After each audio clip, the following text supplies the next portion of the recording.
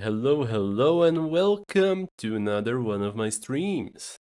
Now, yeah.com. As you might have heard, I did not go with one of my usual music pieces from tabletop audio or any other free source.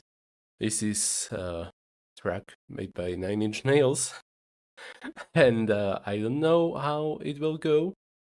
Maybe it will go well, maybe it won't.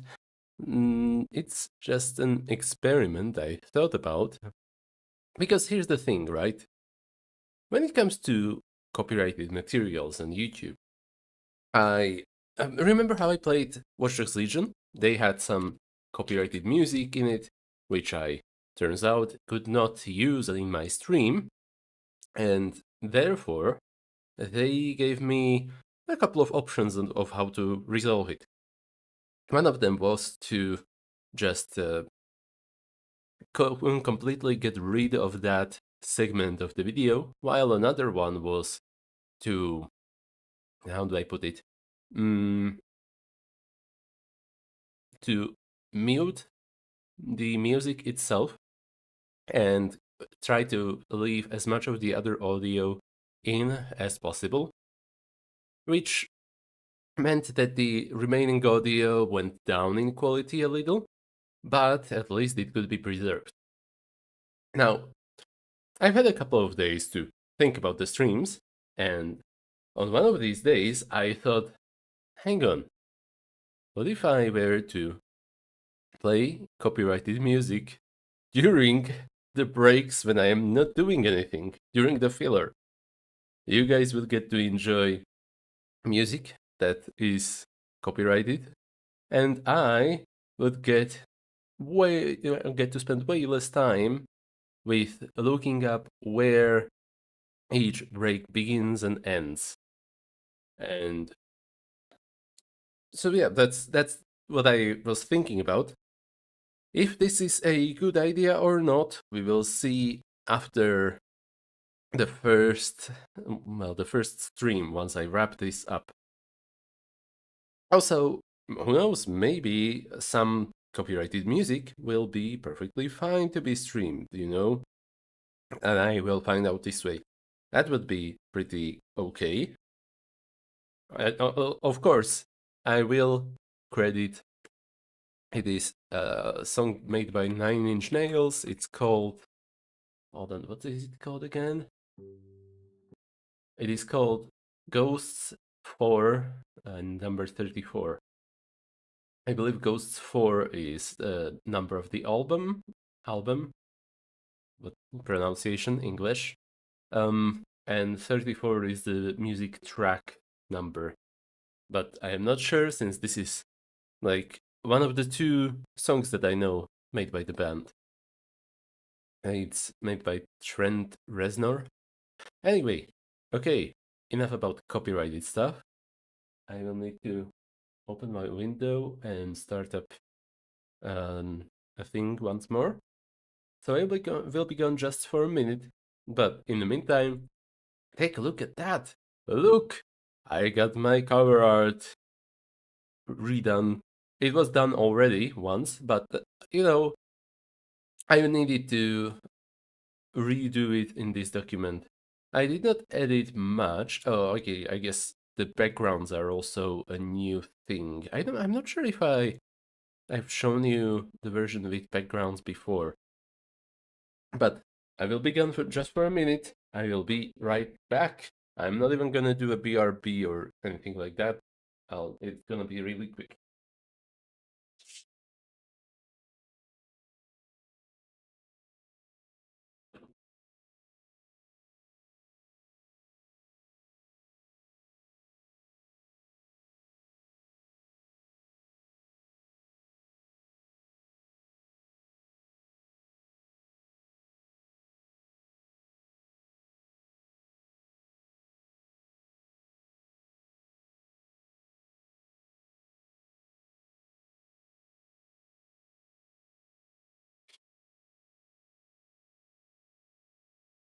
And I am back.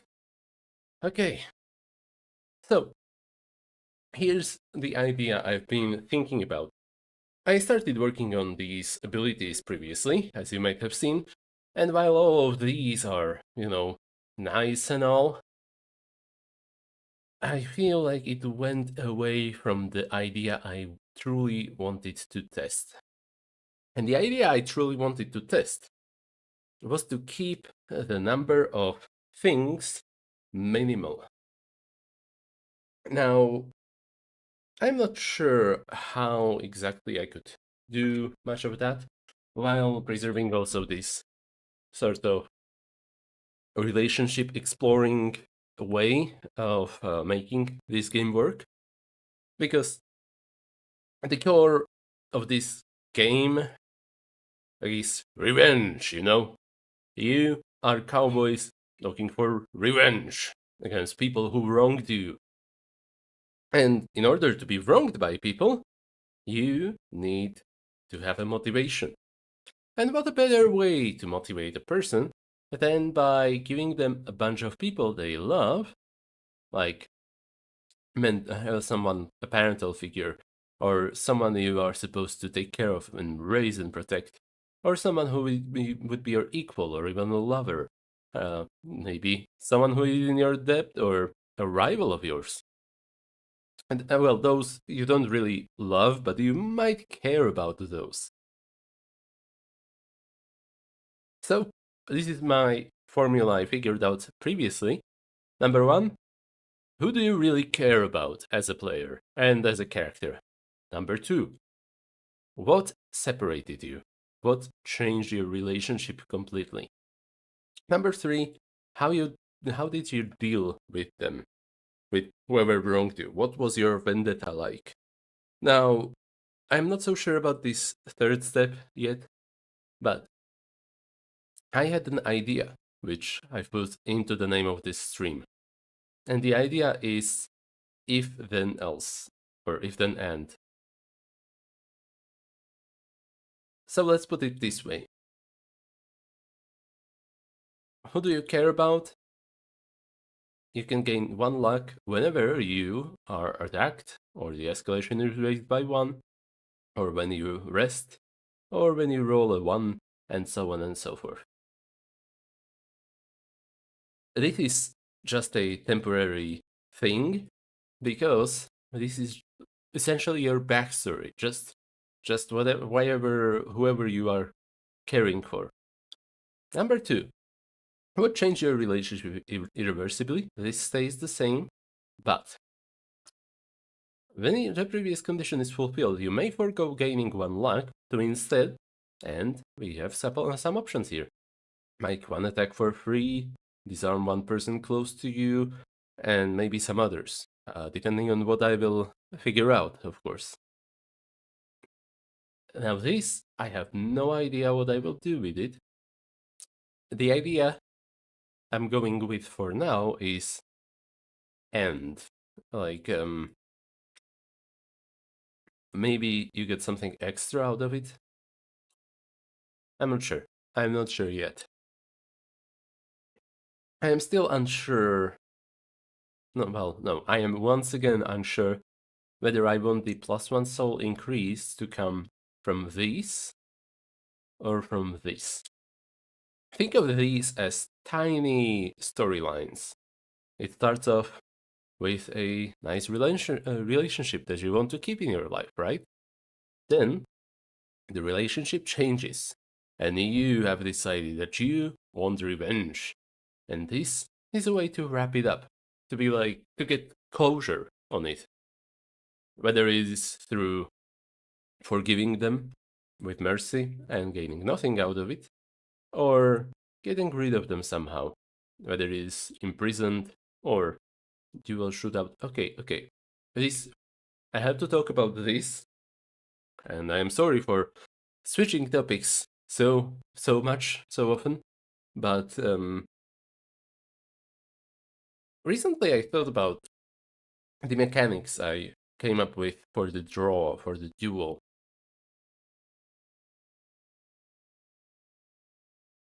What if I were to do this, the combat as this, pretty much all the time?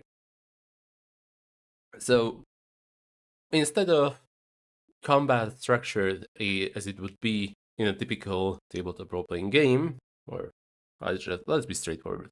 Instead of combat like in Dungeons and Dragons, it would be combat in a sense of, okay, everyone, who are you shooting at this round, or what are you doing this round? And when everyone is ready, open your hands and reveal what did you do or something. Something like that. Okay, my explanation was crappy. Well, the point is just that instead of everyone getting a 1 minute of turn time at the table when you get to be the highlight of the show and everything like that, instead, everyone decides what they're doing at the same time and reveals it at the same time. Problem is, I don't know yet how I will do this. Because up until now, these rules were fine for a duel. So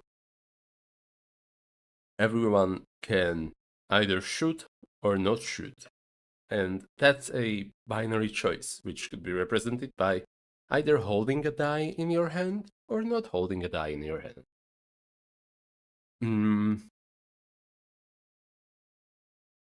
I'm also just now realizing that the Die of Reckoning, which, by the way, one of the best names for game mechanics in this game, I could replace Die of Reckoning from bonus into a just number of dice that you roll. Okay, something like that.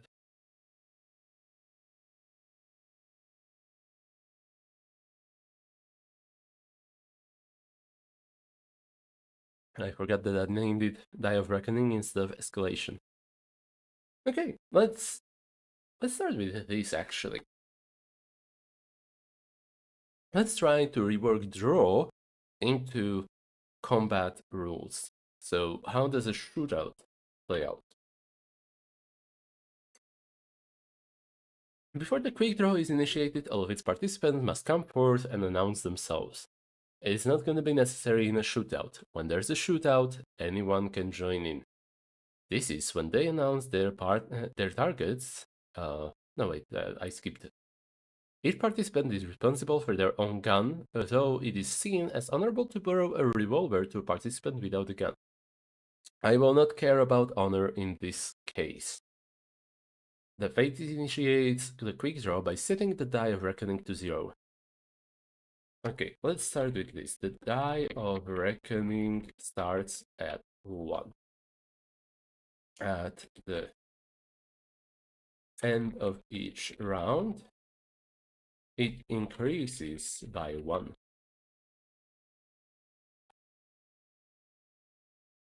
Hmm.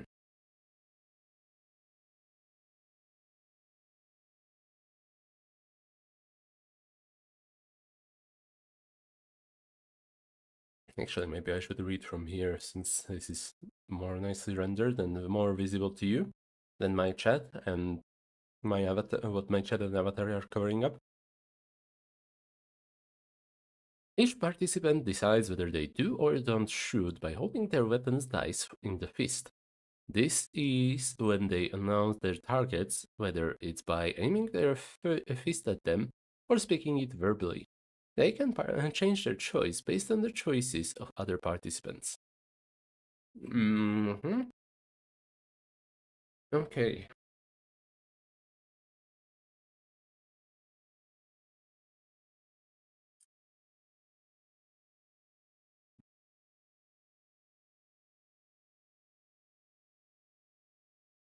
I'm thinking. Hold on. Hold on. I'll be right back. I have an idea.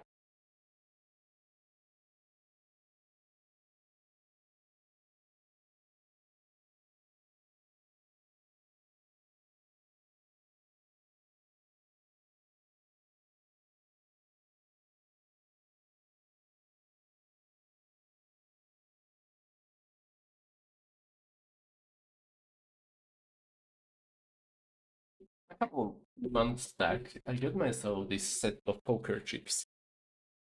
There are 5 colors of them, and let's see, 6, 9, 12, 15, 18, 20 poker chips of each color.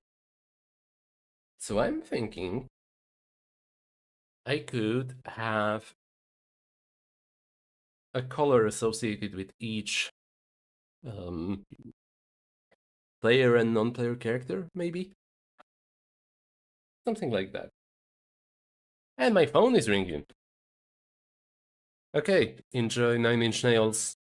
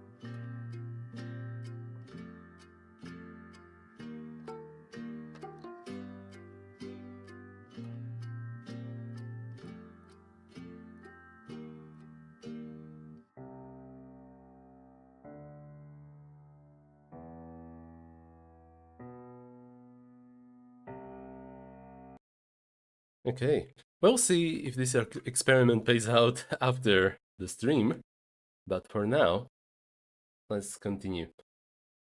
Sorry about that phone call. Okay, at the start of a round, all the participants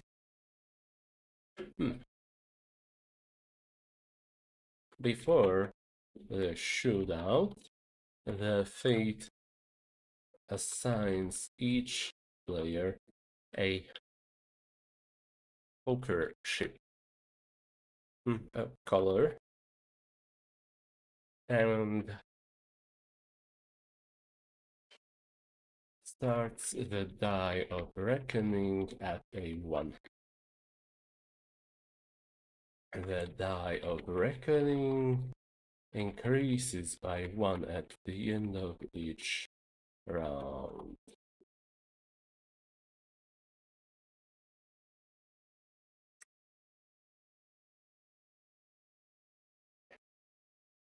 At the start of a round, all participants may pick a poker, a color, and a die, and hold it in their hand. They, I don't know.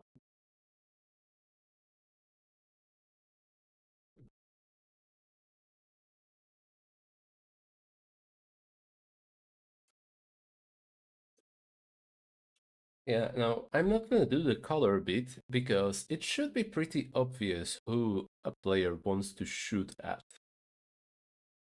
Unless I would make an ability that would be like, you can change your target after you reveal, after everyone reveals it or something like that. But let's not do that for now. Before the shootout, the fate starts the die of reckoning at a 1. The die of reckoning increases by 1 at the end of each round. At the start of a round, All participants pick a target and a die. Hmm.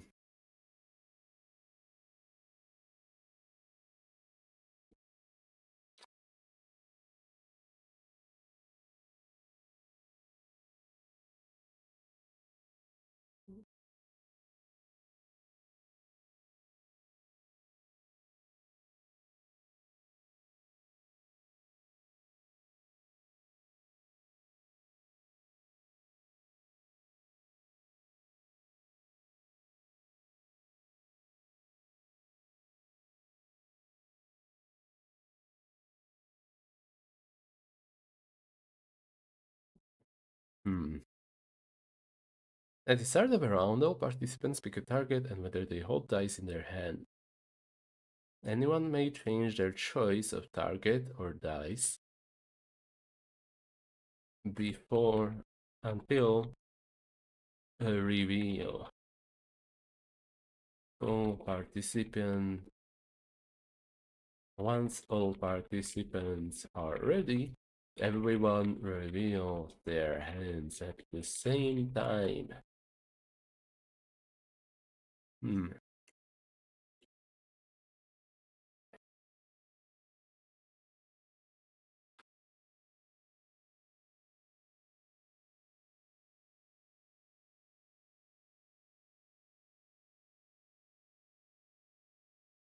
Those who hold a die in their hand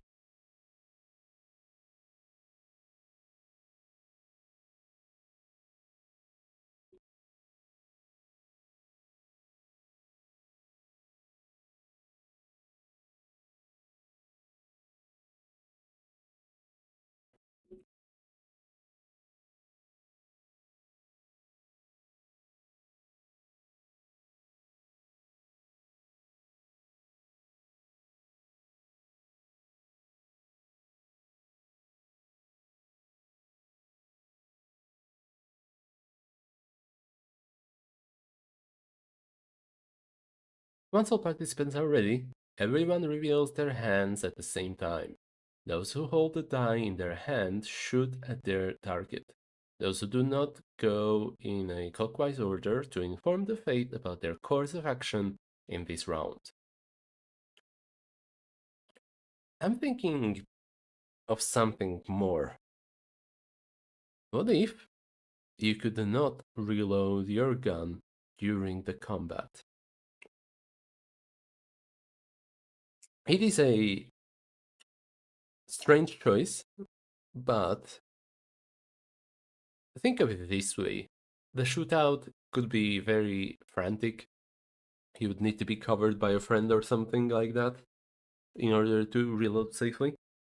You are stressed out, your hands are shaking, and honestly, if I were to limit the bullets, the players would have more of a choice to decide whether they do or do not shoot on their round. Honestly, come to think of it, it might be a bit too much of a choice, even. I mean, you don't really. Oh, hey, Leucosaurus. Ahoy, Prof. Chorobish. I am streaming. I am streaming about D6 feet under my cowboy game.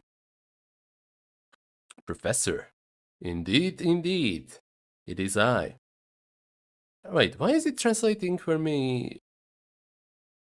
Okay. Wait, is it working? Hi, Prof. What are you doing, Professor? You should know me as Blaze Reason. Blaze Reason? Jumping around to greet. That's Starman. Starman indeed. Hello, welcome, and welcome, Blaze Reason. Wait, Blaze, the. Oh, wait. Is it yeah, I'm trying to remember your game. It has I Shao Kahn? Something like that. I'm so sorry for not remembering the name of your game. Guy from Aishanacon, World Creators. That's right. Hello. Also, why is Google Translate translating for me? Don't translate this site. Never translate this site, please. Why is it translating again? uh, how do I cancel the translations? It's fine. It's a strange name. Oh,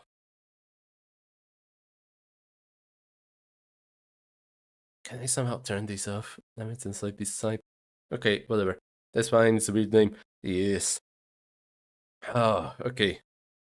So right now I was reworking the shootout rules, which is just general combat. Because in a game about revenge called D6 Feet Under, of course you're gonna have to have some kind of combat. It is a game about cowboys and about cowboys shooting each other to death. So you have to have combat in here. But also, a thing that I came up with yesterday in the evening was a rework of my abilities. Because here's the thing, right? If you are doing a game about cowboys and revenge, what will be important for you? Well, of course, your relationships. You know, people you love, people you care about, people who could die. Because that is the reason why you will be seeking revenge. Of course, it makes so much sense. You make relationships integral. Takes notes. Yes, as you should, Starman. So, this is what I came up with on previous streams. I didn't make a cowboy game, no, not at all. Mm-hmm. I know you are working on a cowboy game, but it's fine. I am sure that you are not making your game all about revenge and vendetta. You are making a game about growth and mixing in Eastern elements, I think. Do I say Eastern elements or have to specify like Eastern Asian? Whatever. The point is just yours is a mixture of what is it called? Growth, vitality, something. There is room for more than one cowboy game. This town ain't big enough for both of us. Okay, so here's the theory I came up with on previous streams. Number one, here's an NPC I really truly care about. It might be my child, or my parent figure, or my lover, or that one guy that I really truly hate, or maybe it's a friendly rival, I don't know. And number two, what changed between us? What changed this relationship irreversibly? Maybe they were murdered, or they were executed, whether it's lawfully or unlawfully. Maybe they left you in your time of need, whether by choice or being kidnapped, doesn't matter. Maybe they stole something from you, or they betrayed you in another way and sided with your enemy. Whatever the case, you are not together with that character anymore. And what's worse, you now seek revenge from someone, whether it is that character for betraying you, or someone else for murdering them, getting them executed, whatever the case. This relationship is not coming back to you, and you now seek revenge. That's the key. Number three, and I am still discussing with myself internally on this one. How did you achieve your vendetta? Now, I don't really know if I will go with this. Part of me wants to, because then I would have more of a motivation to drive a player into seeking their vendetta instead of forgiving them. If they go with mercy, nothing. They get absolutely nothing at all. If they get do something else, they will get a reward of one kind or another. Doesn't matter what, you need to deal with them. Whether it is by killing them personally, getting them imprisoned, making a deal with one of the myths, anything. And speaking of myths and death, there is something more to this game. Okay, we have also like jobs. Now, I'm not sure if I'm happy with this list, but I will eventually get to this probably. This also is just a little list of features. Honestly, I would be fine dropping these and maybe even these, but I am more tempted to keep these ones because these feel like nice non-combat features. But then I have the section of curses. So, what is a curse? Usually, it is something that will keep you alive despite dying. That's why this game is called the 6 feet under, because it's only a matter of time until you come back to life. Probably, possibly, maybe. I came up with 6 curses for the game. Previously, these were like fates in the afterlife. Then I gave up on that idea because I couldn't mm, reconcile it. If it was an afterlife fate, the player would need to make a new character sheet every time they died or something like that. That was a lot. So I'm not gonna do that. Instead, I'm gonna make curses, which are post-it notes stuck on your NPC page of your choice. In other words, remember these? Remember how you so much care about your parent figure? What will happen if you were to die and become a demon? You gain this curse if you die with negative merit. Your merit can only increase once per day when somebody nearby indulges in their obsession. You gain the following features. So you die, you come back as a demon, and it will no longer care as much about your parent figure, or maybe your sibling, your blood brother, maybe your lover, or someone else. The point is just these replace your relationships. And these are pretty cool. You want these. Because, as a demon, you can always shoot bullets made out of pure fire, even when you are not holding a gun or a loaded gun. You will never run out of bullets.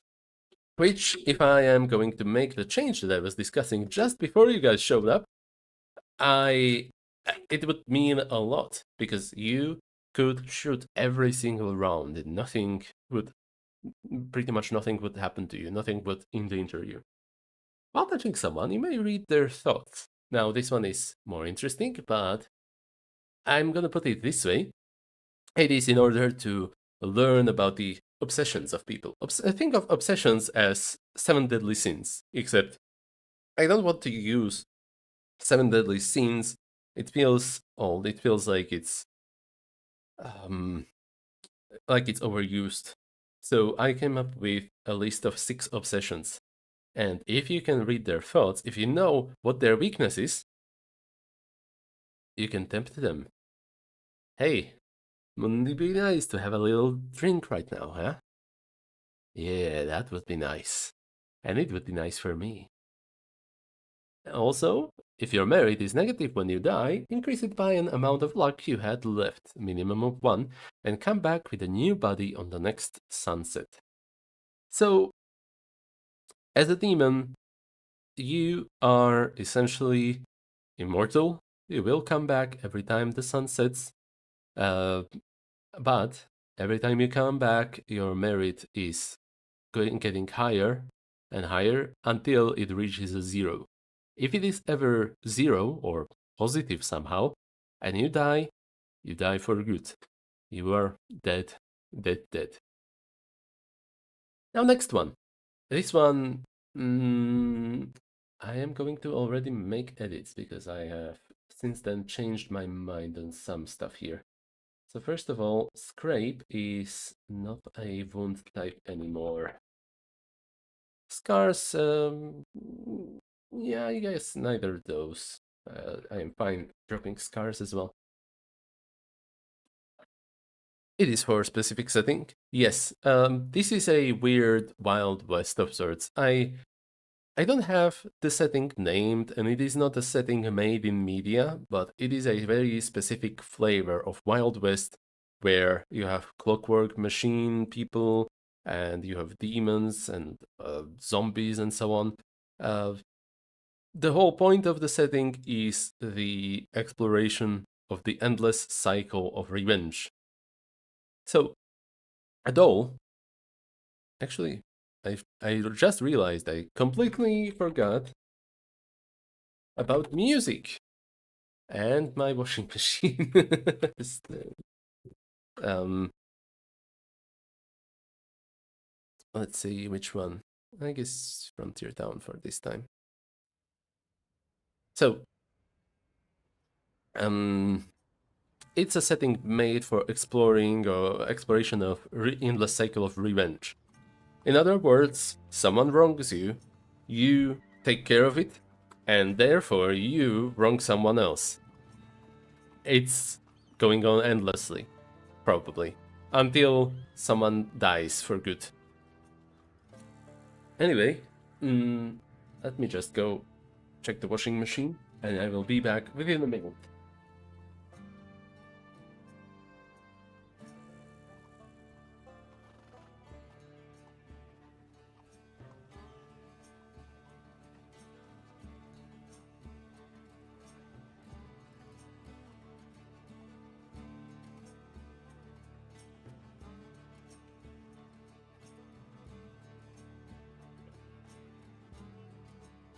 Because every good cowboy keeps his clothes clean.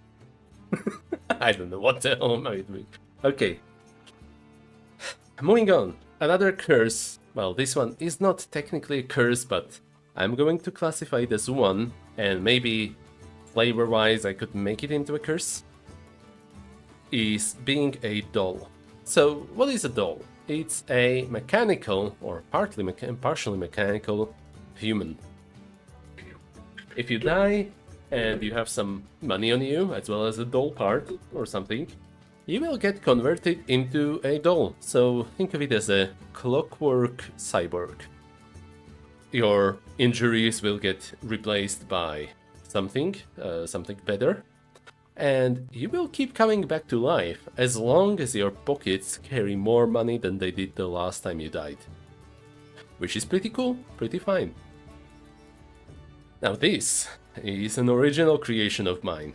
I don't know yet how I want this to work. I'm imagining pale skin in their natural form, sort of like D&D Changeling, because I heckin' love those. Fetch is, think of it as a fairy type being, not in a tiny winged person kind, but more in a mysterious person type.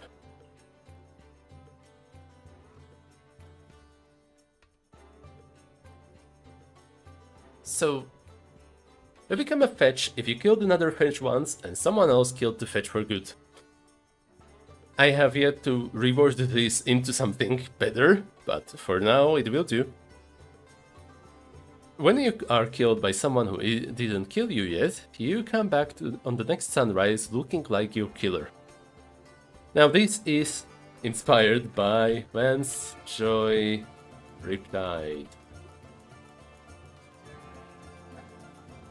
Literally by a single line in the song.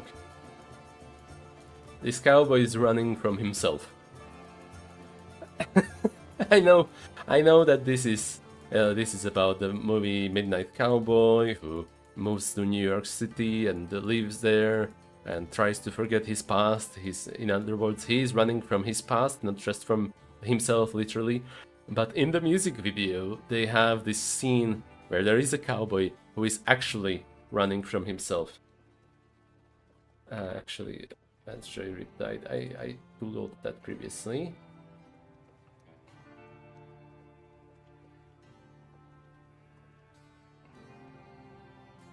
This cowboy is running from himself.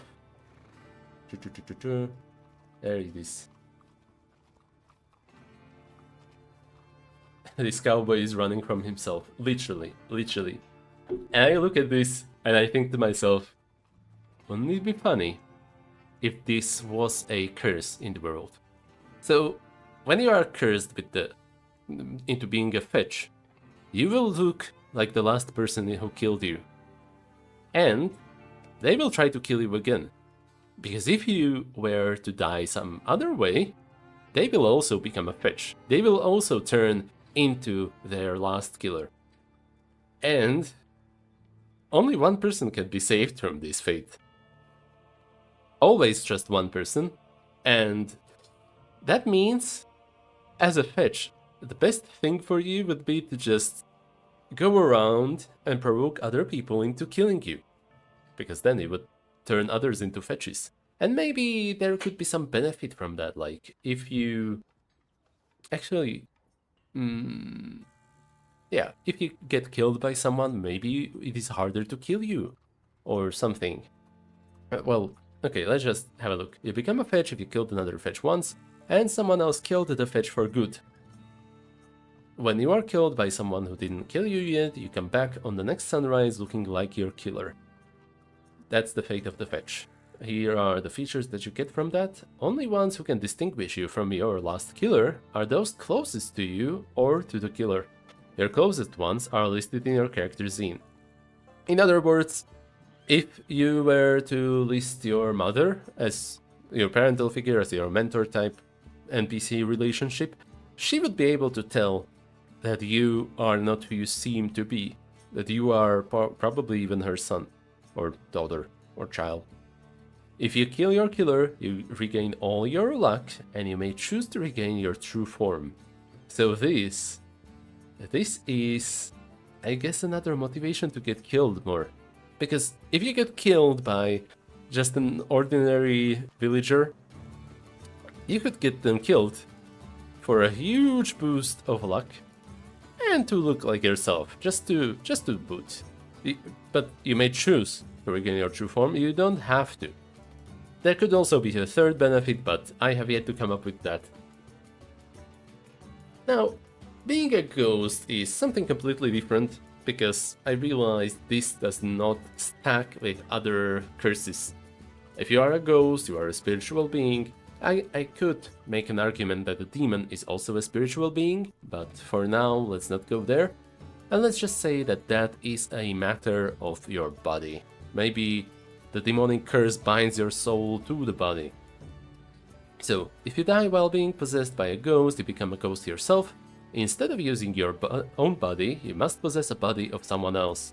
Your fate, grit, wit, wits and luck are replaced by those of the person you're possessing. Since curses require a body, you lose all of your curses whenever your body dies.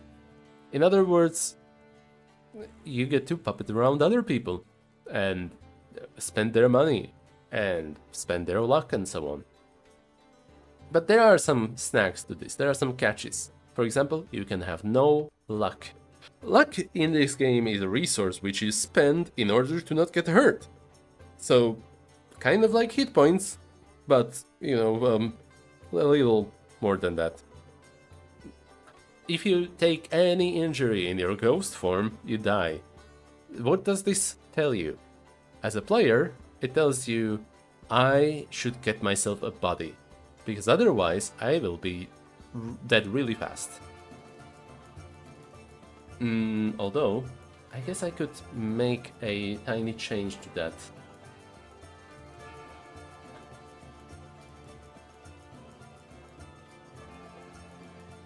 Silver bullet. These are generally in this setting a way to kill something that keeps coming back to life. Even demons, even dolls and so on. Another... well, these are not benefits, these are more detriments, limitations on you. You are intangible, allowing you to pass through physical matter like walls. However, you can't interact with items. So, that's another downside of being a ghost with no body. Sure, you get to fly through walls, you get to spy on people, you get to retreat from a battle by flying through a wall that has no door on it or window, but you cannot really do anything because you don't have form, you don't have body. Also, you cannot cross boundaries formed out of salt.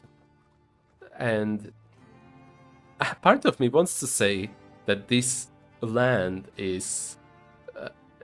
the ground of this land is full of salt. not like full, like it's all salt, but just it has enough salt in it for you to not be able to descend into ground and hide there until you find yourself a body or something. That would be just silly. Now, of course, what would be a cowboy game without a lycanthrope? You may transform into your beast form on your turn. If you die, you transform into your other form automatically and remain in that form until the next time you're touched by the moonlight. You gain the following features while transformed. Cannibalism is your obsession. Pick one. Swim and breathe underwater, climb and fall without getting injured, flight, or your speed is doubled. Whenever you bite someone, you gain 1 luck and they get cursed by you. So, part of me wants to say that let's just keep distinct types of were creatures in our game. Werewolf, werebear, werebat, were-tiger, whatever the case. But I'm thinking, what if I were to just allow the lycanthrope to become a human-animal hybrid of their choice? Like, why bother limiting it, you know? If you can swim and breathe underwater one time, and then another time climb and fall without getting injured, and then another time you are really fast, like, who cares? Who cares if you are specifically a werewolf as opposed to being an human-animal hybrid of your choice? Whatever you pick, cannibalism will be your obsession, so it's not gonna be good anyway. But I've thought about the method of immortality for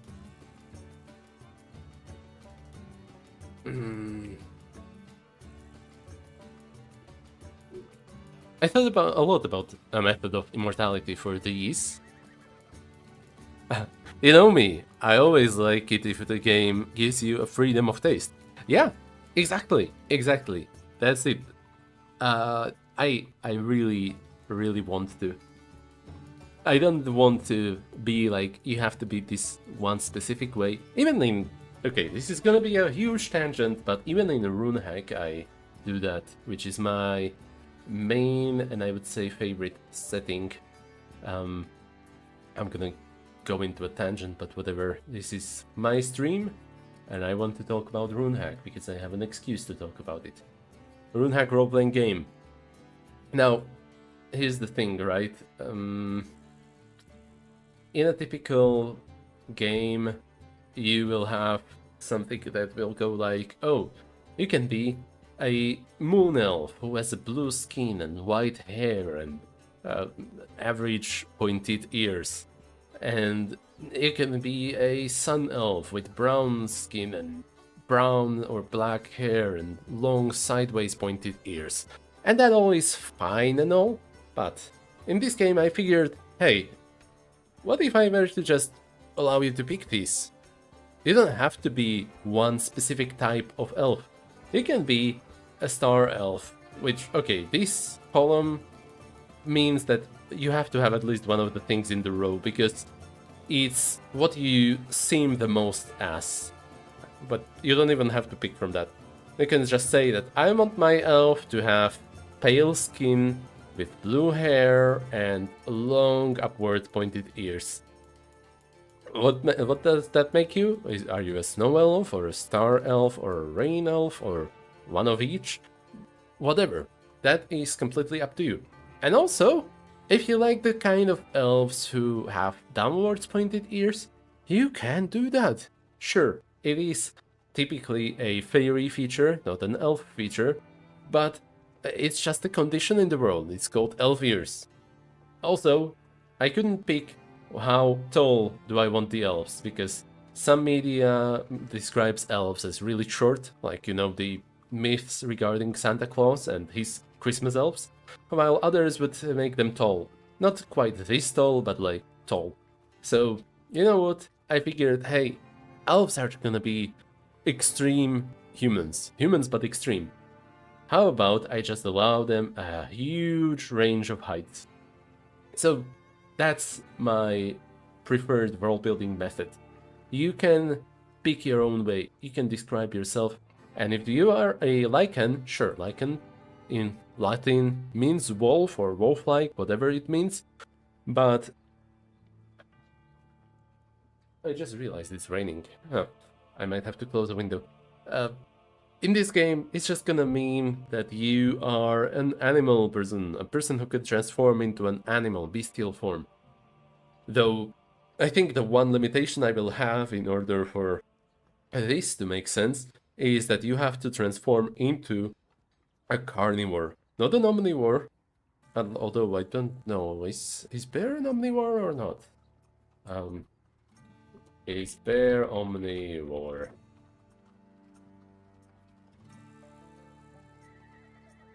Black and grizzly bears are omnivores, even though they belong to the carnivora order. Okay, so here's the thing. I don't know if I want to be so technical and scientific as to say that, oh, your bear creature has to be from the carnivora order. I will just say that you have to be a carnivore and hope that a lenient GM will say, oh yeah, bear is totally fine. Polar bears are carnivores. Okay, that's nice. Giant pandas are herbivores. I never realized that. I knew that they eat bamboo, of course, but like, they cannot eat meat. That's curious. And others all seem to be omnivores. That's interesting. Animal experts tend to classify bears as omnivores because, on the whole, a bear's diet is approximately 70 to 80% plant-based. Almost every animal does not say to no. Doesn't say no to light meat. Yeah. Oh yeah. And just, I want to. Okay, let's just to make sure. Cat. Is cat an omnivore?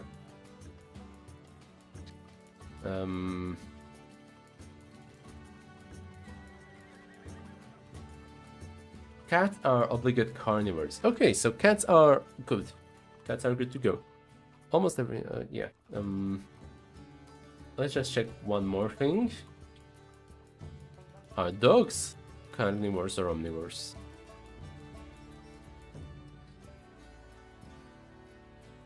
Optimized for eating meat. Omnivorous ability. The deer eats a chicken if it passes right in front of it. Oh yeah. Yeah, that's good then. Because that means I can make lycanthropes flavored as deer as well, technically. When I transform into a beast form, if you die, you transform into a beast into the other form automatically and remain in that form until the next time you're touched by the moonlight. Of a carnivorous animal. Okay. Now, final curse for now is the zombie curse, which just means you don't die. You refuse to die. Write down the name of the zombie who cursed you. While they are alive, you gain the following features.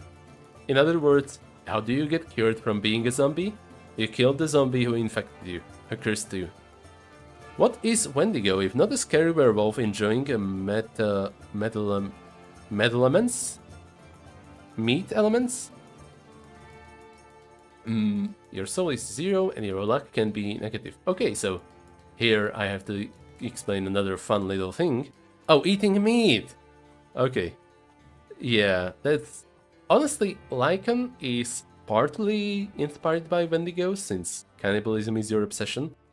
That being said, I don't know. I've heard that the term Wendigo, used in fiction and so on, can be a bit of a problem, so I'm just gonna avoid mentioning Wendigos, just to, be a little respectful. It's the least I can do to just say, oh, lycanthrope instead of Wendigo.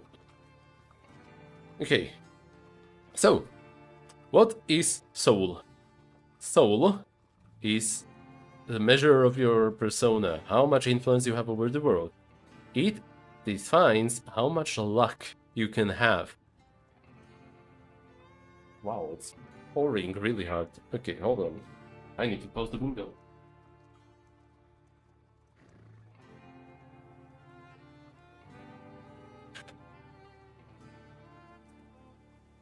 Talk about the downpour.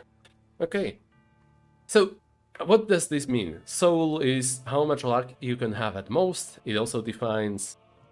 Well, no, it doesn't define how much luck you regain on your rest or something. It just defines how much luck you can have at most. But being a zombie means you can have negative luck. Also, you can only be killed by a head injury. So if you are shot at anything else, I'm thinking about whether I should allow them to dodge that or not. Actually, you know what? No. Let's not complicate it with negative luck and so on, because that would allow you to spend luck indefinitely. So your luck, your soul and luck are 0. You can only be killed by a head injury. In other words, you ignore the effects of any other injury. Let's make it exciting like that. And whenever you bite someone, you gain 1 luck, they get cursed by you. Let's get rid of that luck bit. Whenever you bite someone, they get cursed by you. Simple as that. I think that's way better. Oh, sorry, I just go. Okay, have a great day. Thank you for stopping by, I appreciate it a lot. So this is the premise of the curses. We have a person who does not die at all, unless you shoot them specifically in the head, which could be pretty difficult. I think I will make it more difficult. You can be a lycanthrope, which means you need to kill them twice, once in each of their forms, before the moonlight touches them again. You can be a ghost, which means you have to kill their physical body, and then you have to kill them in ghost form using a silver bullet. You could be a fetch, which means, oh, you better kill them if you killed them. You better kill them twice in order to not become a fetch yourself. Or you should reconsider killing them at all. You could be a doll, which means you become more and more machine-like. And you could be a demon, which means you keep coming back from hell, and as long as you keep being evil.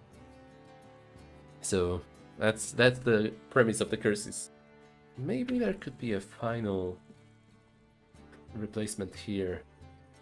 If you possess all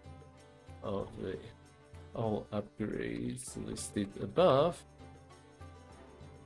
and die, you gain the following final upgrade. Bunny. Not sure what this will do yet, but it better do something cool. Okay. Now for the myths. I realized that my formatting is a little messed up, so let me just fix that real quick.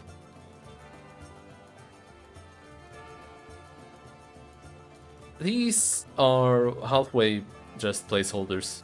I don't want Chupacabra to be the myth, the legend, the lord of mythical creatures or whatever. It's just a placeholder name for now. Also, I believe I might have to replace one of these, probably the stranger. Because here's the thing, before I introduced fetch, I used to say that the cowboy, the angel is one of these. And yes, angel sounds great on paper. In practice it felt a little boring in comparison to the rest. It's like, oh, if you will be a good boy, you're gonna get blessed. And I could still allow some blessing by being an angel or something like that. I don't know if I want that. I haven't settled on that yet. Either way, I replaced it with the fetch. And that feels a lot more interesting to me. I am satisfied with the fetch as it is right now. Although it could use one more feature. Okay, so what are myths? Myths are powerful beings of the Wild West that you can encounter, make deals with, announce vendettas upon, or even maybe defeat. We have 6 of them, assigned roughly based on what curse they are associated with. For the zombie, at the moment I have listed Undertaker, but I don't know if I want to keep that, because it feels like it would be a bit too much of a call to the inspiration. Was it Backwater or Blackwater? Backwater Gospel. So, the Undertaker.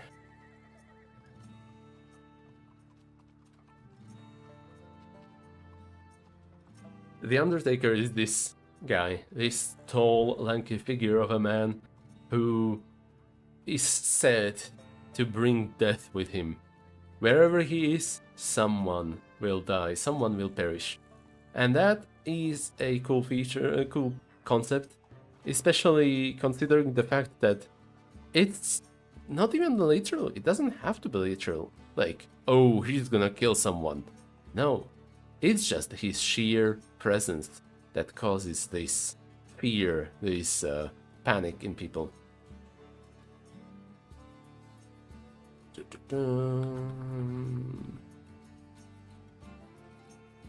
Those poor bastards.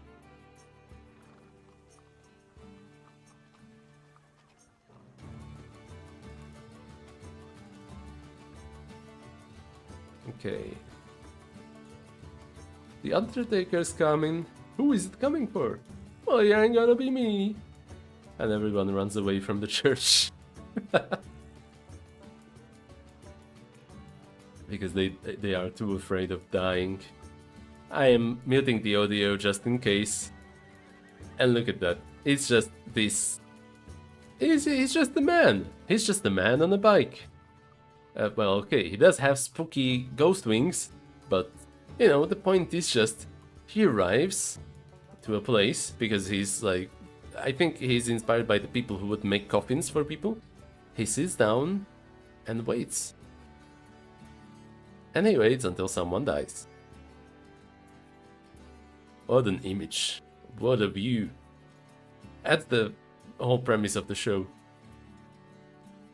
They keep on waiting, and people will keep on getting riled until they murder someone. Literally murder. And the Undertaker still waits. So everyone starts to panic. We killed the guy, it was not enough. And everyone has the same question on their mind. The same old question that echoes from Proph.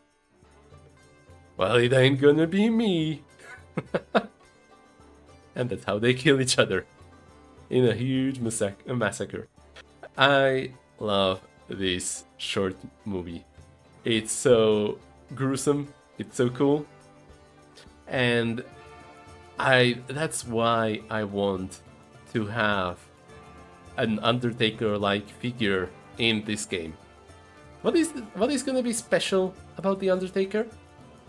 Well, whenever he is around, the escalation die will keep increasing. Or should I say, the die of reckoning. The die of reckoning will keep on increasing indefinitely.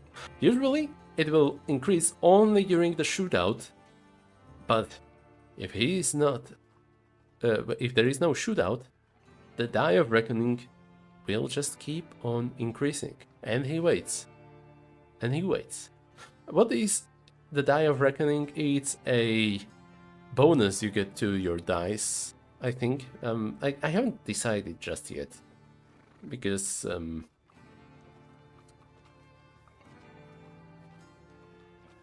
not sure what I want it to be.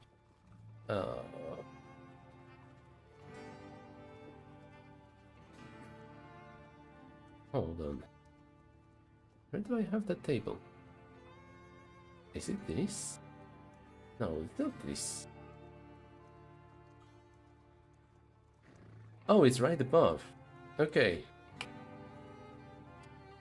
So let's just try to fix this. Can I do this?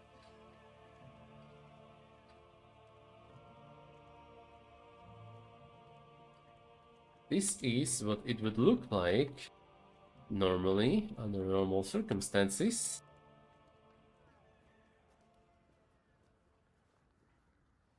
Up until now.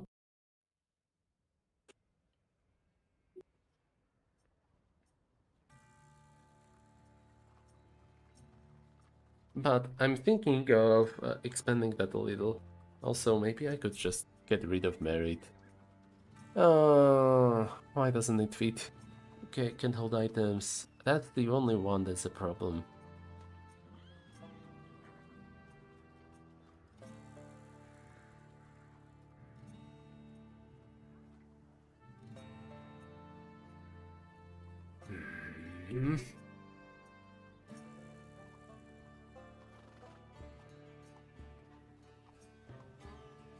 What was it called? White space no spam?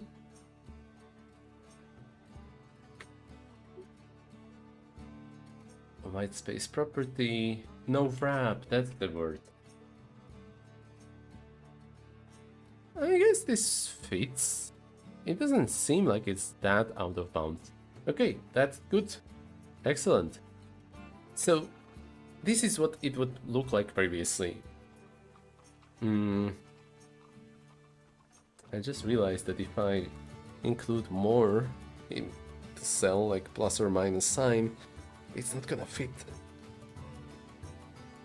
But whatever. Do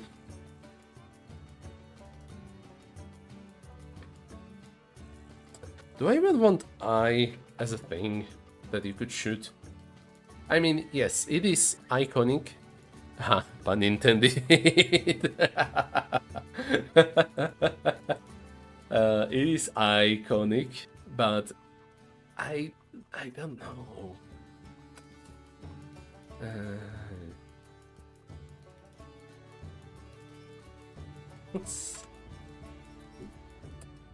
Yeah, maybe not. Because if you are shot in an eye, you are shot in a head, obviously. Duh. It's not like it's gonna stop at the eye. That would be really precise. So let's try to keep it down to 5 things. Now, scrapes, I want to say 2 minus. This would be 3, 4, 5. 7 plus? I know this breaks the pattern, so let's just go with 3 minus being a scrape. This means when you start the fight, you cannot win on the first round.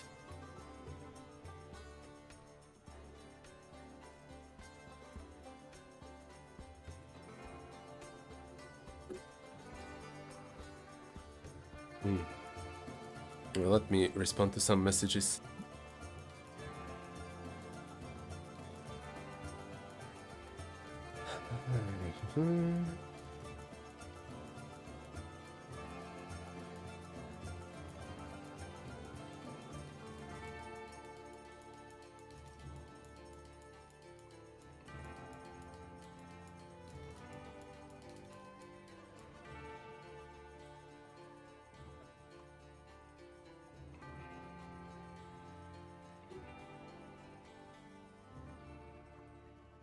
Okay.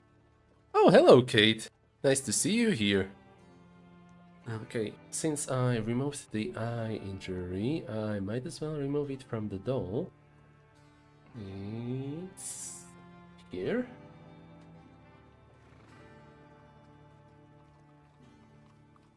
No. Okay, so what does this mean in practice? This in practice means that if you are fighting, you would have to wait at least 1 round until someone gets shot in the head and dies.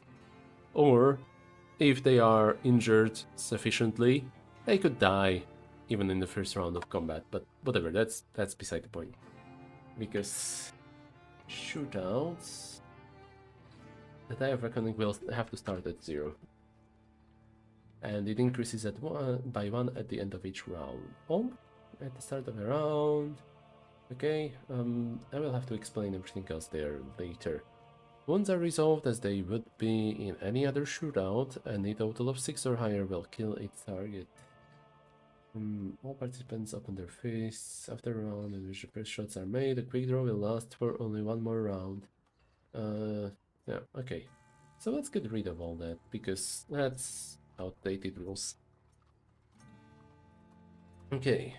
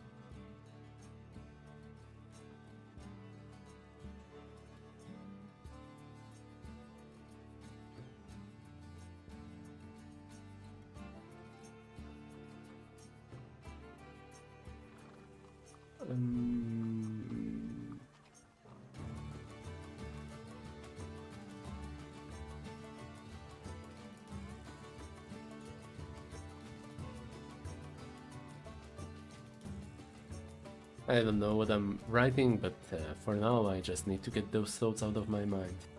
And speaking of things that I need to get out, here's the thing. Oh, okay, that looks awful now. Let me add the page before that.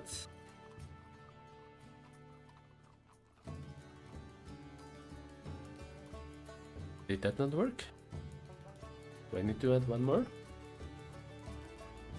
Ah, okay. I need to do a little thingy there. Okay. Scrape. I think I could replace scrape with just a blank. It's not like it needs to be described. Or miss. Yes, miss.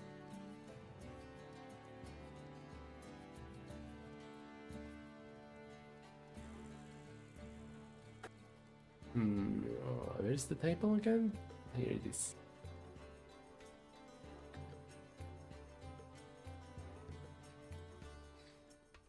Okay, now I think I'm gonna do this.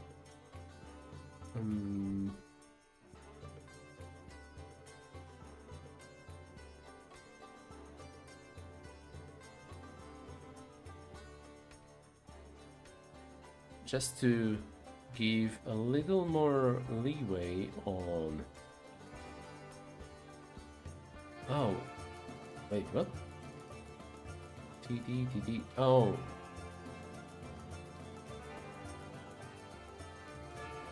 Boom. There we go. Just to give more leeway on how much you can get hurt here. So, if someone rolls a 3-, it's a miss. And the chance of missing will keep on decreasing. If it's a scar, it's just recognizable. Not that big of a deal. And you can take 2 scars.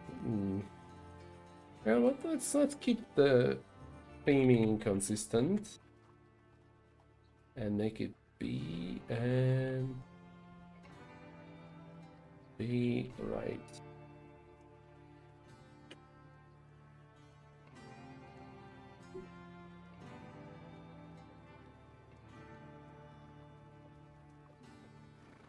Wait, scar, right. There we go, fixed. Like, you have a scar on the left side of your body, you have a scar on the right side of your body. And the fact that it is recognizable has gotten deleted. Why is it deleted now? There we go. Wow. And I fitted all of that on an A6 paper. That's cool. That's good. Ah, the merit. What do I do with you, merit?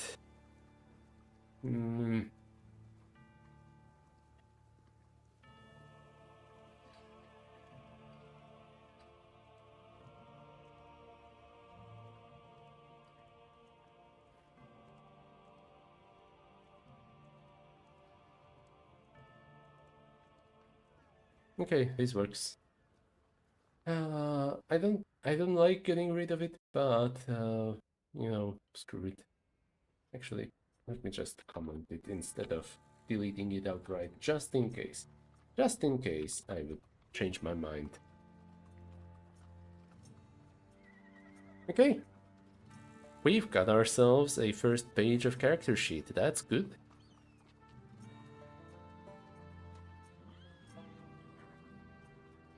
I kind of want to squish all of this in here, but that's not happening. Oh no.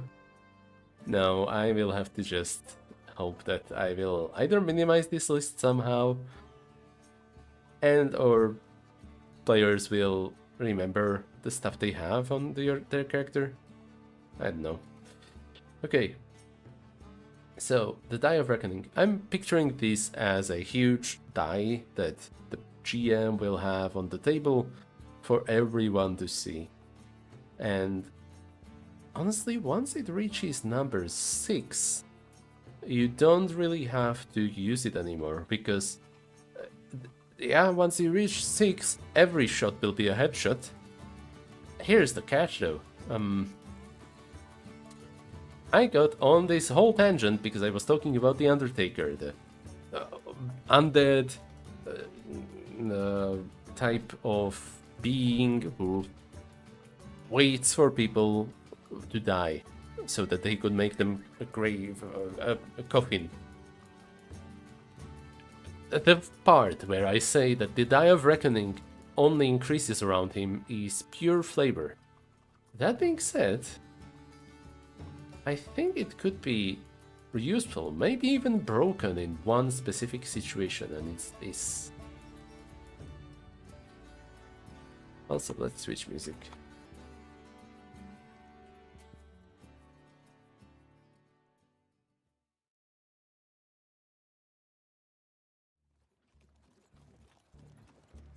Okay, so when would it be useful? In this case, and maybe I will do this as a rival feature instead. But finally, after half an hour of streaming, wait, is it half an hour? Why is the counter not proceeding? Why is the YouTube page stuck? Oh, it's hour and a half. Woo! Sheesh, okay. So after half an hour...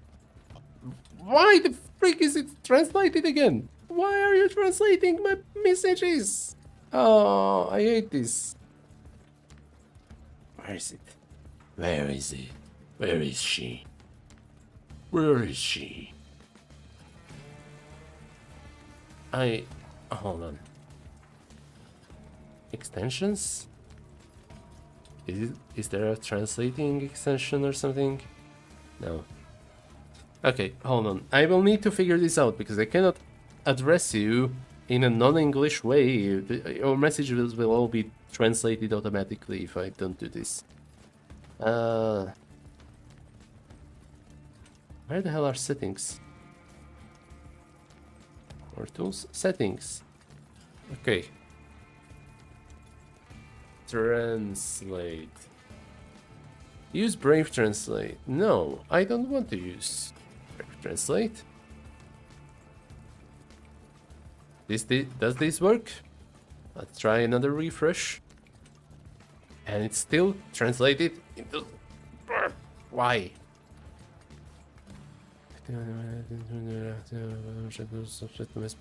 No. Why are you doing this to me? Make a video? No. Webcam, message, settings.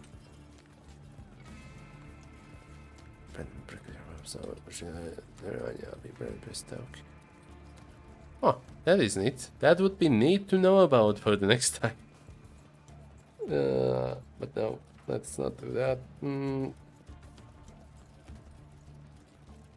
Okay, hold on, because this is bothering me too much, and I am getting on another tangent, but whatever. YouTube translating chat messages on live stream. Please stop. How to fix YouTube live chat auto translation problem? Yes, please.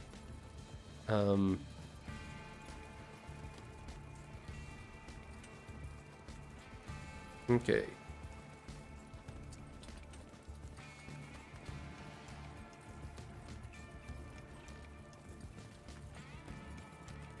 Okay, but that looks like mobile environment. Chat filter, community moderation, automatic chat translation. Is that it? Is that the thing that is active on my stream right now? Reactions, moderation, participants, moderation? No. Activity, timestamps, unpack, feedback. Where is it? That is a good thing to know about, okay. How do I disable this? Yes, this stupid auto translation. Changing your settings to English won't solve it because the auto translator dies into English. I had this feature so much. You can use the extension together with TaperMonkey to disable the script and start titles. No way to disable it. How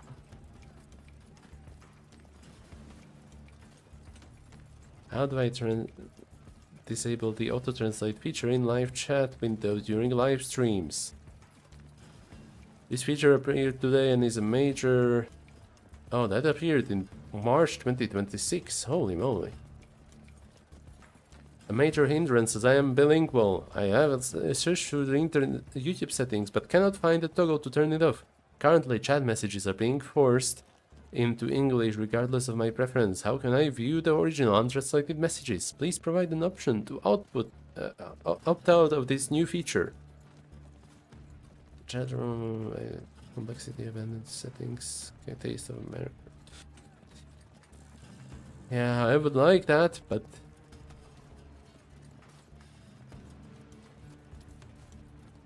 Getting started, like, you know...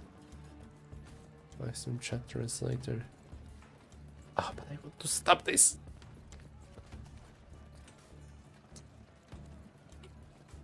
Actually, let me just open it in here. Mute. Okay, so let's see.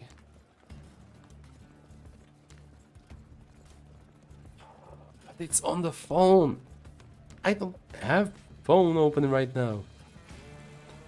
Why are you doing this to me? Chat filter? Maybe? Maybe chat filter? Is there anything like chat? Of course there's nothing like chat filter. Ah. Okay, okay. I'm gonna get my phone.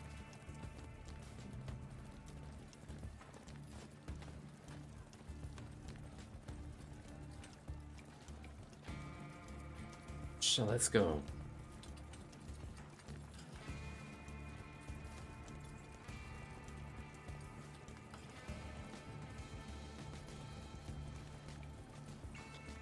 How the frick do I do this again?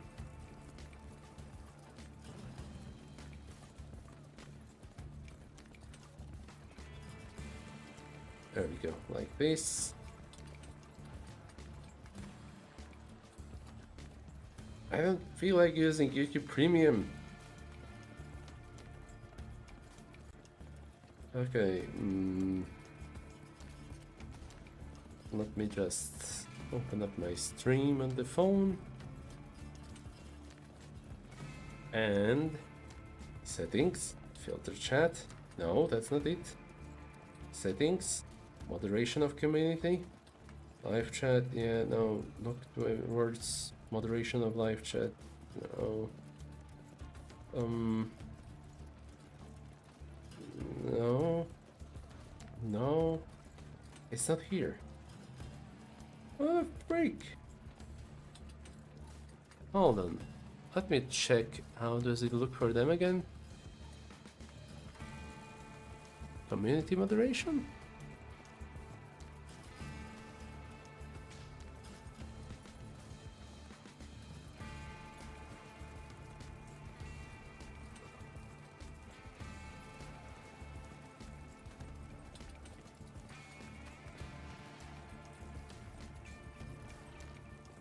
Live chat turned off. Live chat turned on. That doesn't seem right. Okay, YouTube, live chat, auto translate, turn off. Automatic chat translation, but how do you have that? How do you get to that? Do you have to view it on full screen?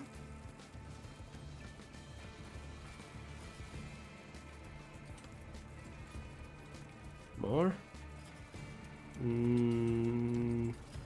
These don't seem right.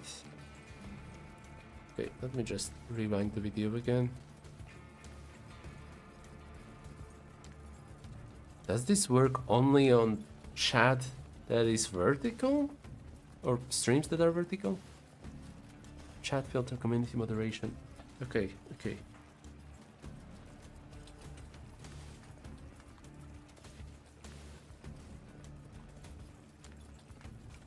What in the heck?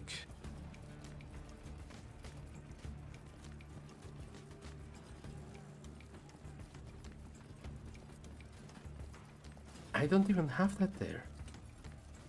Okay, you know what? Last possible chance of fixing it is just to check for an update. How the freak? Why did they change the Googles or verify update? Okay, management. Yeah. Update checking. Okay, let's close that. I am furious. Okay, 1 GB update for YouTube. Sure. Wait, is that an update?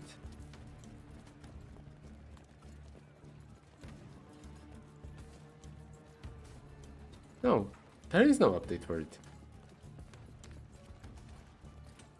And what the freak is their problem? I want the chat in its original language. YouTube, fix this. What is this? Why are you like this? I don't want this.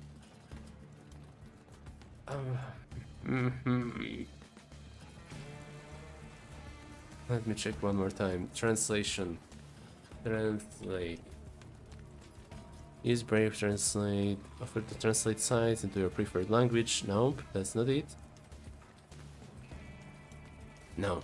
Okay. Okay, so I guess this is not gonna be that. I hate this. I so don't like this.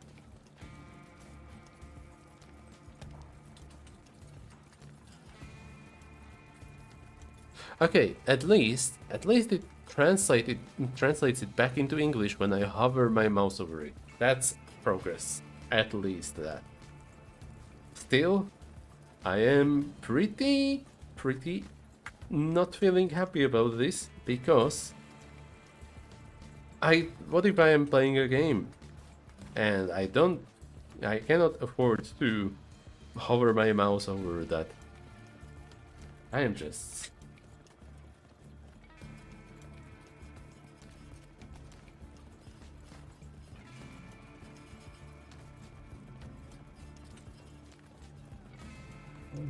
I am so tired of them.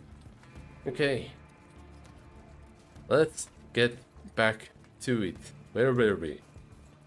We were talking about the Die of Reckoning and the first of the myths, the Undertaker, who causes the Die of Reckoning to always increase.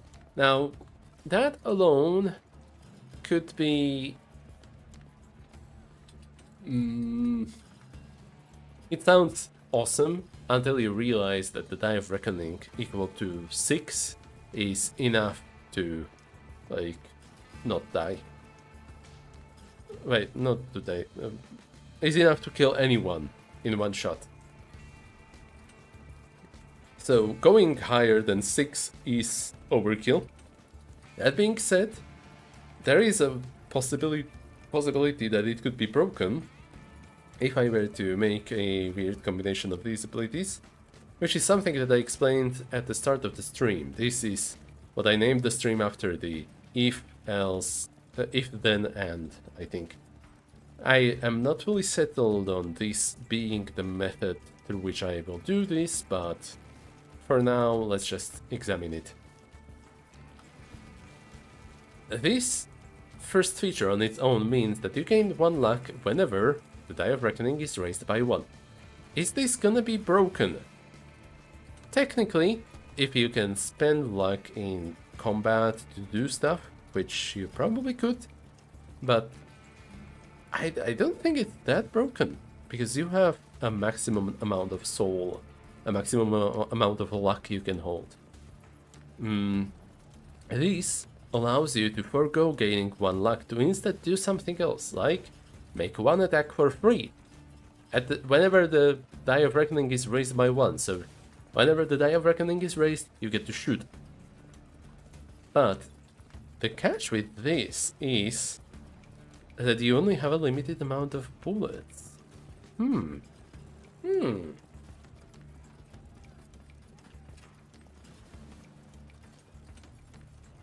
I guess that's not that broken. Disarming 1 person close to you, I am genuinely not sure if that's good enough even for even on its own as a benefit.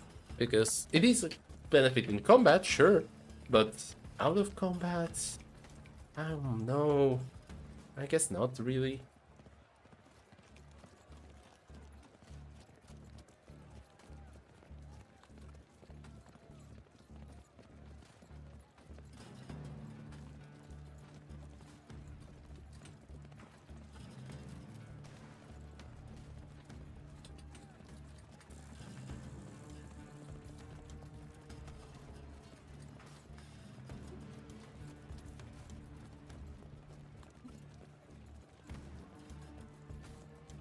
Something like this, I guess, would be better and more universal.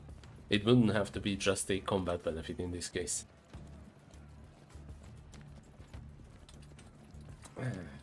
I am still not sure. Here's the thing. When you rest, that sounds good on paper, but I don't know.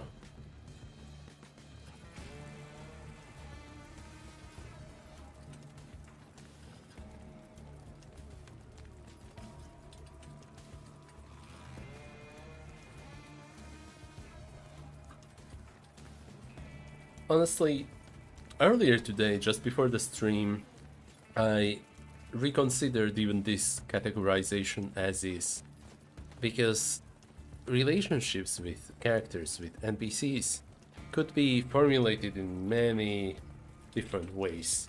One of them that I thought of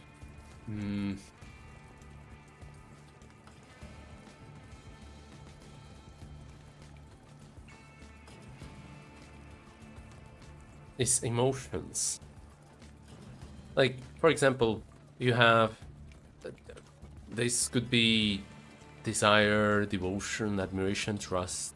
Well, okay, trust. Let's make it that this is trust.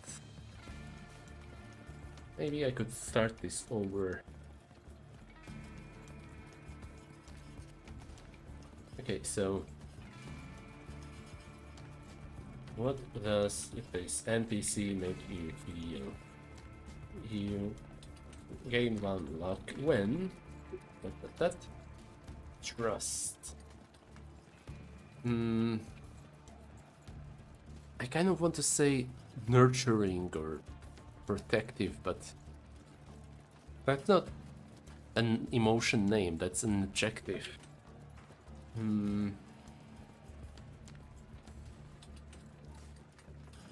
Rental?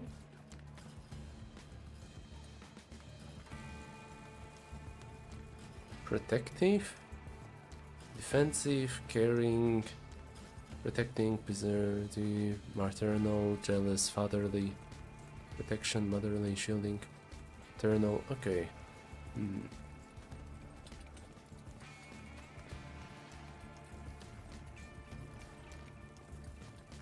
I just, for now, love.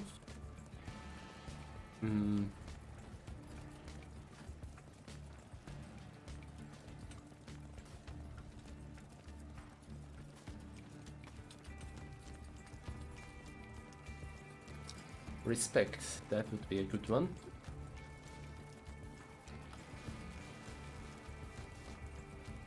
Fear? Hate? I know that depth and hate are not that related, but whatever, let's just roll with the emotions.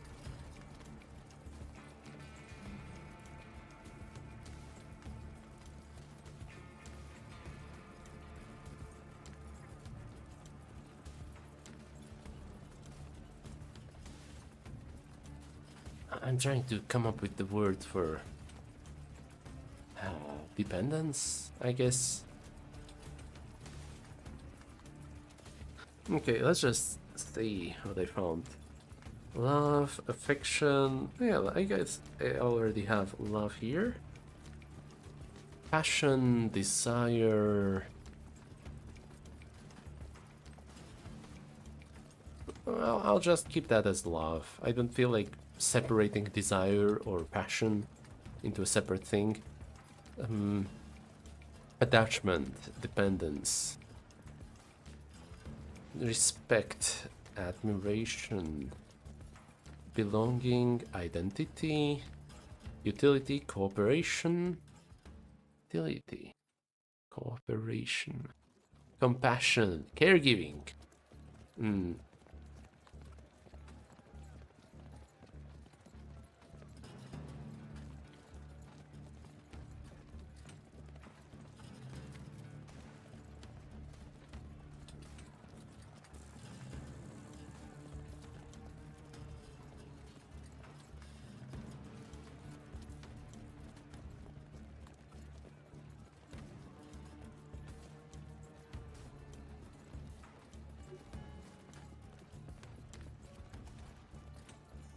Tenderness, guardianship, parentality, stewardship, protection.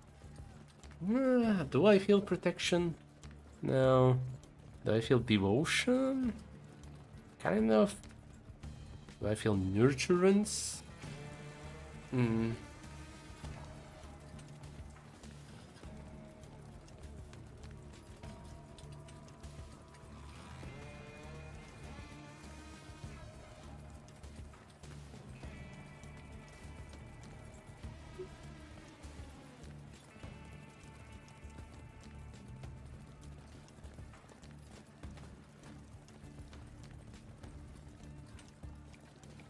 I guess protectiveness is the best one.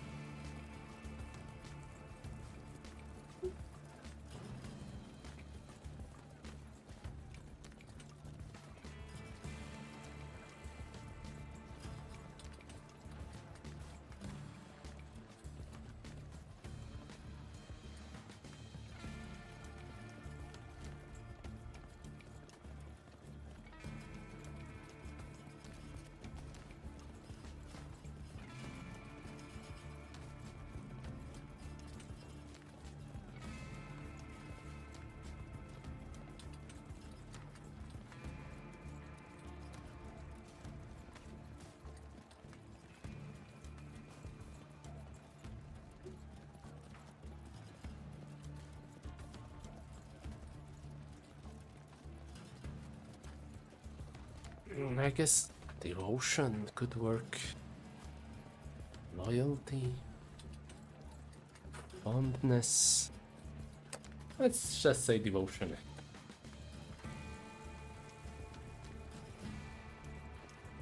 Okay.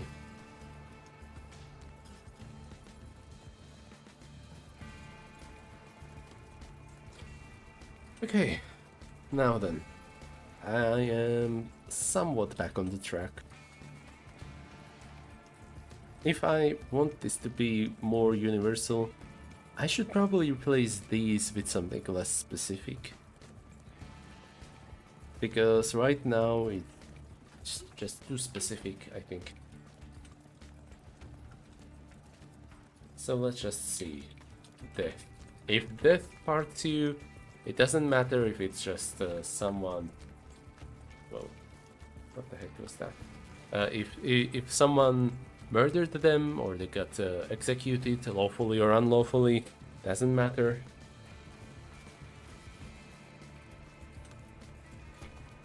Abandonment.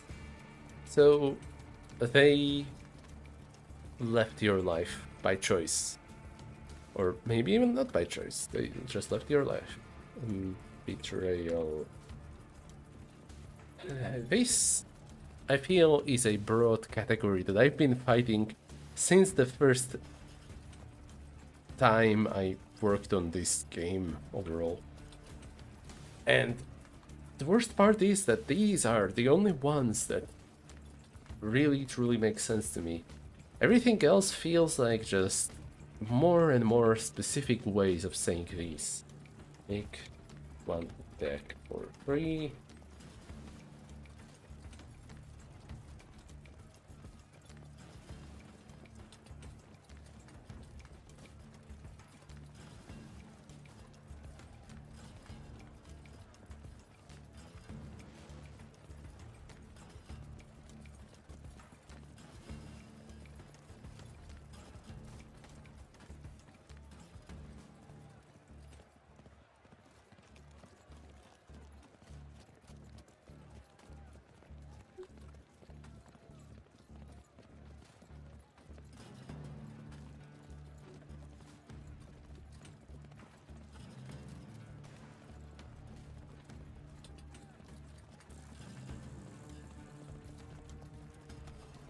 Do I even need to measure the merit?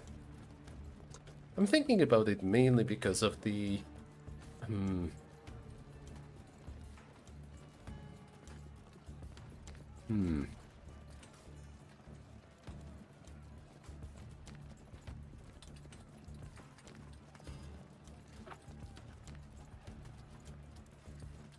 Okay, so let's just think about it this way. Merit. How much do I actually use merit? This feature is getting scrapped. Merit increasing and decreasing double while resting, whatever. Ask one target a question and change it by charge it either by spending 1 luck or lowering merit by 1. This is an optional cost, so let's skip that. Curses. Demon. This is the biggest reason why I should have merit in the game, so that I know whether the character was a good or a bad person during their life.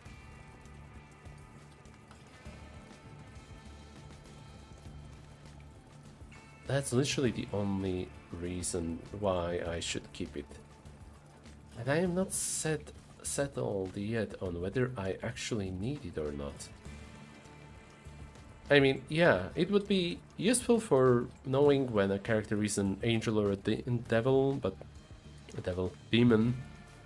But it just... Can I do this somehow without it requiring merit? I don't know. But if I were to get rid of merit, that would make things so much simpler. Sure, it would give me one less lever to use, but this would be once again just 3 spaces instead of 4. player would have to keep track of one less thing. Then again, resting would be a lot more predictable. I don't know. I don't know yet. Oh.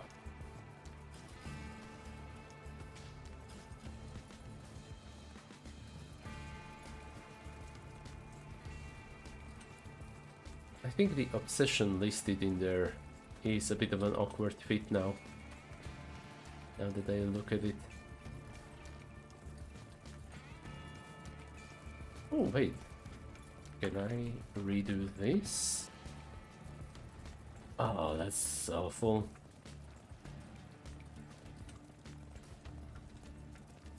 This is okay, but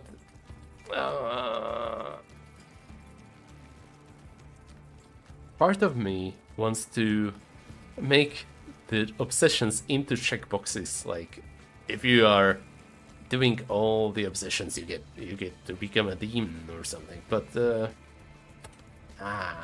no.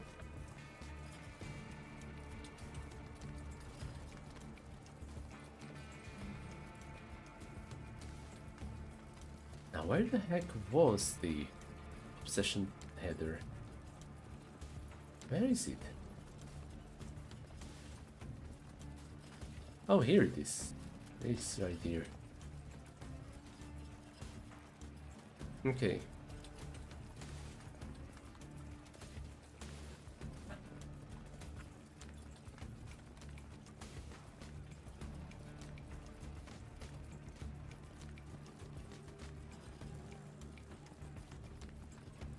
Okay, this looks cleaner, but let's just scroll back to the start. Wow, I'm going through this a lot. Okay, first NPC. Let's just be straightforward. This is not how I'm gonna do them anymore. The second one is a copy of the third one, so yeah, I think I've preserved everything I should. Let's just... obsessions. Just so I don't lose that list. I will have to sort out how the resting works and everything later on, but for now I think that's solid progress.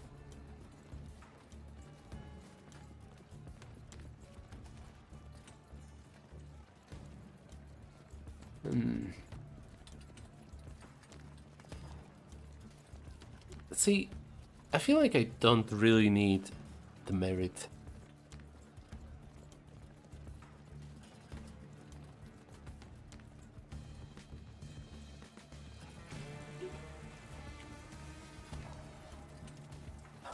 But figuring out how to sort out the demon stuff without the merit, that's gonna be the real trick.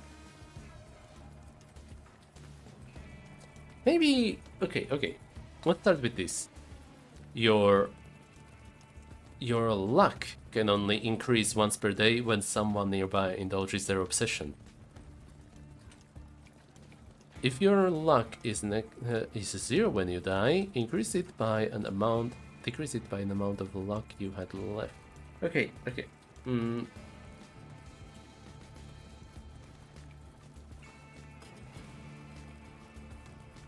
Maybe demons are just immune to injuries or something like that? I don't know. See, here's the thing. I want as many of these curses as possible to be compatible. And if there is a myth number 7, it's gonna be a mortal who is carrying all 7 sins at all 7 curses at the same time. I want that to work. I don't know yet how I will make that work.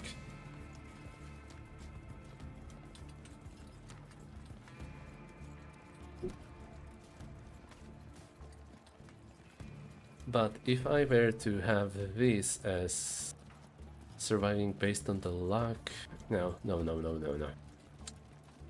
Maybe surviving based on bait Or soul. Yeah, maybe soul. Maybe soul could work. Let's just examine it.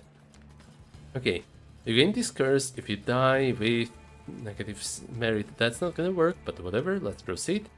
Your soul can only decrease. No, it cannot decrease once per day. But if your soul, if you die, decrease your soul by an amount of luck you had left, minimum of 1, and come back with a new body on the next sunset.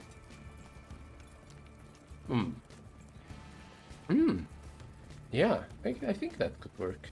Okay. Okay. So, if you die, your soul is decreased by an amount equal to the luck you had left. Minimum of 1. And come back with a new body on the next sunset.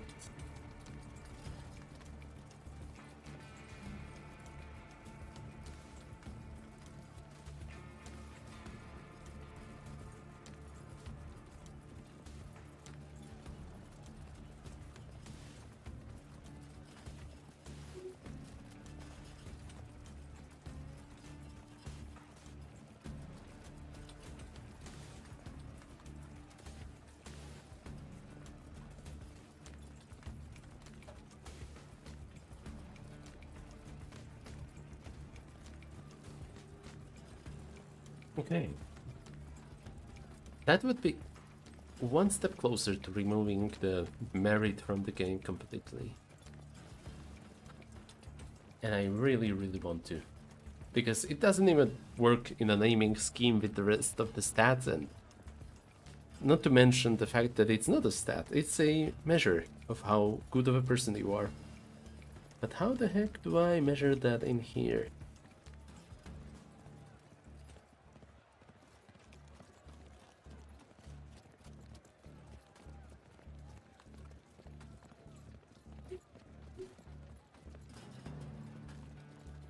A part of me wants to say that you become a demon if you die,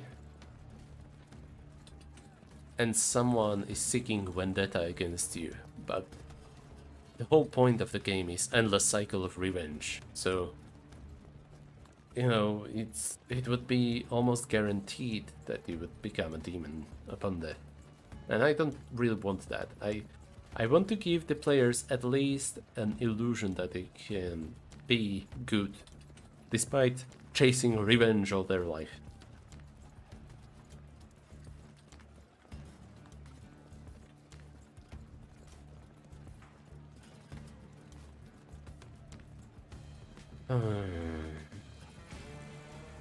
Okay.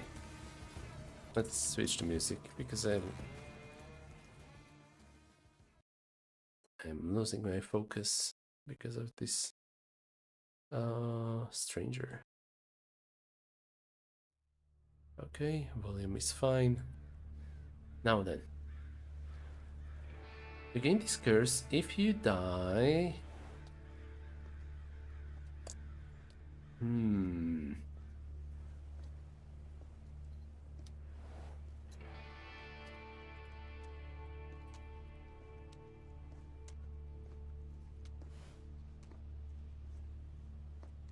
Maybe this could just be if you make a deal with the devil or something. Or if you lose any amount of your soul and then you die.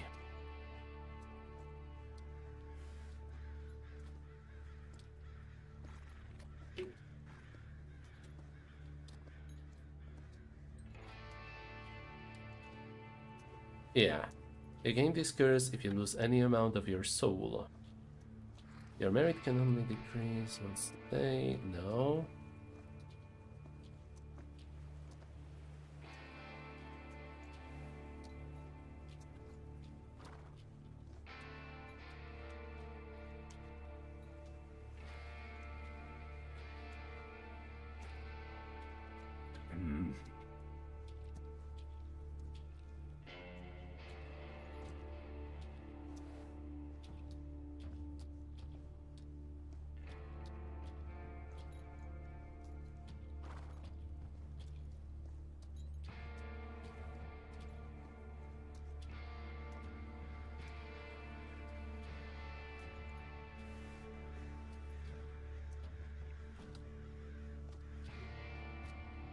If someone agrees to it, you may take some of their soul from them through a handshake. That's half of their soul from them through a handshake. Yeah, like this. Now we have someone who can make deals. Again, this curse if you lose any amount of your soul. Yeah, like selling your soul to myths and so on. If you die, your soul is decreased by an amount equal to your luck you had left. Actually, now that I think about it, hold on. The ever-growing escalation and so on, I think it might be meaningful for the Die of Reckoning to increase beyond 6, because this is not like what kind of roll is something. No, it means if you may prevent injury of this type by spending this amount of luck, which I am explaining really, really poorly. So let's try again. Someone is attacking me. They shoot 1d6 and they add the Die of Reckoning to it. They rolled a 3. Now, if I spend 3 luck, I will prevent an injury. Except there is no injury because they missed me.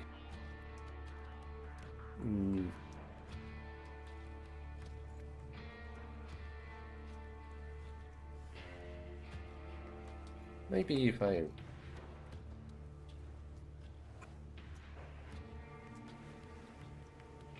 Boom! Much, much cleaner. So, they rolled a 3. They missed. I don't need to spend any luck. They rolled 5. I must either spend 5 luck or have my left or right hand injured. They rolled 6. I must spend 6 luck to either prevent my left or right leg from being injured. They rolled 7. I must spend 7 luck in order to prevent my head from being injured. If my head is injured, I'm gonna be dead. I think that makes more sense. So that's good. What was I talking about again? Demons.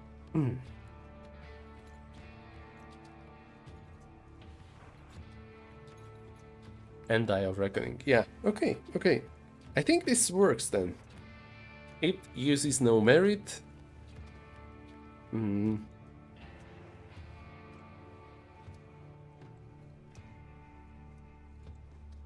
Okay, I think I have an idea. I have an idea.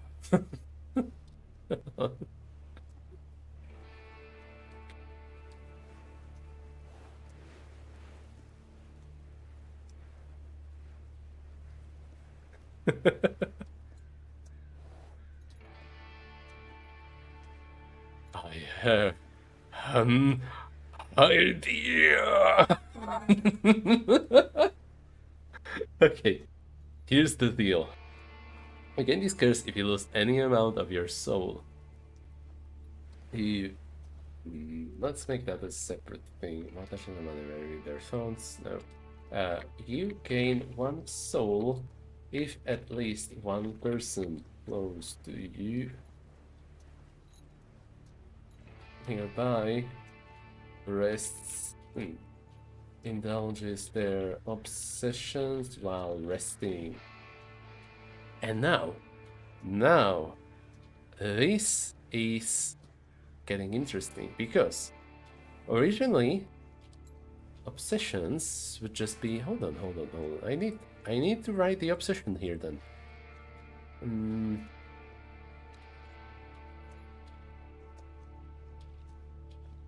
Where is merit again? Queen, feet, merit.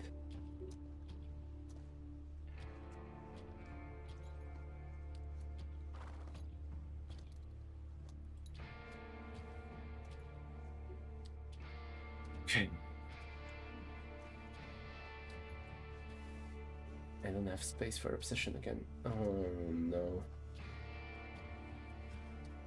Married. PR.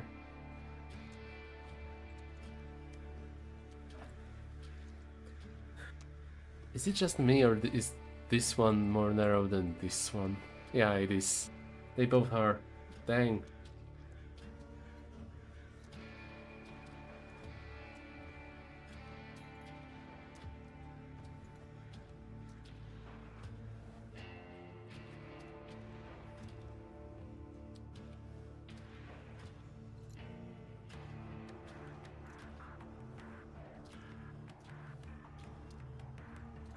And I made weird list, I think.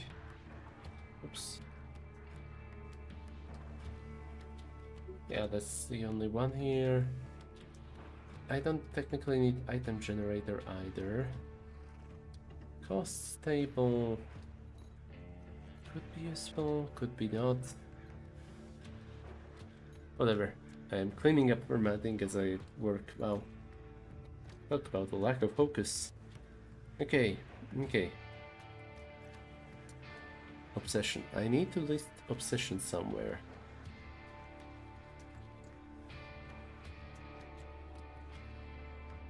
Do I have any other tables here? Yeah, above and... I guess nothing else. Table layout fixed. Okay. Is it gonna be 21? There we go. That's more like it. Okay. Now we're back on the track.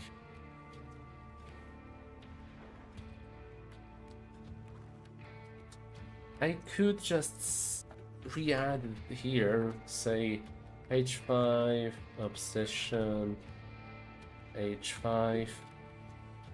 But does this work? H5 is so small. It's pretty much undistinguishable from the one above.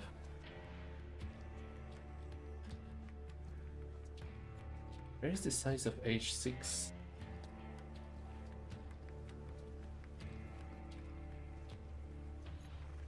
Home, job, whatever, okay.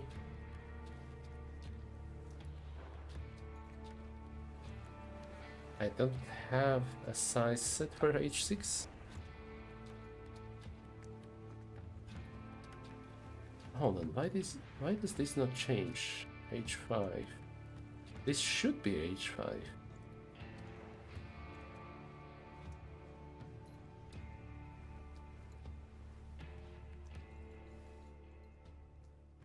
Font size 12 pixels. Oh wait, because of this.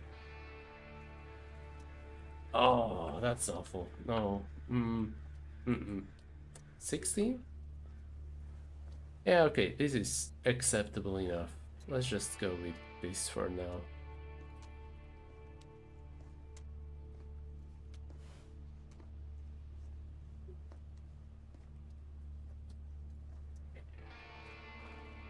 Okay, merit. We are getting rid of it completely. Name, obsession, okay. Win on either lowest stat roll greater or equal to stat, or stat plus number of dice greater or equal to 7. Lowest roll is greater or equal, less than or equal to stat. Oh yeah, I don't have difficulties set here. The difficulty is the stat I use.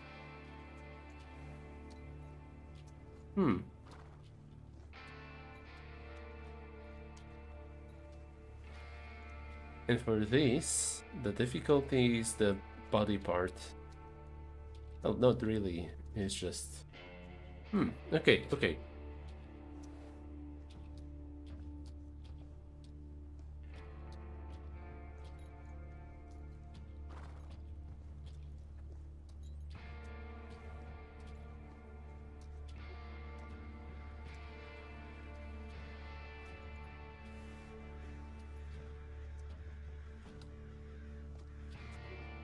I think Yeah, I think I will allow the demon to just make a deal. So I'm not going to enforce the deals in any way rules-wise. It's just gonna be about trust, I think. Like, if you are making a deal with one of them, it is up to you to see whether they will. Oops, I bumped my microphone again. Sorry. See if they will fulfill it or not. You cannot trust it completely. But also, if you give up your soul, I guess that means you will become a demon.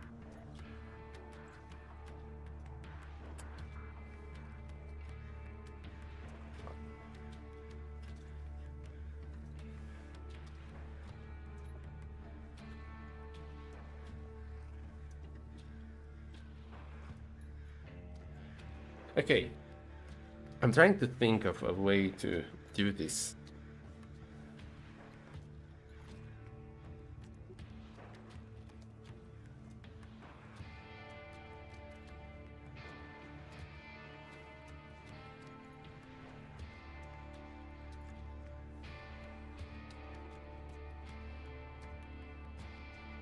Let's just reduce this to 1.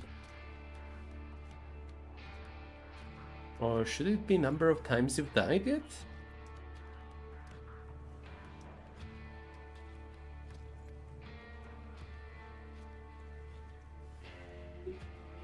Yes.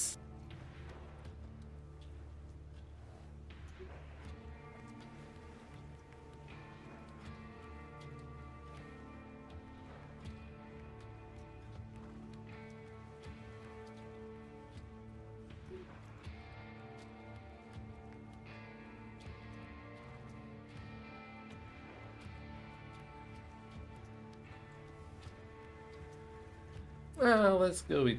Yeah, no, let's keep it that way. At least for now.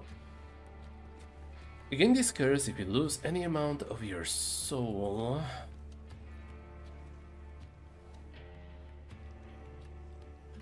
Hmm.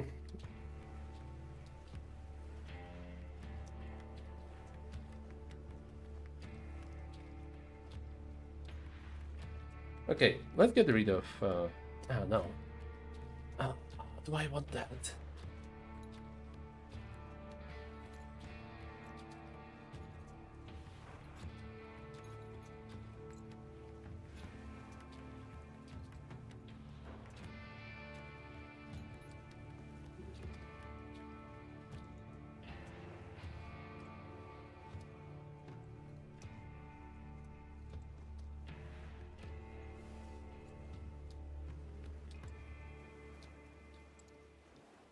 Each curse is posted now, blah blah blah. Okay.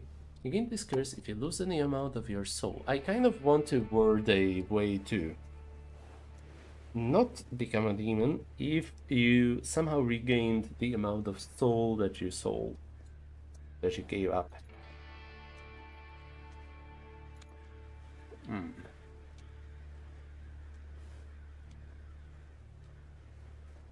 Maybe killing a demon gives you 1 soul. Yeah, something like that, maybe.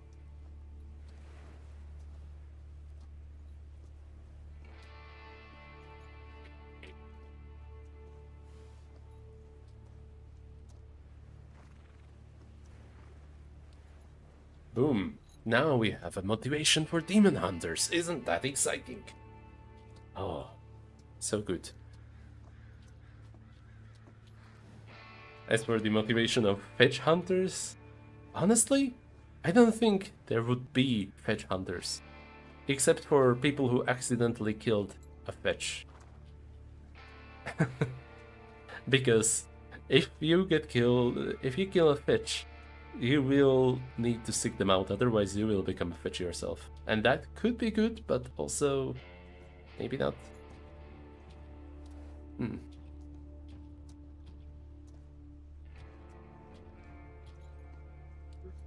Okay, let's get rid of those thoughts for a moment and get back to this. NPCs. Can we come up with anything else?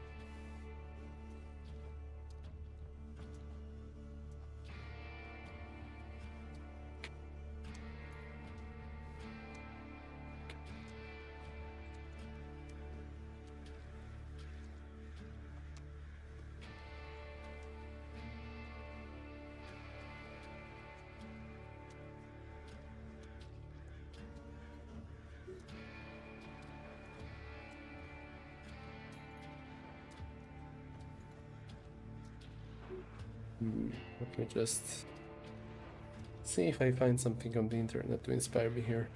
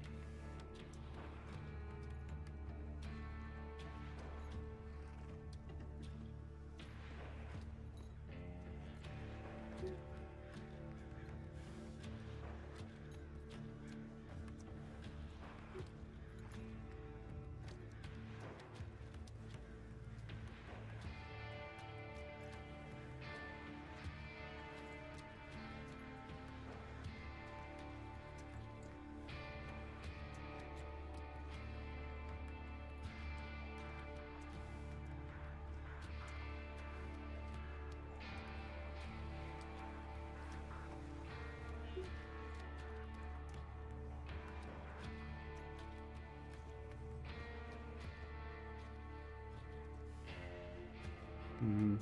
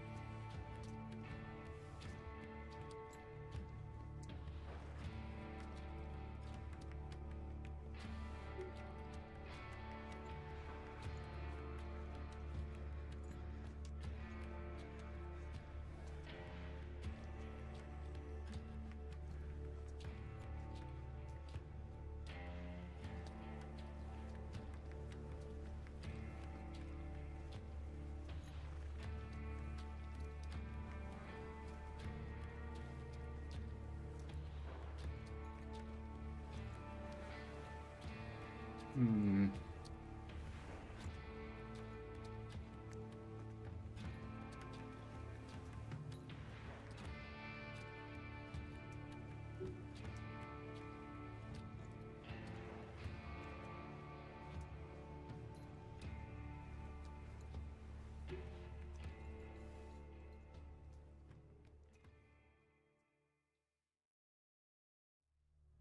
Okay, I think I need to take a small break.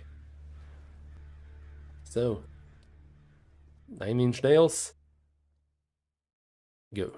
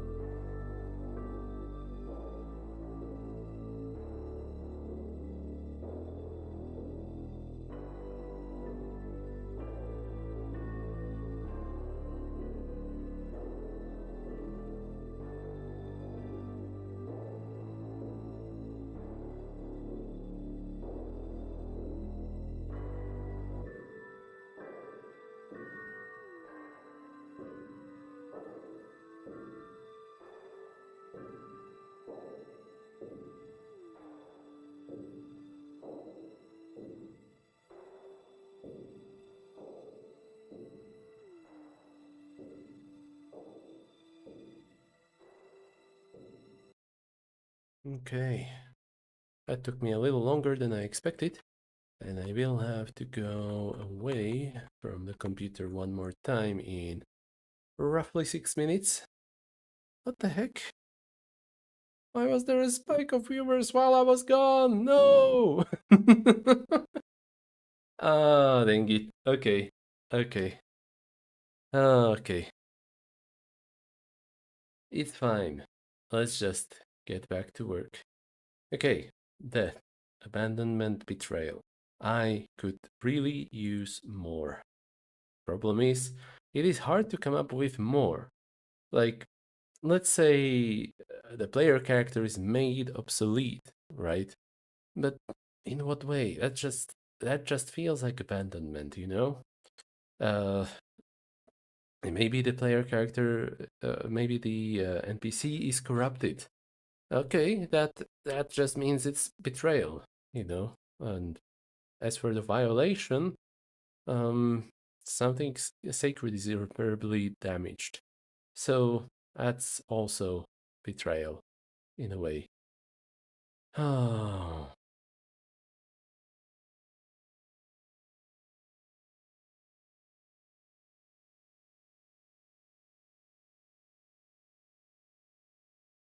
maybe I could just have these serve as conditions.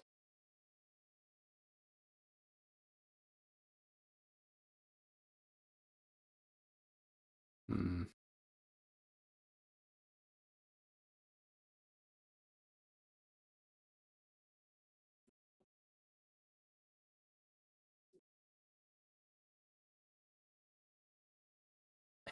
I just realized that they spell out dab. Oh, wow, comedy genius. And if I reverse their order, they will spell out bad.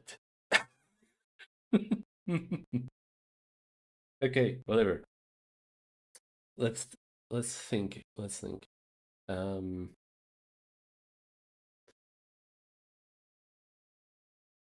the achieving of vendetta. I feel like I could replace that with something else, but I don't know yet what exactly do I want there. It is all difficult. Very, so very difficult.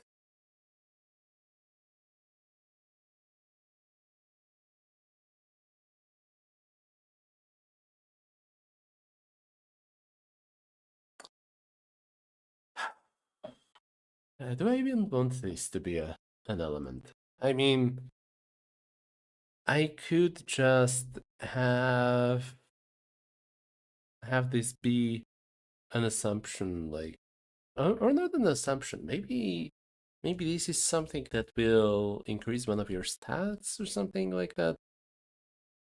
Give you more soul. No, let's say that this is the source of your soul. And again, it feels like you make friendships and stuff all throughout your life, and there is definitely more than five of them. And why would you start with less than five? But then again, wow, my rules are getting really, really long now that I scrolled through it all. Oh, oh, maybe I should teach some parts. I've already talked about how I don't really think I need the home features or call features. Home features I can definitely drop.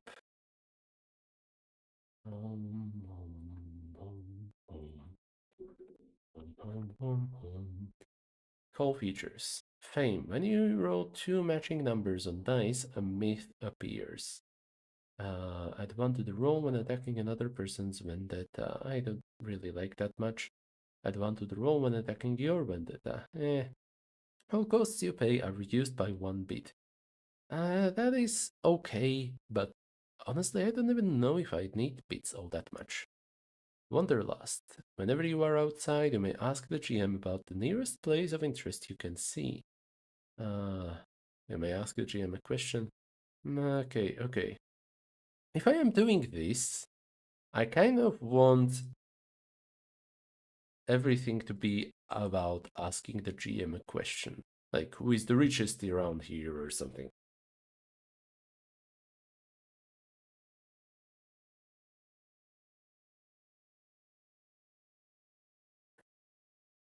Okay.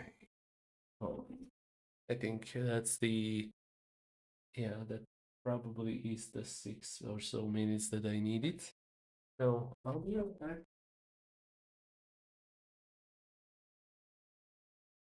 This time I'm not even gonna do a beer fat screen.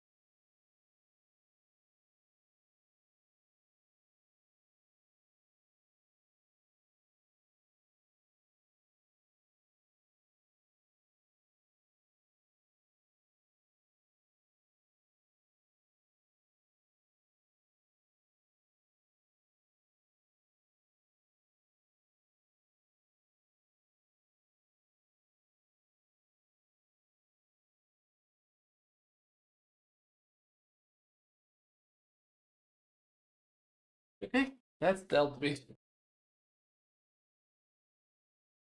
Laundry progressed.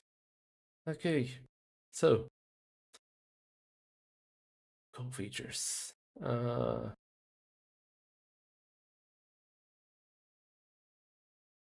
wonder maybe I could rewrite power to like you can tell who is the most powerful here or whether someone is stronger or weaker than you. Something like that, I think. Uh,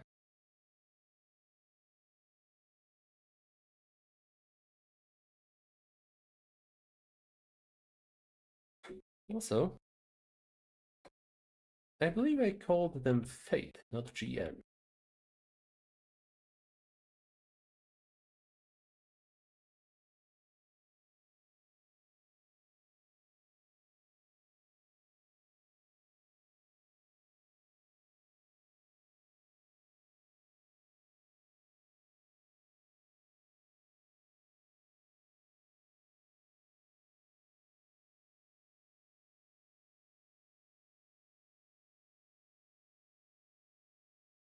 Something like this.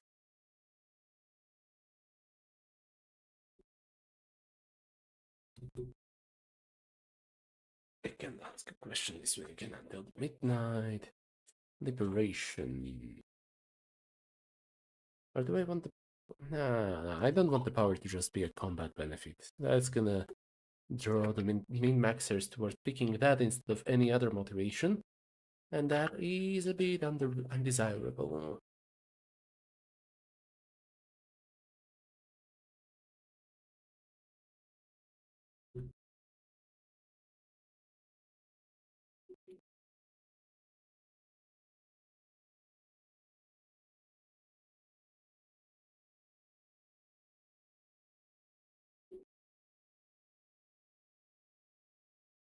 Okay. Liberation. What do I want to be the question there?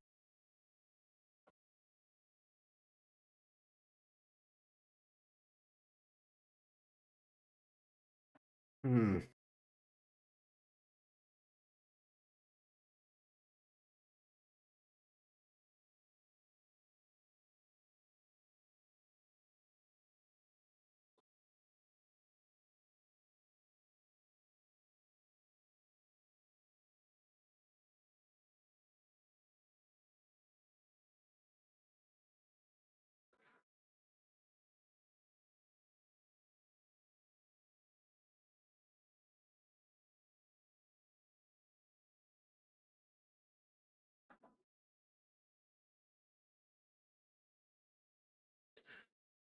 Okay. Okay. Do I even need these? It would be nice to have them, but nah.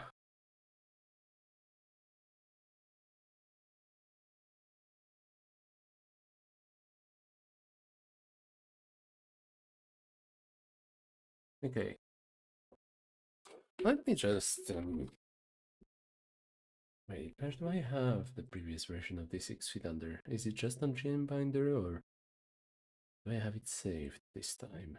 The 6 feet under. Yeah, here it is. Okay, let's just check everything how it was before. I've had the conflict resolution at the start, so let's just begin with that. Actually, maybe I should start with character creation. Yeah, that's the first one.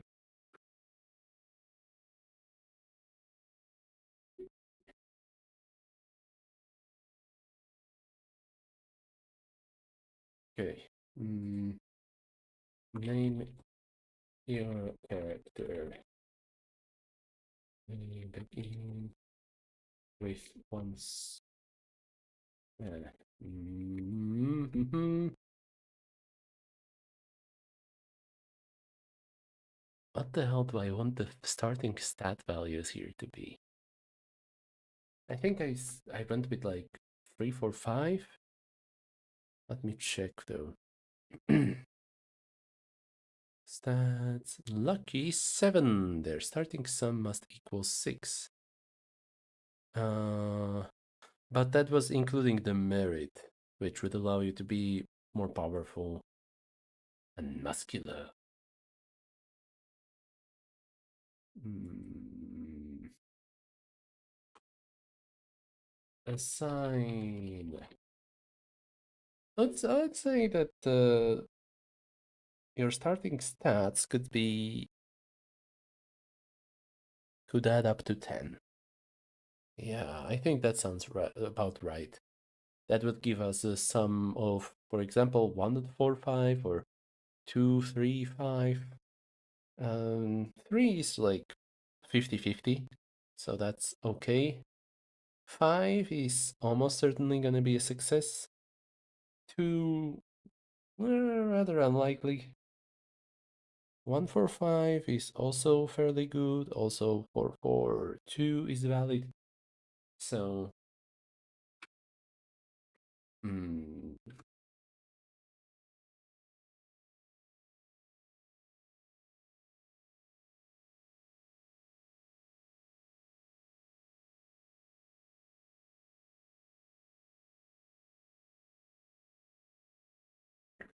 fit, read,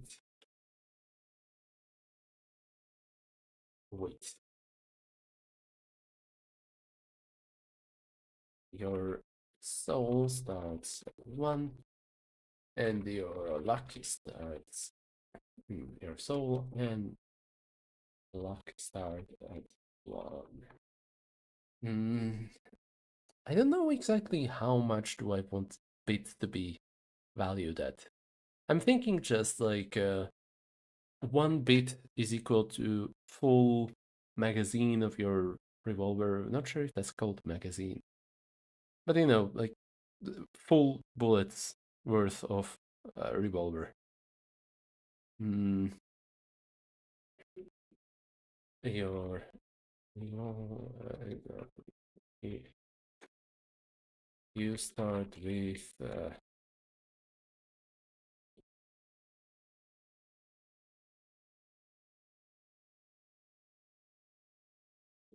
bits.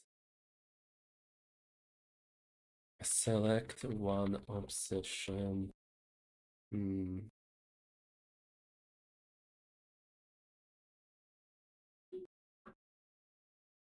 Define up to 5 relationships.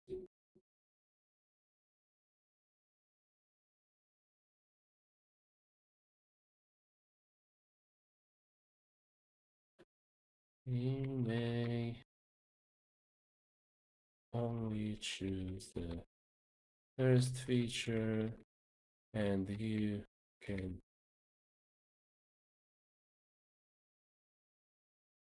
Here can as a NPCs. You may only start first.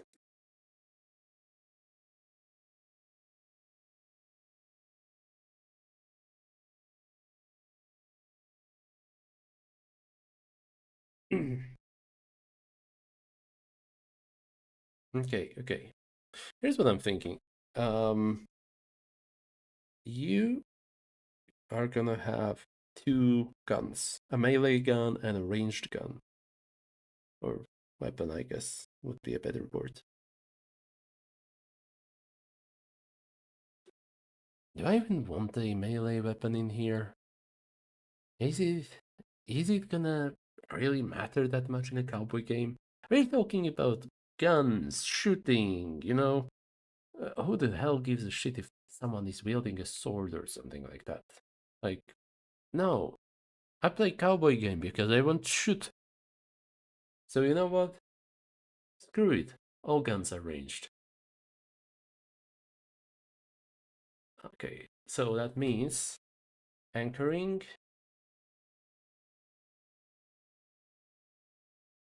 hooked, and until we get this removed. These two gone.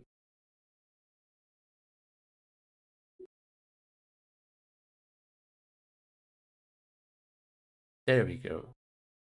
I mean, yeah, sure. We also have these to deal with.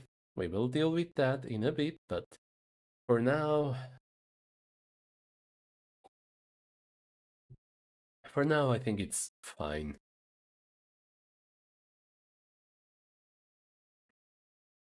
So, with this in mind, you only need to carry one gun.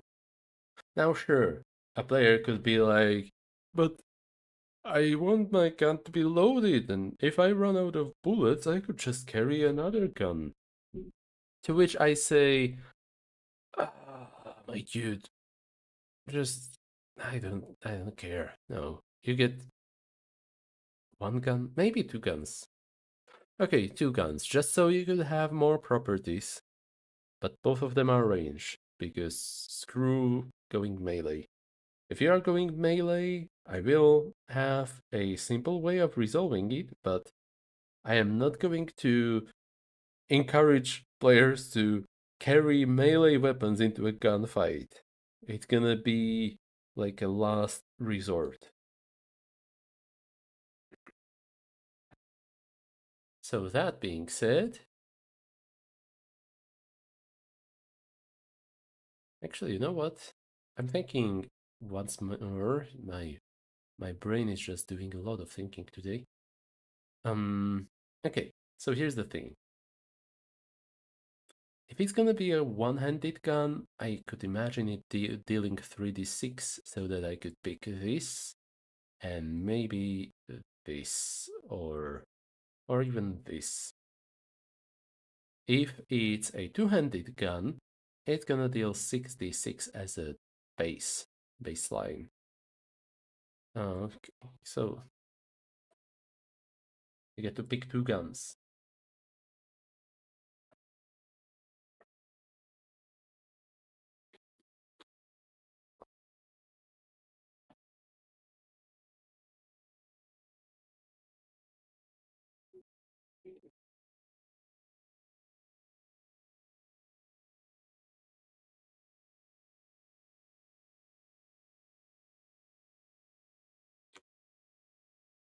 Let's start with two properties and then we will like expand on it or something.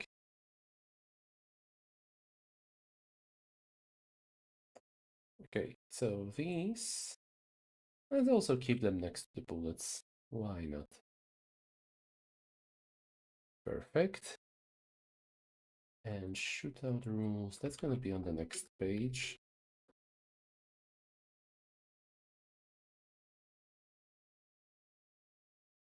Now we should have a pair of page breaks here, which comes in quite handy. Okay. Shootout rules. Now, NPC rules. I'm not sure where I would put those. Hmm. We have stats here. Level and luck. I'm so glad that I replaced level with soul. Out of luck. Eh, eh, I am glad that I replaced that as well. Obsessions, combat, position, round these actions, attacks. Screw all that. Let's just make it clear that everyone can shoot at everyone, and that and assume that they are trying to hide behind covers in between the shots. So it's like, because who the hell would stand out in the open trying to shoot at people? And maybe this voice line could be spliced with images of people in media doing that silly stuff, but I don't I just I've never been in a gunfight. I don't know what is or is not advisable in under what circumstances. I will just assume that everyone involved in these gunfights knows what they're doing and that we do not have to go into every single detail about what they are doing and why. So, no need to talk about position. No need to resolve the turn order beyond just like if you did not shoot, you get to act. Uh, no need for round phases or hell, even actions. I think, yeah, I think just one action and maybe movement could do it, but movement, I feel like, is just optional in this case. Attacks, whatever, damage, whatever also, because now I don't have damage. It's just the attack roll decides how much luck you have to avoid in order to avoid the wound you just rolled and earned probably.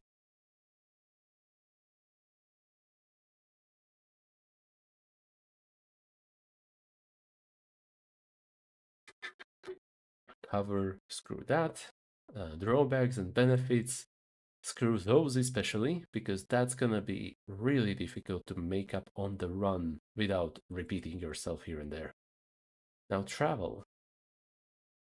I feel like I should have some travel rules, but I don't feel like I don't feel like I am ready to address that just yet.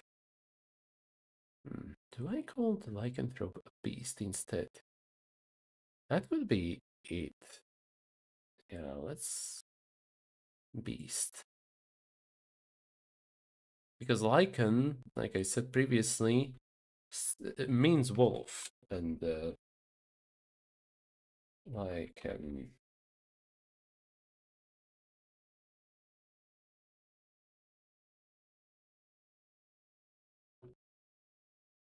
carnivorous animal. If you die, you transform into the other form automatically and remain in that form until the next time you're touched by the moonlight. Following creatures will transform. Pick one. Whenever you bite someone, you gain one luck and they get cursed by you. Okay. That's all dimensions of like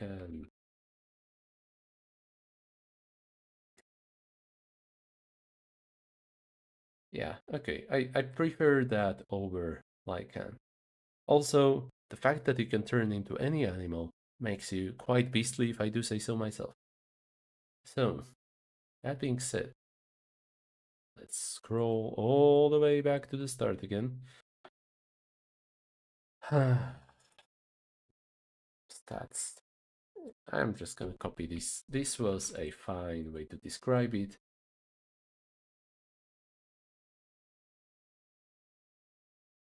Try this. Did that work?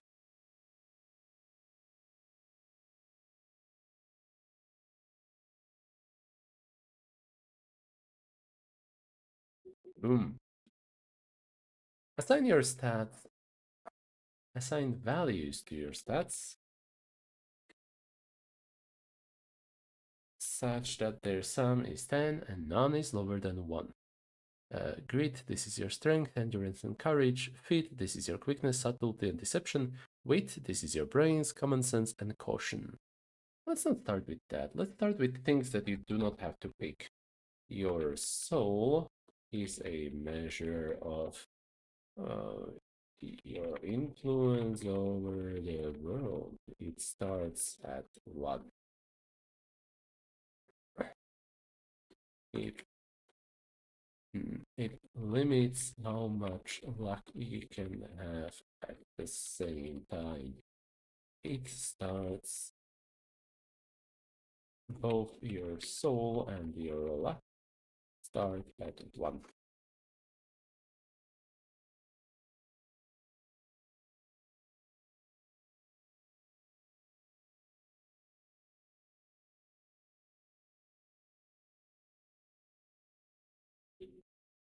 Your luck is your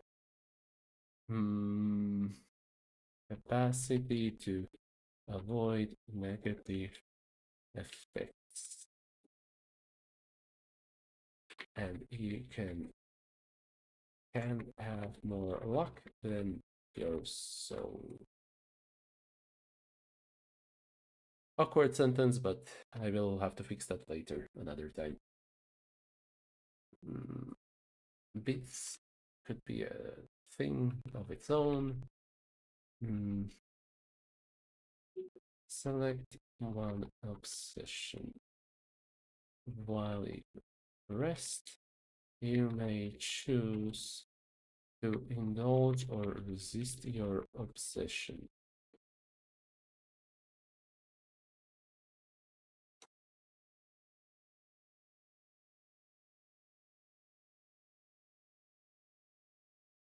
When you spend the day resting, you may choose indulge, indulge your obsession.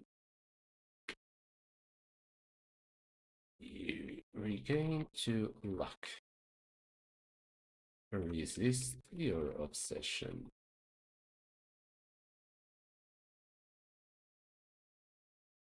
You regain 1 luck. Okay.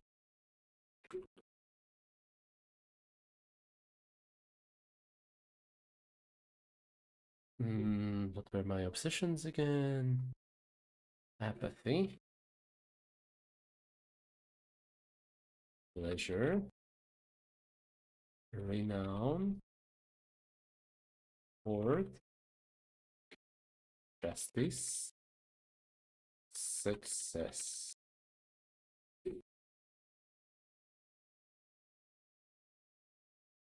Okay, now alphabetical order because I would prefer that a lot. Okay, done. I will have to describe them later, but for now this will do.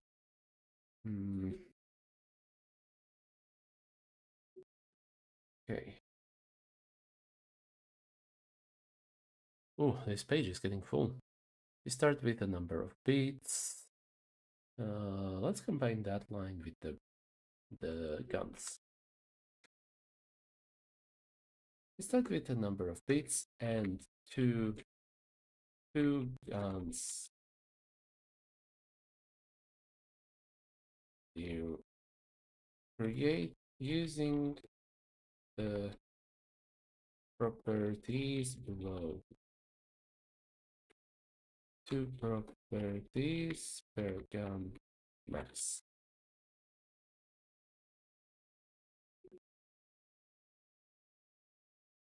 Define up to 5 relationships. Let's do that as the last step here.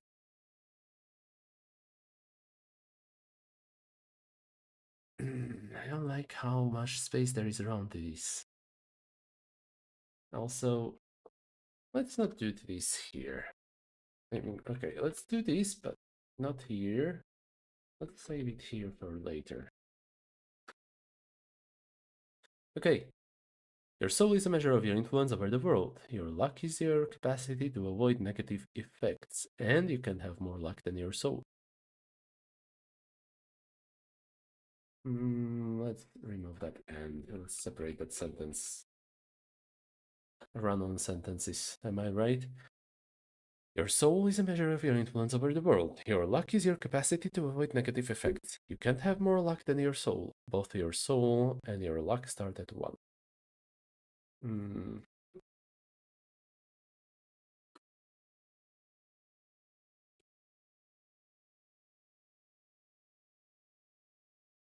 Boom. Nice. That's lovely.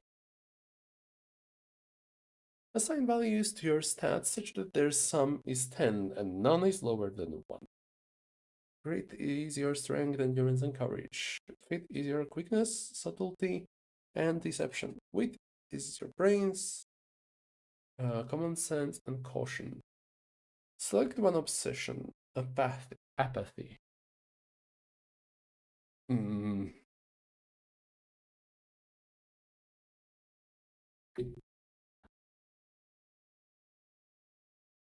I've been told in the past that apathy is like a terrible word for an obsession, but at the same time, I feel like I need something like that here in order to communicate that not giving a shit about anything is just as bad in this world as caring too much about something. So, yeah. Also, because as I've said like 2 hours ago, holy crap, the time flies. Mm, I did not want to use sins again, so I went with obsessions.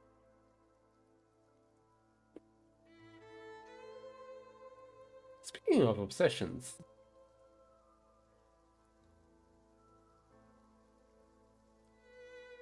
I wanted to assign them to these guys. At least in a like thematic sense.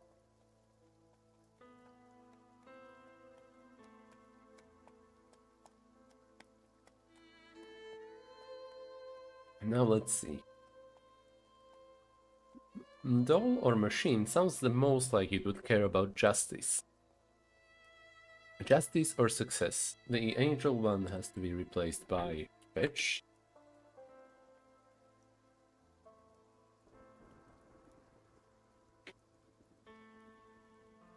And for this I thought a lot about it. I came up with your own self.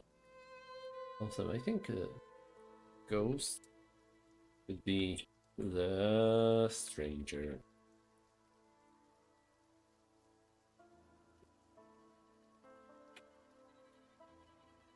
Sure sounds better than the Ghost Rider, which... Yeah, my mind was blown when I found out the Wild Hunt is Ghost Riders in the Sky.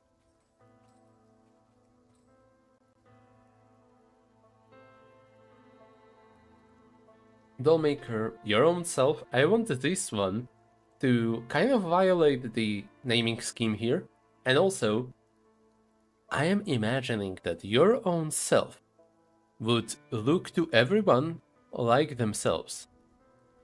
So, and even if it would not make any kind of sense for it all to be the case, like if you are um, a tall, bold man, this will look to you exactly like yourself, like a tall, bold man. If you can reach the top of the cupboard, so can this thing. On the other hand, if you are a really short, blonde woman, this will look to you like a short, blonde woman. If you cannot reach the top of the cupboard, it will not reach the top of the cupboard. How will these two make sense at the same time? If your own self will pull something from the cabinet, I don't know yet. Maybe it's like hypermobile, or maybe it stretches out. Something. It just doesn't make sense, and that's part of its aesthetic, I think. Also, I really should come up with something better for instead of Chupacabra.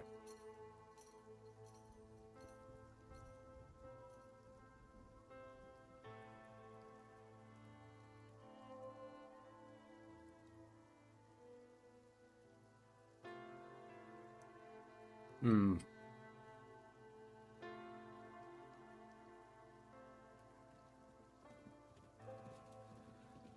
Okay, I have an idea actually.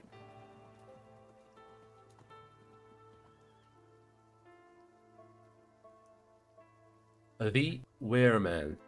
In other words, this is a thing, a creature that is all the animals at the same time, but also it can transform partway into a human. Something like that. As for the Undertaker, I'm not sure yet. Worst case scenario, I could replace the Stranger with the Undertaker, but nah, I don't know. Okay, Horde. Which one of these would be Hoarder? Done. Which one of these would be fitting for the devil? Hmm.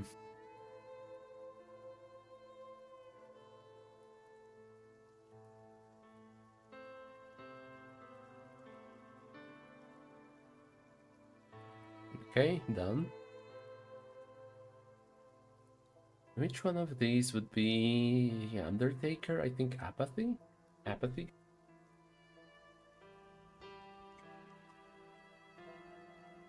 Which one would care for justice or success?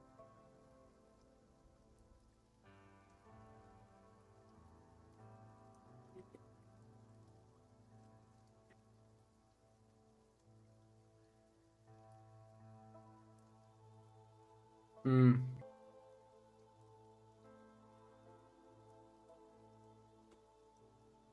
Okay, do I have all of them sorted out? Zombie, apathy, ghost, justice, dull, horde, fetch, renown, demon, success, beast, pleasure.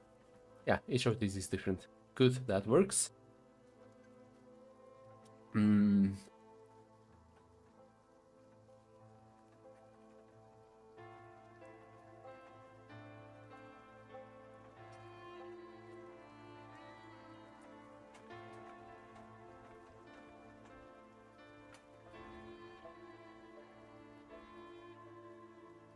Oh yeah, this I can remove also.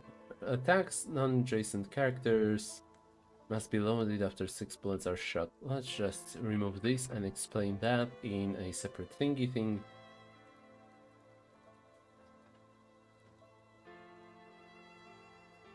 Where did I put the other weapon properties? I know I've stored them somewhere for safekeeping.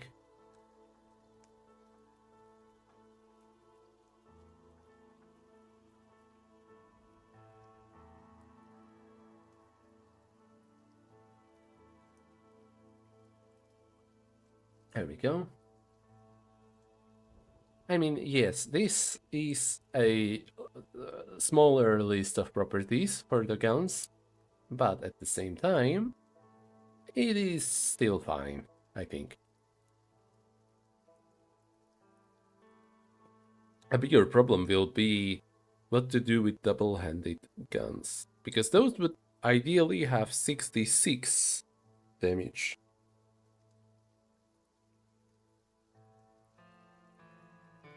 Oh, or do I just... do I say that this is halved? Hmm.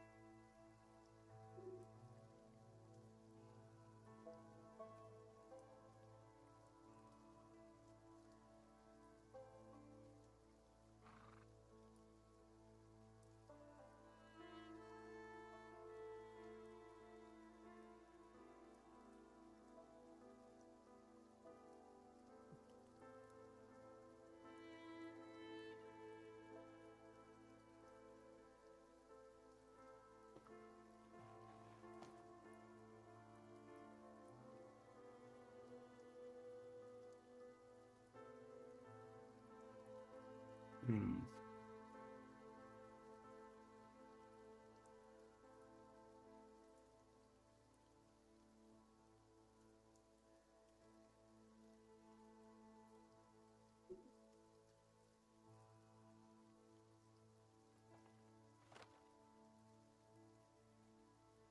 I could have this and this. Uh,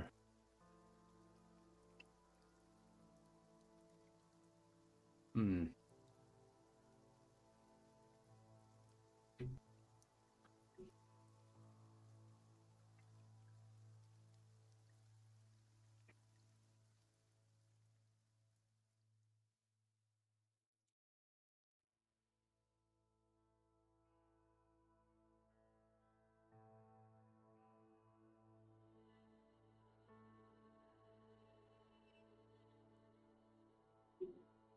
I'm still bothered by the fact that YouTube decided to automatically translate the messages, and I still don't know how to fix that. Not that I can do much about it right now, but whatever.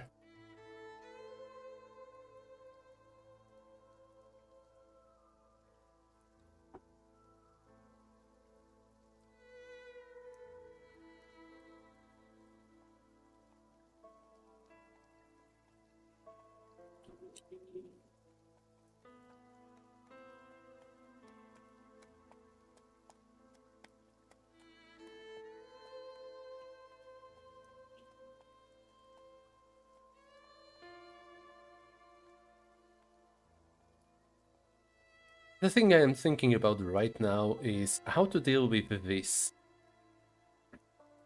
so that it makes sense. This should be halved. Dice are halved.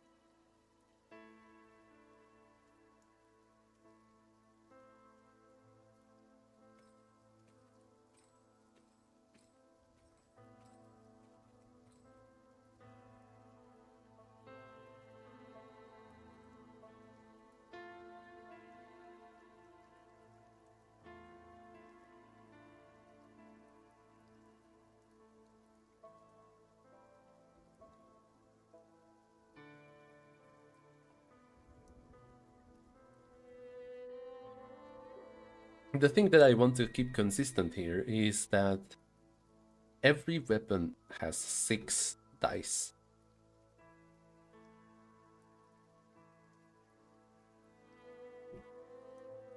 Hmm. Actually, maybe I could make a symbol here. Something like, hmm.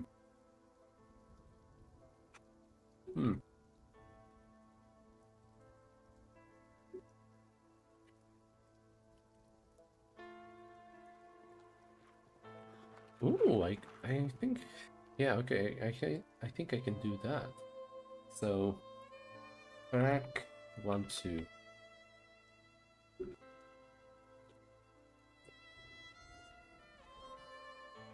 Look at that.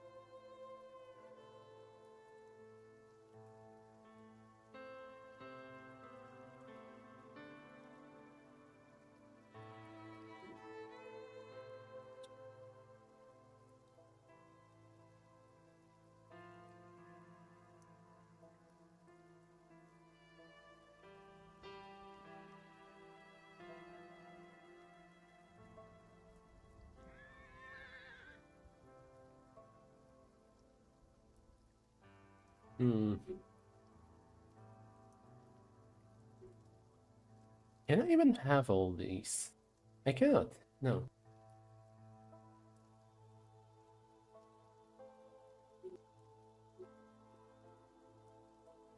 Because you cannot have this and this at the same time.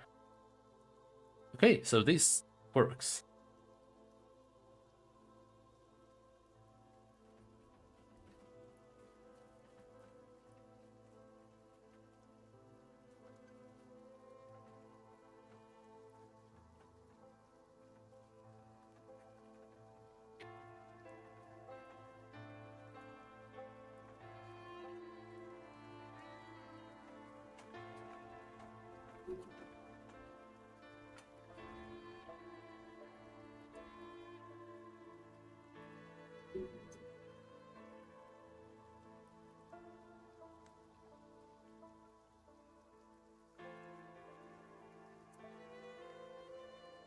Okay, I guess that works, kind of, sort of.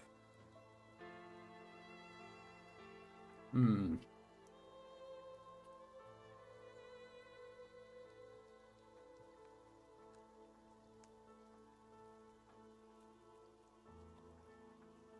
Okay.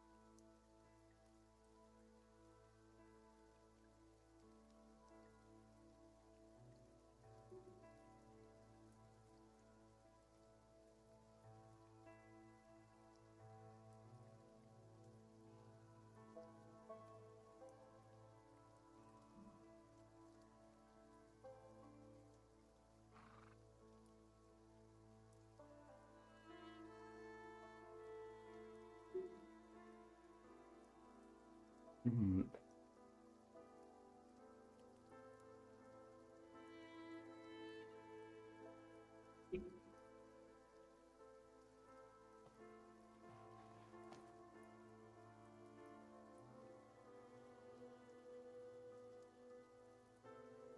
Judgment. Synonyms. Opinion, decision, verdict, ruling, sagacity, perspicacity? Sentence. Ah,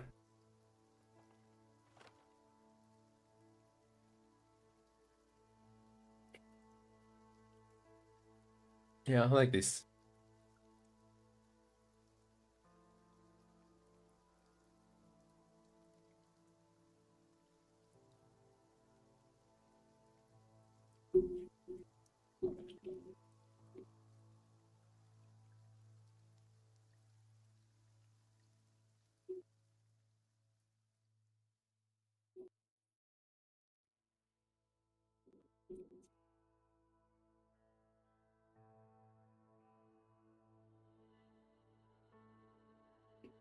Okay.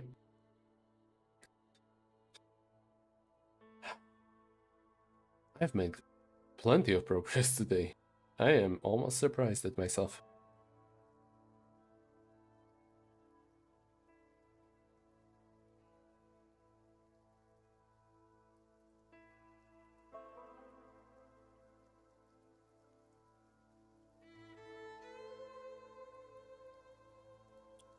I feel like the demon is now too complicated.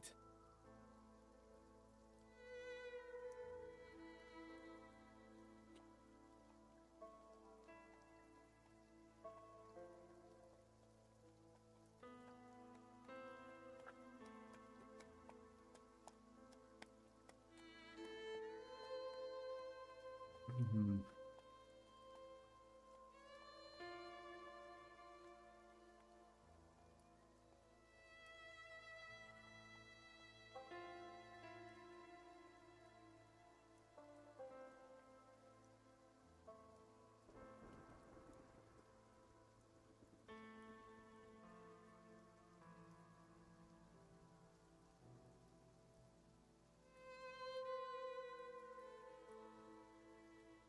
I feel like I could use a symbol that's different than a half, but it will do for now. Also, let's just remove the shrapnel bullet. If you want the spread, you got the spread property.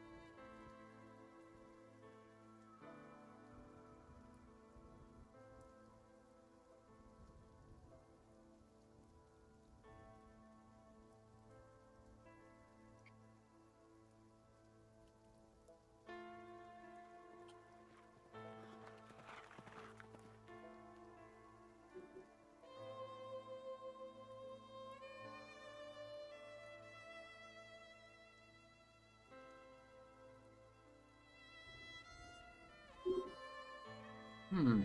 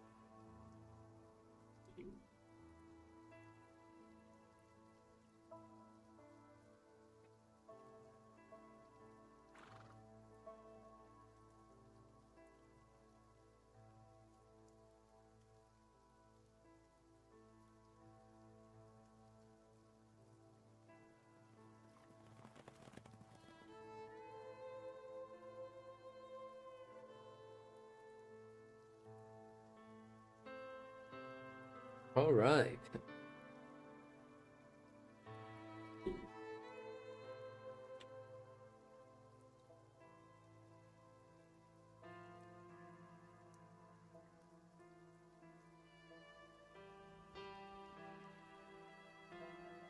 Hmm.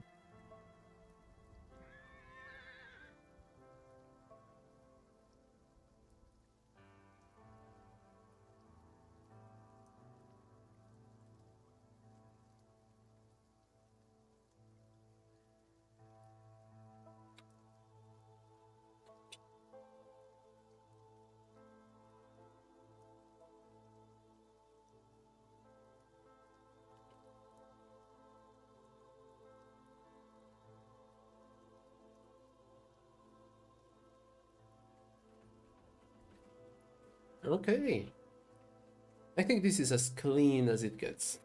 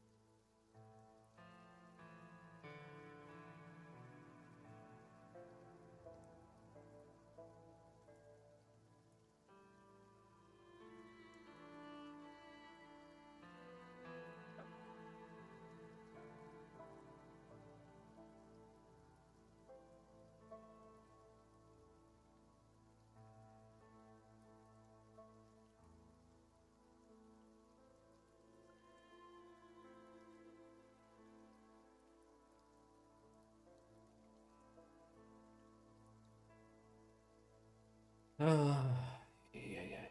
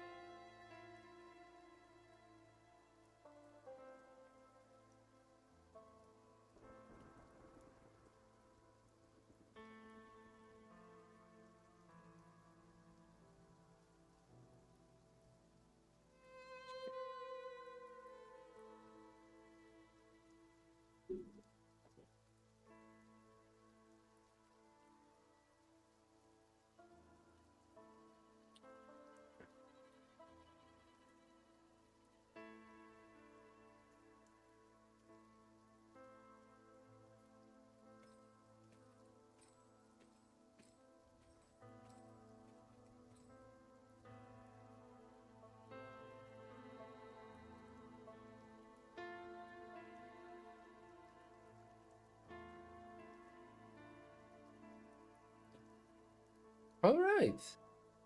I think this is pretty good. The fate sets the die of reckoning to 0 at the start. Pick targets and actions, resolve attacks, then resolve actions, and then resolve the reckoning.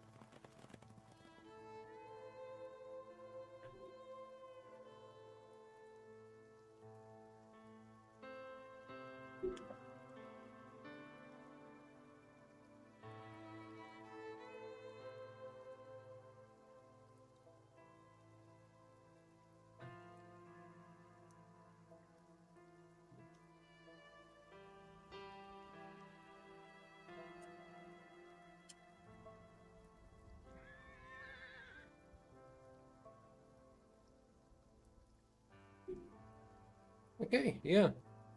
I think this is solid.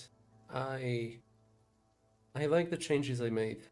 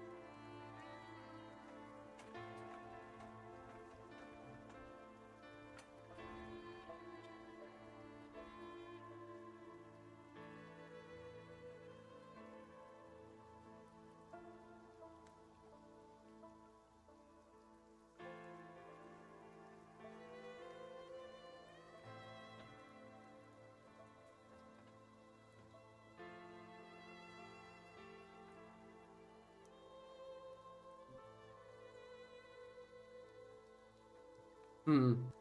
Since I'm not doing cover anymore, I guess I get to ignore that.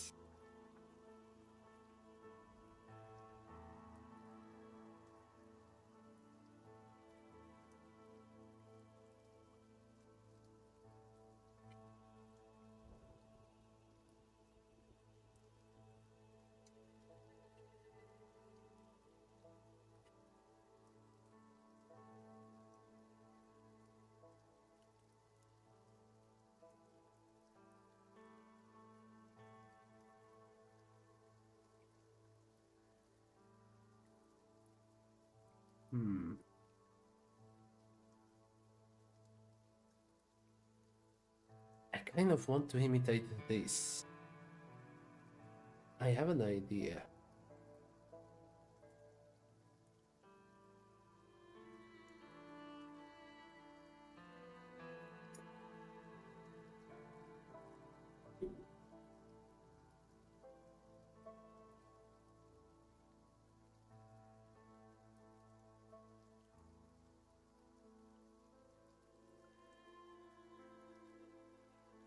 Now this is kind of funky because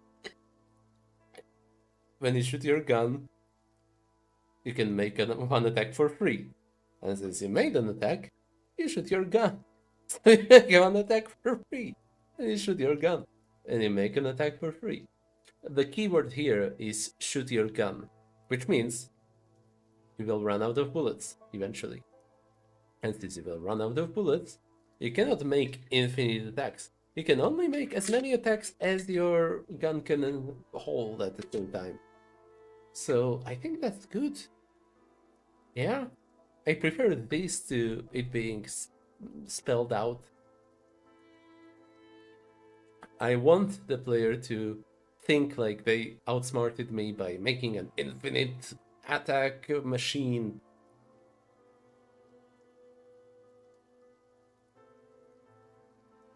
Just this. When you kill a target that tried to kill you, you gain all of their luck, even if the new total surpasses your soul. Hmm. I don't like that anymore. First of all, I would not allow it to surpass your soul anymore. Second of all, um, I like the premise of gaining the luck of whoever you killed, because by the time you kill them, there isn't bound to be that much luck. But at the same time, I don't know.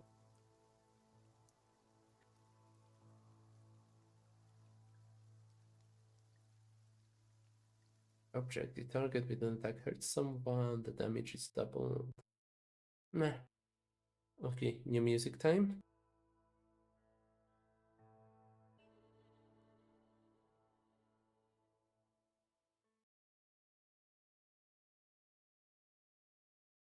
Actually, you know what? Let's stop the Western music. Let's try something else.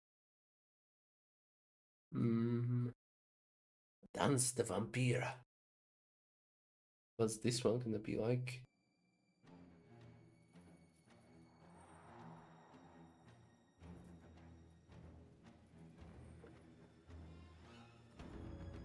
Ooh, when you don't have enough luck to avoid a wound. Okay, yeah. Yeah. When you get wounded. When you get wounded. Wait, I deleted the wrong thing.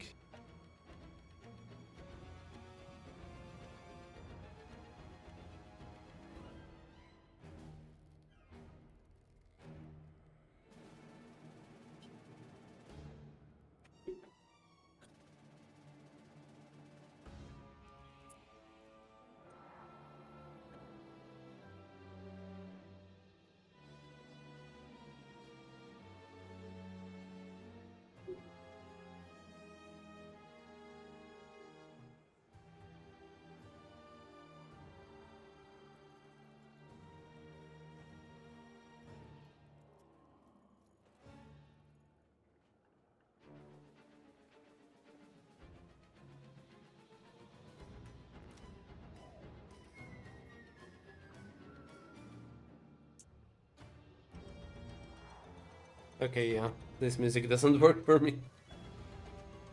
Spooky! Spooky, scary vampire! No. Something else. Let's see, horror.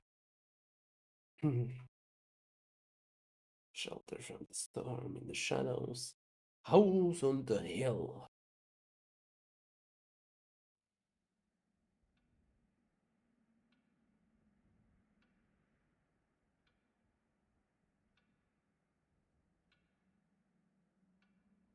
Honestly, I'm not feeling the last category, especially with how specific some of it can be. I'm not deleting it just yet, but like I am not a fan of it anymore. This I can. deal without telepathic communication with your mate for 10 minutes by spending 1 luck. You may spend luck worth half your soul to summon them. I will keep it, but for now I am happy to just get rid of that part. So it's gonna stay here. A dump of ideas. Okay. Actually, let's just move that whole section down there. Okay. So we can remove it from here. And I will keep this for now, but I can remove that section from there as well. Okay. Whenever you earn bits, you earn 1 extra bit. Do I have any way of doing something with that? With bits? No?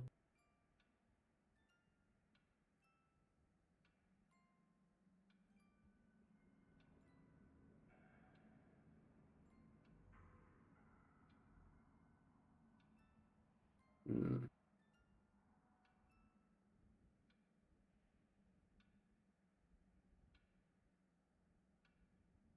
I'm thinking the betrayal would allow you to give someone else luck.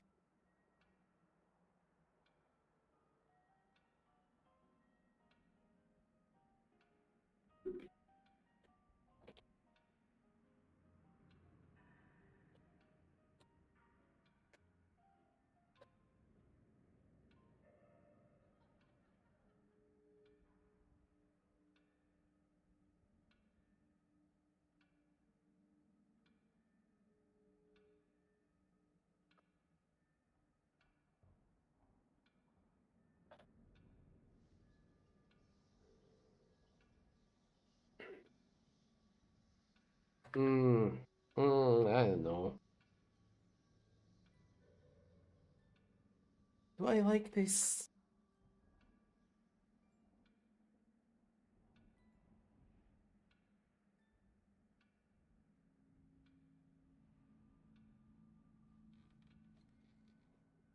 I haven't decided yet. I'll have to leave that in the back of my mind for now.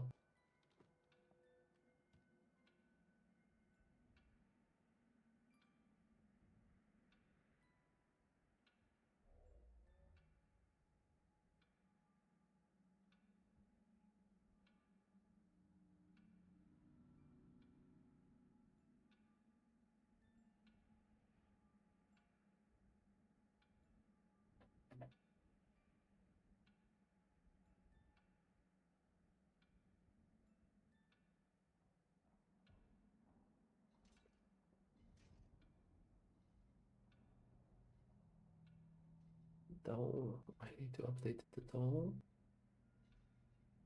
A gun is built into your hand with familiar, light, quiet, and rotary properties.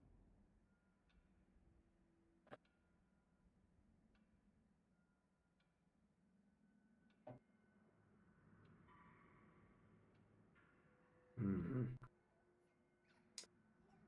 Okay, I'm thinking maybe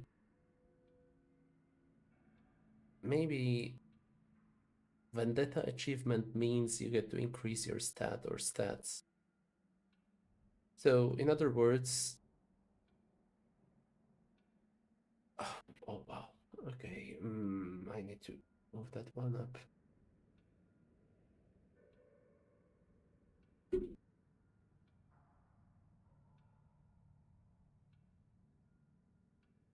Okay, so you establish a relationship that you have. Your soul increases by 1 once this relationship is over, and once you get your vendetta, you get to increase one of these by 1, Will that get broken? Let's see. These start with a sum of 10. I have space for 4 NPCs and 1 myth. Once you get a myth killed, that's it for your character. There is nowhere up from there to go. 4 points distributed among these, that would add up to a 14. The maximum is 18, I think.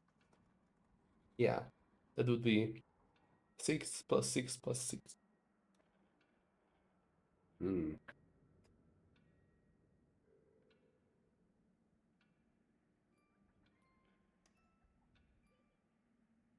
Yeah, okay. So the stat increase comes after you get rid of them.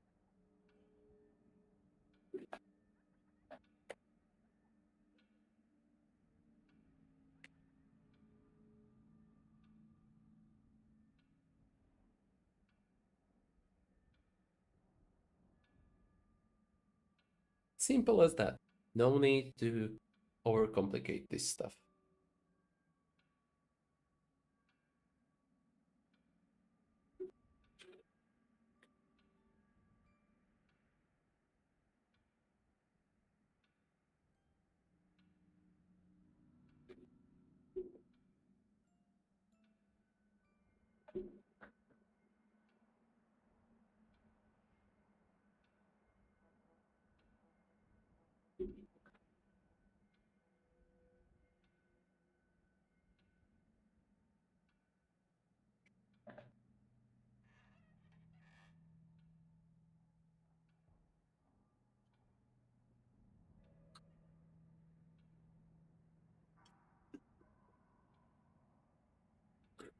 Now let's see.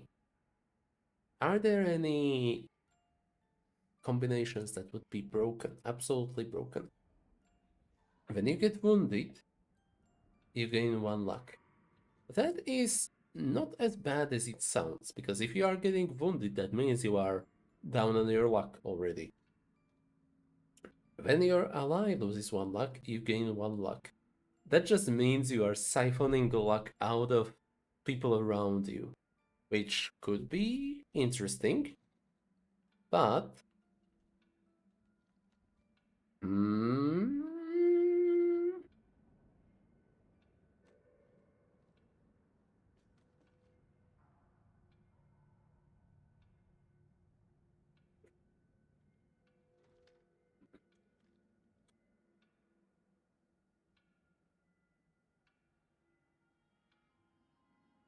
it would just suck luck out of your friends towards you. Not sure if that sounds like devotion, that just sounds like you are enjoying the fact that your friends are getting running out of luck.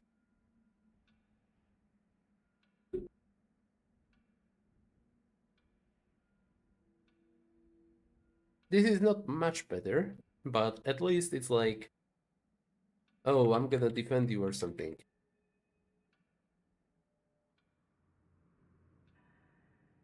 When the die of reckoning is raised by 1, gain 1 luck? Yeah, that could work. When you rest. Now, this one is the weakest. Mm, because resting is taking an entire day off. Being able to shoot during that is just silly. I mean, it could be cool, yes, but one adjacent person gains 1 luck. That could work, kind of, but eh. And also prevent an adjacent person from acting or talking until the end of the round. If you are resting, does it mean for the first round or every round?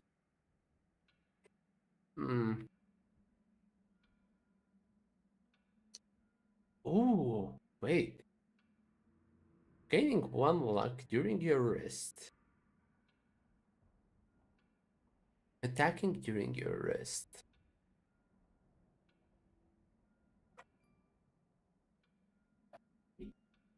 Hold on.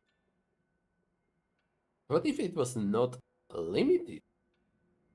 It's just while you are resting, you will regain all your luck if you have a loved one. Ooh. Then, well, yes, then the person would not have a reason to engage with obsessions and such.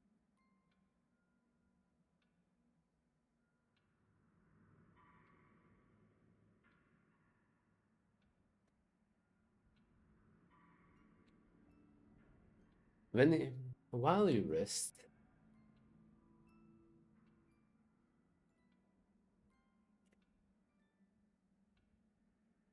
in your loved one's presence,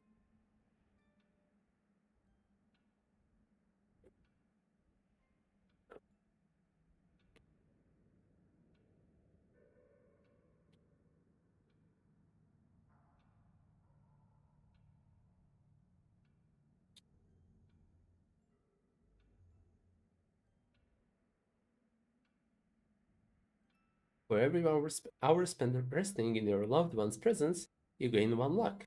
Okay, that just means you regain all your luck.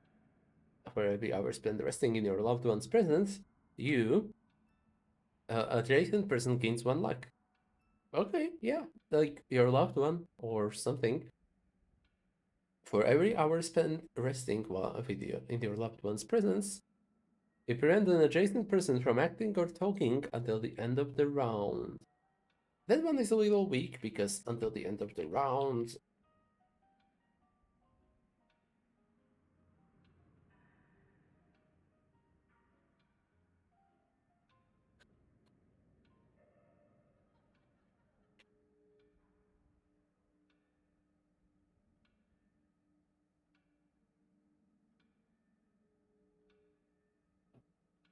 for every hour spent resting in your loved one's presence, you can make one attack for free.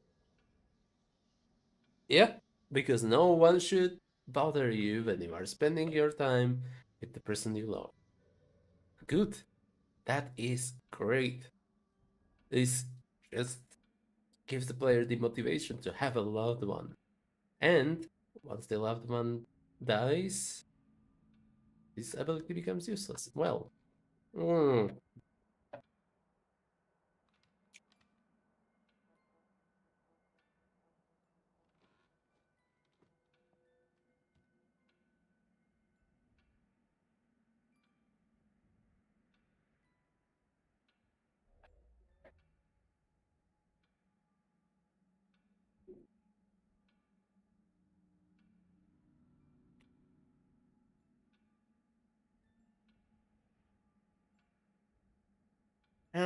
this one is a problem. I want it to work. I just don't know how to make it work. Moving on. When your roll is a 1, you gain 1 luck. That's good. Yeah, it's like the universal balance. Oh, you were misfortunate. You were unfortunate right now. Well, now you get 1 luck back. And you shoot your gun, you gain 1 luck. This would motivate you to being aggressive a lot. Hmm.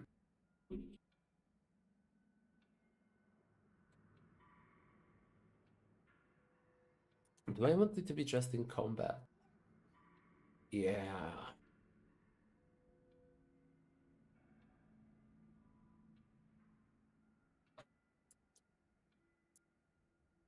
Okay, as for the others, when you get wounded, someone adjacent to you gains 1 luck. Yeah, kind of. Like you protected them or something. When your ally gets wounded, they gain 1 luck. Yeah, that's pretty nice. When the die of reckoning is raised by 1, your ally gets 1 luck. I don't know. It's kind of okay, I guess.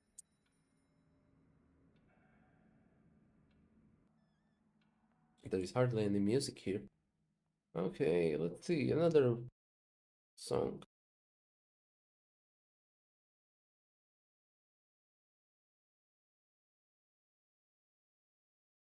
Let's go with Victorian London for a bit. Oh, that's just gonna be ambience. Nah. Hmm. Catacombs. Oh, that's also just ambience. There be dragons. Can you imagine dragons? Asylum, Dungeon 1, Dark and Stormy. Zombies!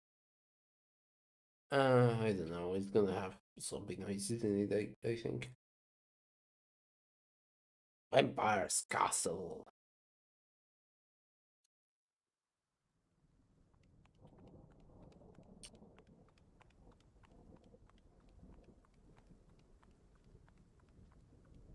Ooh, spooky music. Okay.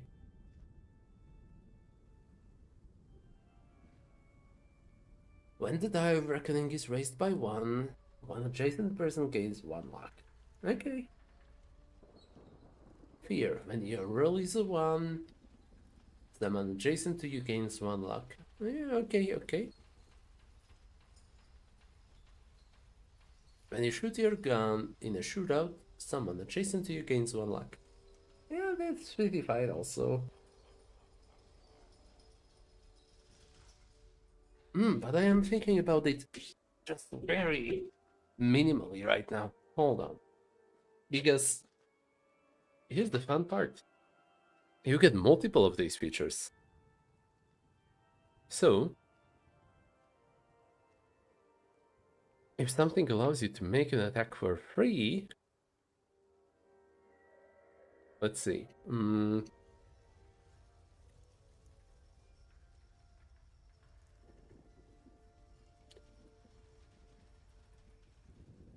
If I were to have this as an effect, this could be a trigger. That's a loop. Do I have anything for gaining one luck? No. And I have nothing for this either. But I can see these things being chained a little. So, when you get wounded, you get to make an attack. And when you make an attack, you get to prevent someone else from acting, or you give someone else one luck. Similar to when your ally gets wounded, it's like a revenge gunshot. Yeah, this one is a strong motivator. This one, not so much, but like for support, it is good enough. And this, it is questionable, I think.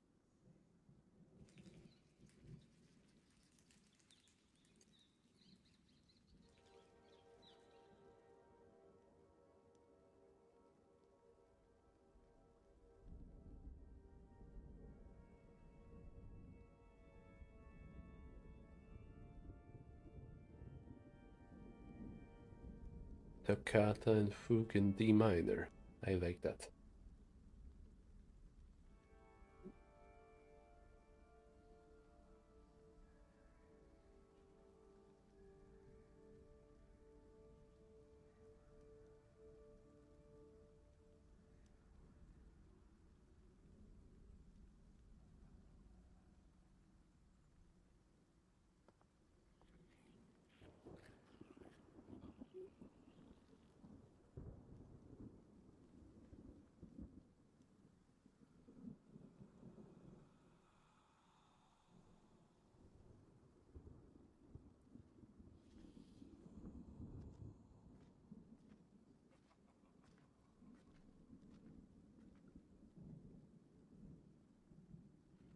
At the same time, I just realized I could have this on multiple effects. So when you get wounded, when an ally gets wounded. Oh, but that would make you run out of bullets really fast. That's good, I think. Yeah. Yes. Let your negative emotions make you spiral out of control and shoot your bullet. Oh. Well, let's just add an important keyword. You may make one attack for free. Actually, no. Because if you don't want to pick this, you will just pick this. Yeah. And this is something you could hardly ever say no to.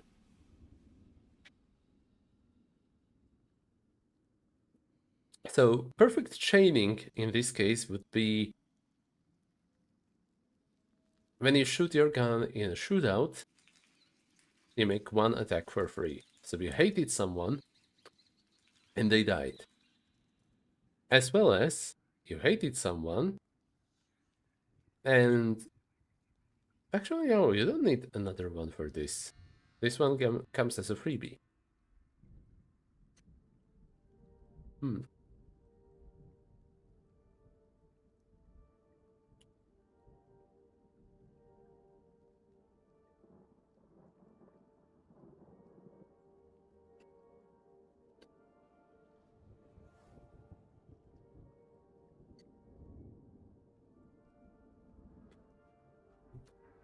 I'm starting to feel hungry.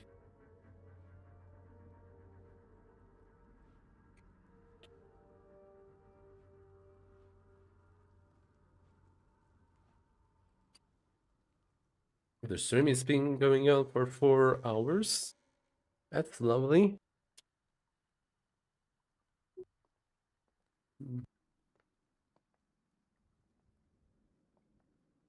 Yeah, just 2 weapons will be fine, I think.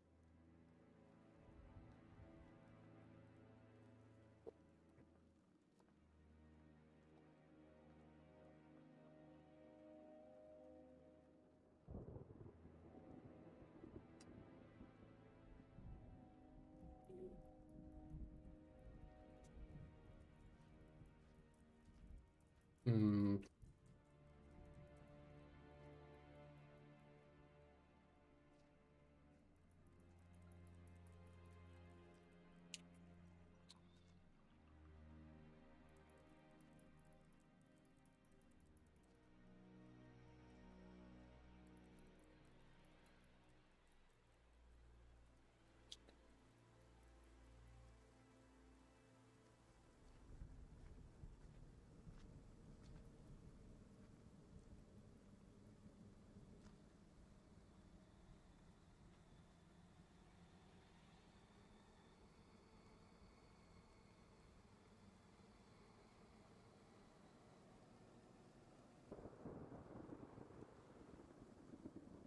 Okay.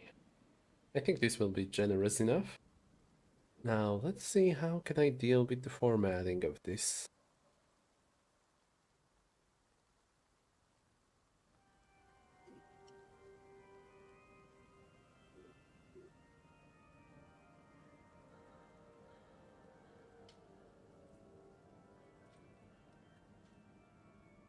Color should be black. Border left is none.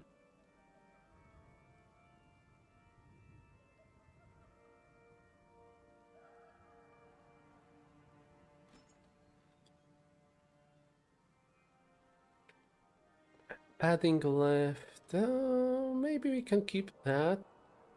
Margin left is 0, that can stay.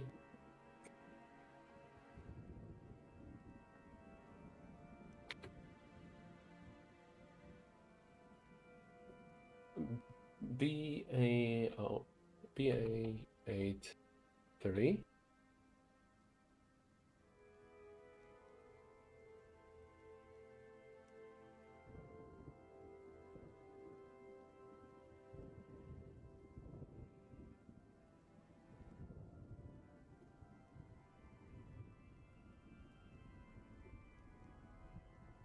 Hmm.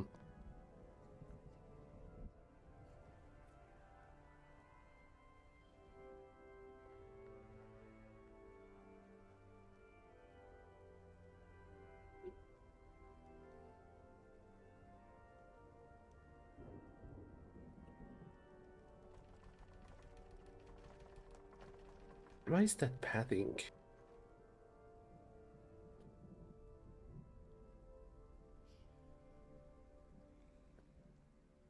padding left 1 EM.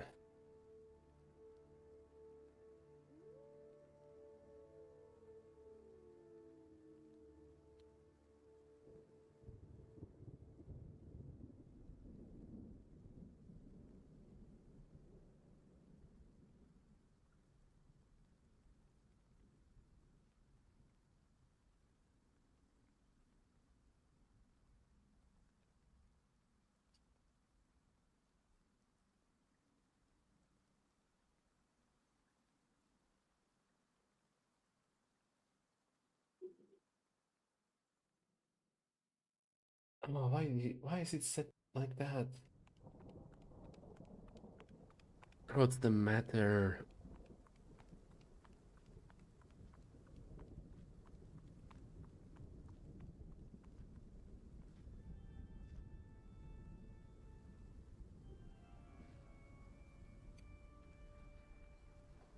Oh, is it different padding? No, both of them should be 1 EM. That's 24 and that's 16. Oh, wait. It's the size of the font.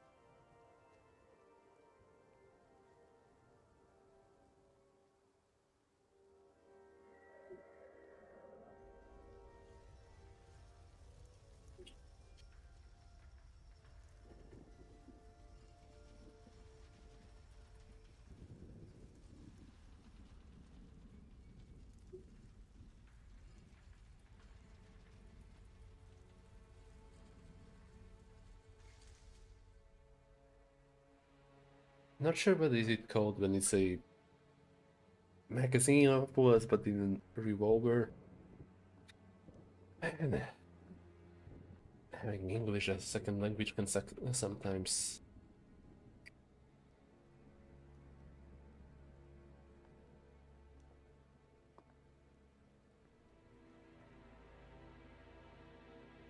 Oh, cylinder. I guess that works.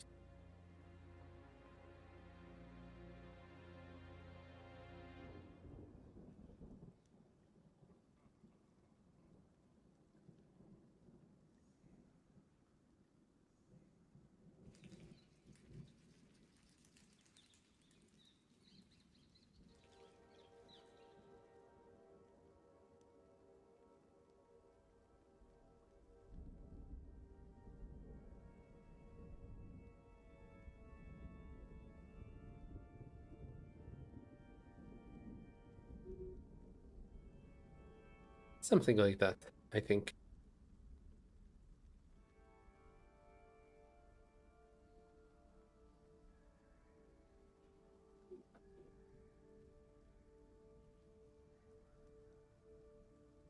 You can't reload your guns during a shootout.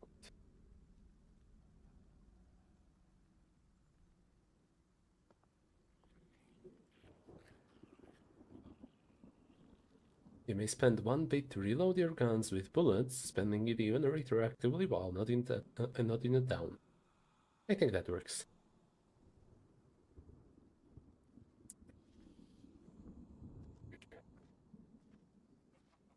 I mean, I'm not sure if a bit would be that cheap, or like if a bit has a larger cost, but you know what? Just whatever it is about refilling the gun, and that's good enough for me. I do like that these values work out like this, because now I can say that every weapon can be loaded with 6d6. And if it's a double-handed rotary gun, blah blah blah blah blah, it shoots all 6 at once. If it's a 3d6 gun, it shoots twice if it's this gun, it shoots 3 times, and if it's this gun, it shoots 6 times. Which I find to be very, very clean. And since on average you can shoot a gun once per turn, while I ignore the relationship stuff, this means that you can shoot on every round of the combat once. Well, or this, these two would mean that, oh yeah, you can shoot, your result will likely be high, but you can only have so many chances. And remember, to kill someone, you would have to roll 7 plus. Luckily, you get to add the Die of Reckoning result, but still, it's a really high result that you need.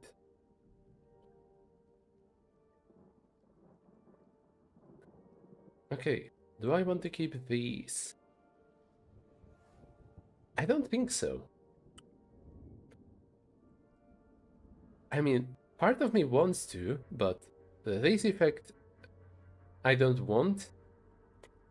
This effect feels a little lackluster. This effect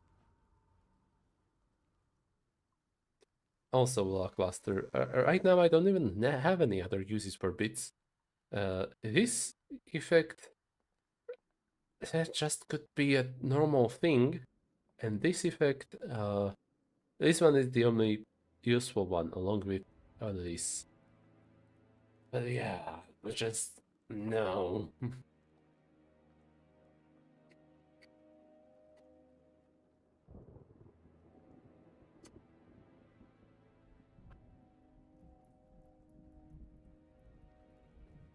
As for these sound good, but I need to make them more generic, I think.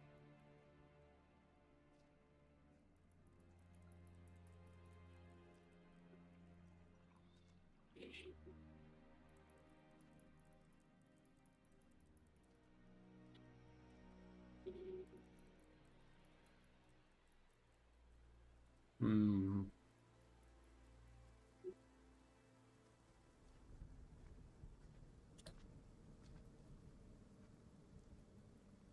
What's the word for it in English? Hmm. Let's see. Old Shatterhand. Fictional character by Carol May. Blood brother of Winnetou. Fictional chief of the Escalero. Main character in the Eurowestern by the same name. Starring Lex Barker, as well as in 6 more films of the Winnetou film series. Alter ego of Carol May, and May himself maintained that he experienced all the adventures in person, even though in fact he did not visit America until after he wrote most of his well-known Western stories and never traveled west of Buffalo, New York. Most of the stories are written from a first-person perspective, and Winnetou often calls Old Shatterhand my brother, Scarly? Scarly? Charlie. Oh, okay.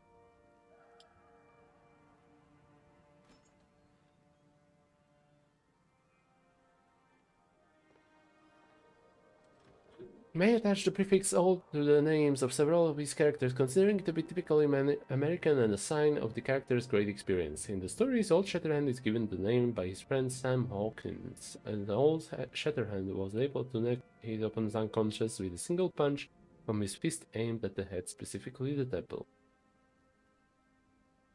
He owns 2 famous rifles, both made by a fictional gunsmith called Henry in St. Louis. The Henry Stutson was able to fire 25 shots without reloading, probably a hyperbolic reference to the Henry rifle. Hold on, let me check that.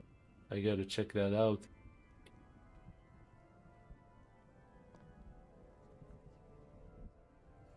On basis of the iconic Winchester rifle. Whatever, let's move on. Old Shatterhand rode a horse called Hatatitla, which he got from Winnetou, who rode the horse's brother called Ilchi. Ilchi. Ilchi. Ilchi. Names may have been an influence on the creation of the Lone Ranger media franchise. Shatterhand's character called Ranger in the Apache and Ranger. Uh-huh. There's a few further mentions. Okay. I know there was another one called Old Firehand.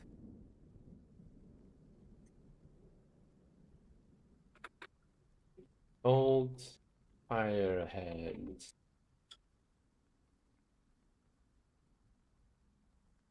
Hmm.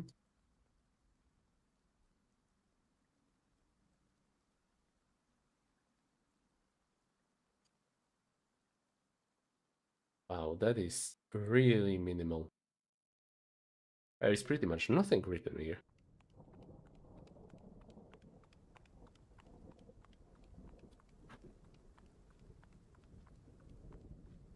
I'm looking for that keyword. What the heck is it?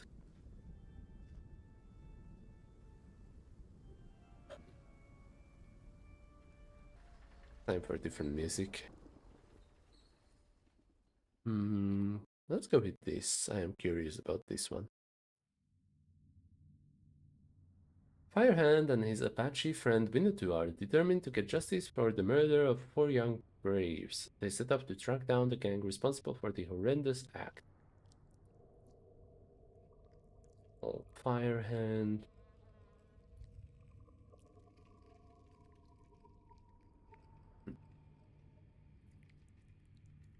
Okay.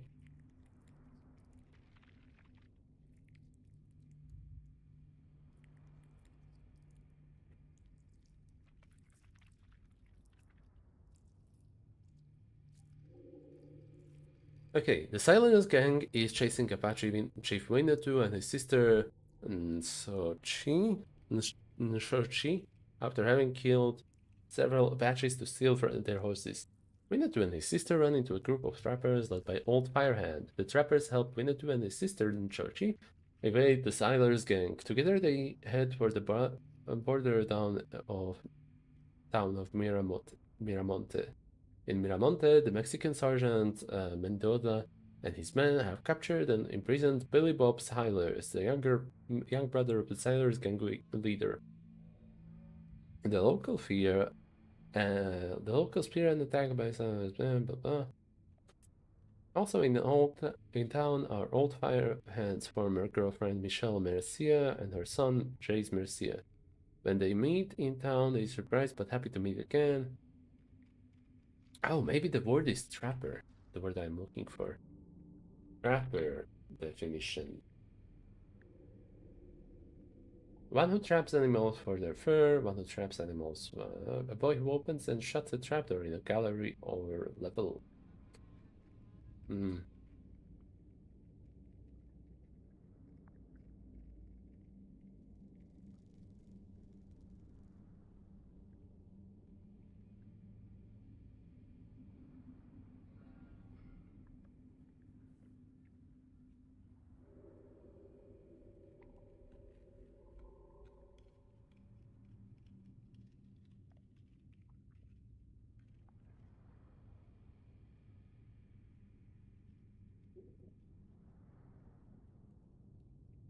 Oh, I am so frustrated. What the heck was the term?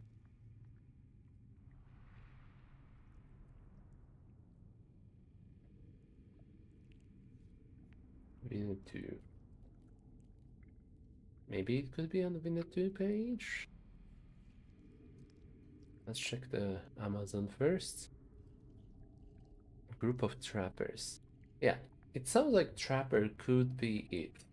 Trapper? It's not here. Old, shatter, and mm,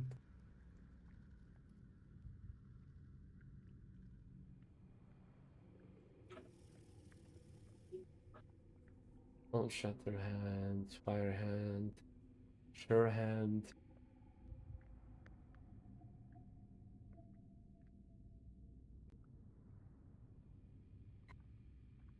Was it Mountain Man?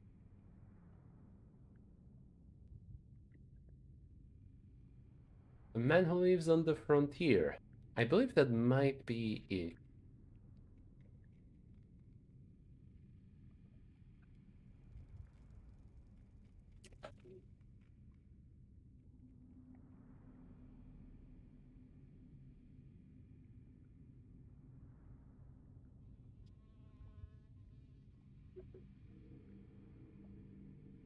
Lawman.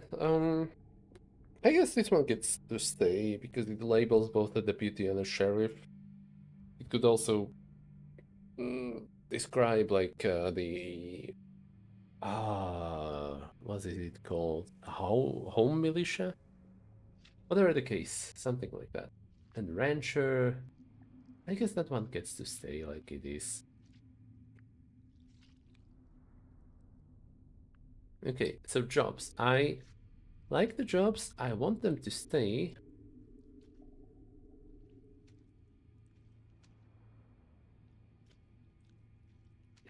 I don't know if this is gonna be that relevant.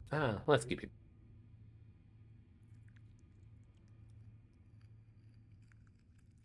Increase your stat by 1 whenever you make a roll relevant to your job.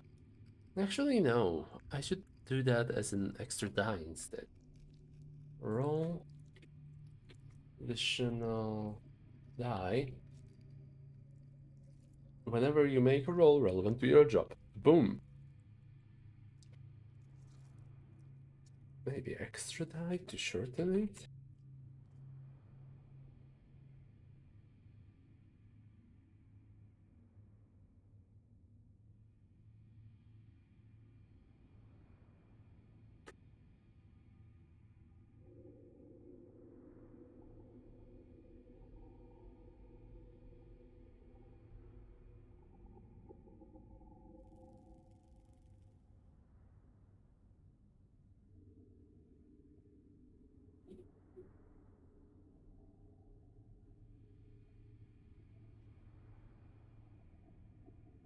Okay.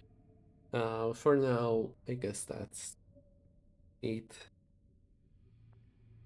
I could go on, but I have some other program later tonight, but yeah. Yeah, I think I like where this is going. This part especially. I know it's a really, really simple system at the moment. Like right now, I don't even have mares developed. I wanted to have mares.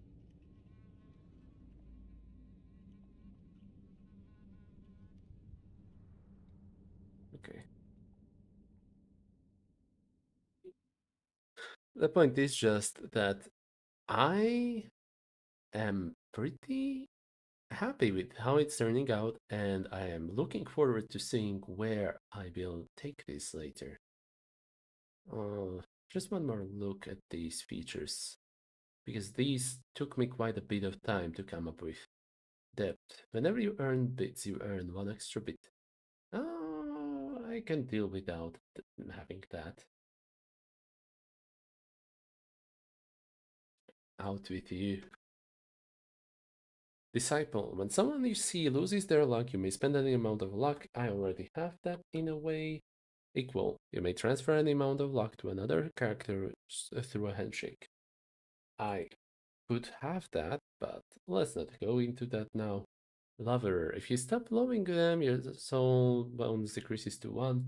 Yeah, that one is a little lame. Mentor. Once per turn, you may reroll one of your dice, keeping the new result. Uh, this one is strong. Almost makes me feel like I should have that as an effect somewhere here. When your roll is a 1, you may reroll one die for free or something. Hmm. On a success, you prevent one adjacent person from acting like. Alright. Yeah, you know what?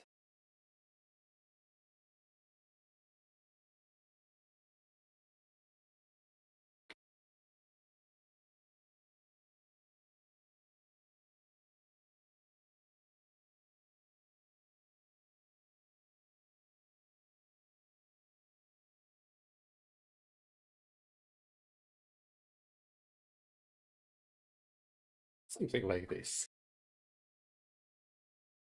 So that's mentor. Rival. Whenever your total overall is 1, you gain 1 luck. Yeah, boring. Betrayal. You may spend one luck and pick one person to sense any of their deliberate lies until the sunset. I kind of want that. If your gun is empty at the start of your turn, you may load one bullet in it for free. I am not gonna do that anymore. Desertion. I want the mares to be a thing in this game. I don't know where exactly I will fit that. I just need it. I want it. Due to your past experience, you gain the following traits. You can tell what item of yours someone desires the most by talking to them for a minute. Hmm, that's unimportant. Sometimes people don't want items. When one of your items is stolen, you are aware of it immediately. That would be neat, but let's not do that. If you can see whoever stole your item, you may attack them once for free. I already have a mechanic for free attacks. Law. Okay. You can tell if the person you're looking at is a deliberate criminal. Whatever. Mistrial. Your merits increases and decreases are doubled while resting. Not no merit anymore. This I can ignore as well. You may ask one target a question and charge it by either spending one luck or lowering your merit by one. The target loses 1d6 luck if their answer is a lie, omits an important detail, or isn't delivered in a reasonable time. I want this. I really, really want this. I don't know yet where, I don't know yet how. I really, really want it. Murder. You gain the following benefits. Whenever you indulge your obsession while resting, you regain one extra luck. I think I already have that in a way. So let's remove that. You can tell if someone has more, less, or equal amount of luck by observing them for a minute. Yeah, skip. After a reload, you may shoot a weapon once for free. Uh, no reloads during combat. Not anymore. Okay, we can combine these two into one page.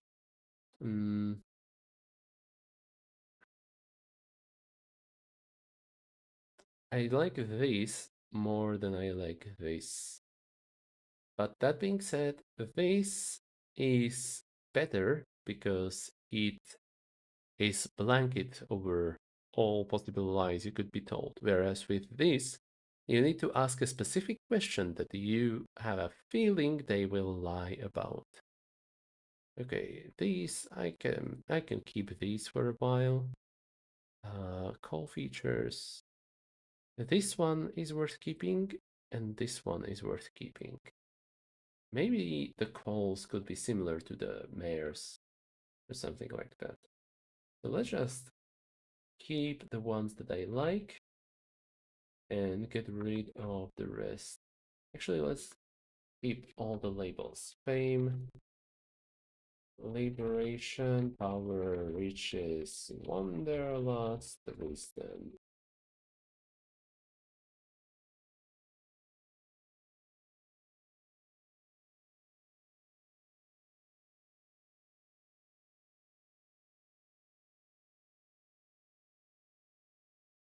Where is it?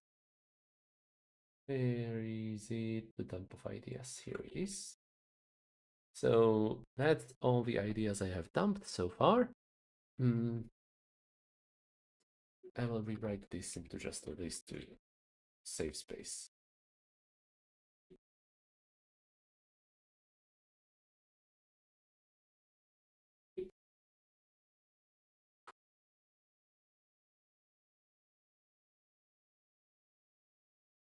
Oh yeah, and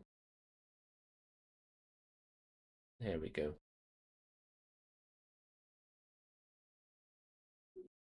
Okay, okay.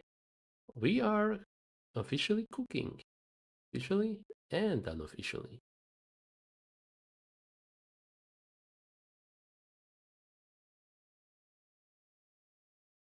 Job features, those I can keep, I think.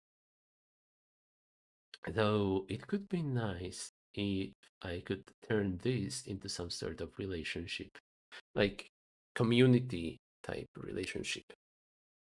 Non-hostile animals follow your simple harmless orders. For the next 10 minutes, your poise turns unnerving. Being of a lesser soul won't attack or approach you unless they must. for the next 10 minutes or until you're close to another being, you're hidden from the beings of a lesser soul. Okay. Now let's see how many pages we need to move up. 1, 2, 3 pages.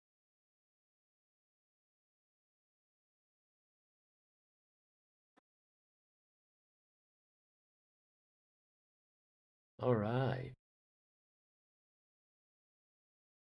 You know what? It's funny because I would be pretty much ready to end the stream here and go have a lunch, a very late lunch. But I don't feel like it because I am enjoying this. It might not seem like I am, but this is good time for me. And I would like to do more of this, but at the same time, I feel like I am running out of ideas that I thought about before this stream. They go over this. Deliberate lie. Yeah. Okay, okay. Desertion.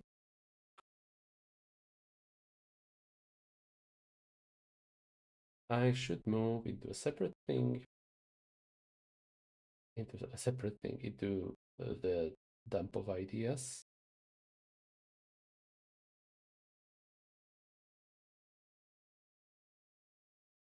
Mistrial and betrayal. I don't know yet. I feel like these could just be the jobs.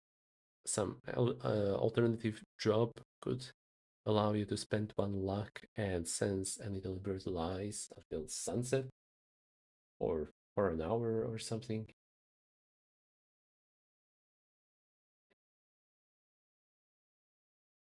So let's just do that.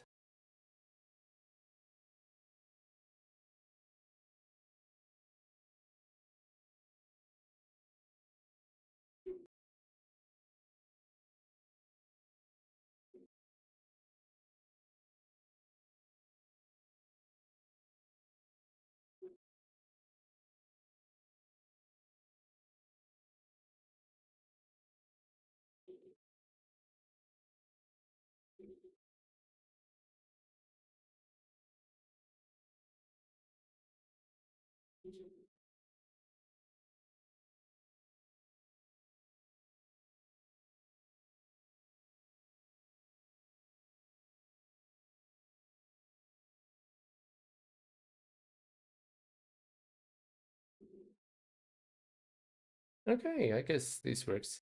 Not sure if this is an entertainer job, but whatever, I'm just gonna start with a label and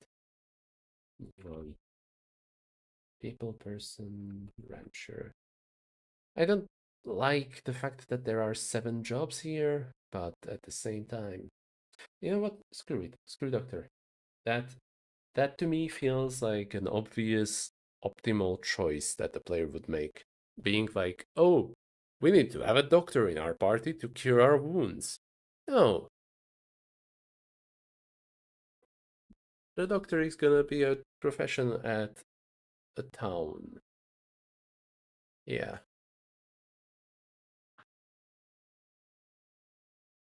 Okay. So this is the last thing here. Mistrial. I don't feel like this needs to be a thing. So let's move it away. Desertion, that's taking a lot of space now. Mm,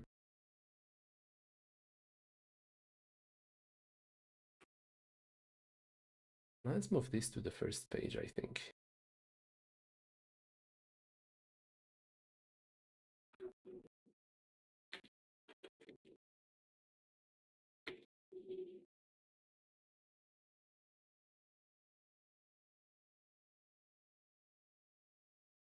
I just wonder, I just wonder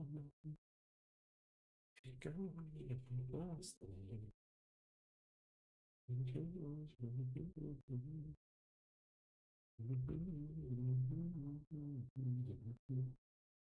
So she's this thing.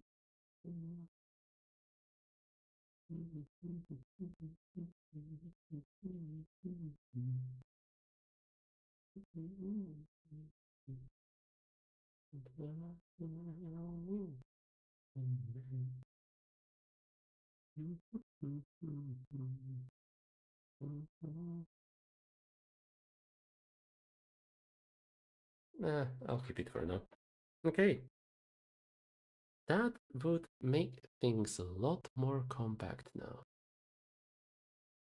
Though I feel like I've gotten rid of one extra page, therefore I should move this one up. Okay, we got ourselves something. Something is shaping up. Something is taking shape here. So just to summarize everything we've got going on today, we got ourselves character creation written pretty much today. Uh, your soul and luck start at a value of 1. Whenever your relationship ends, it increases by 1 again, and your soul cannot exceed your luck.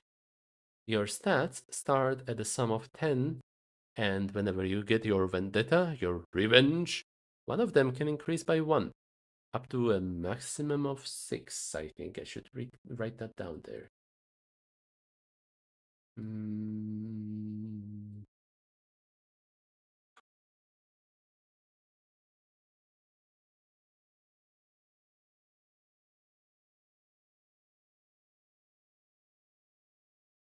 Actually, maybe 5 should be the maximum, just to have a chance of failing still, because let me check. Lowest roll is lower or equal to stat. Yeah, okay. Although, I don't know. I don't like the fact that when it comes to rolling for stat, you take the lowest roll, and when it comes to dealing wounds, you take the highest roll. Not sure if I'm okay with that. Whatever. The premise is that you always keep just one number, and stat plus number of dice is greater or equal to 7.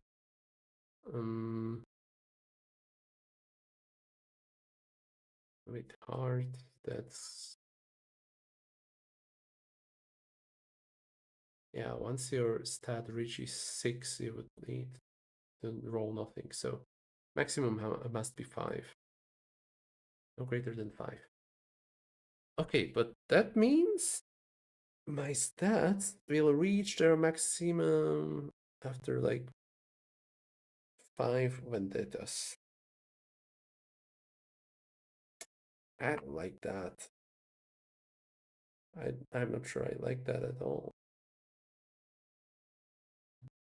Okay, so let's go at it this way. Maximum soul I want the character to have before they face the myth is 6, unless I would have some other way of increasing soul. But 6 is the maximum soul number, therefore 5 relationships.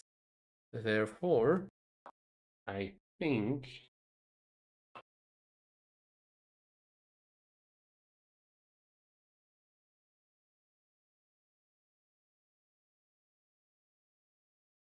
five relationships can get ruined. Let's make it a sum of 8, I think.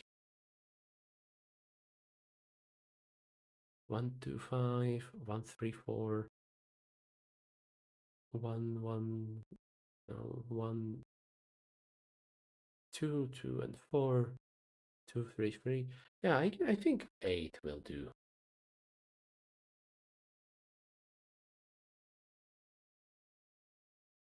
Okay. Well, maybe even less than that, but whatever.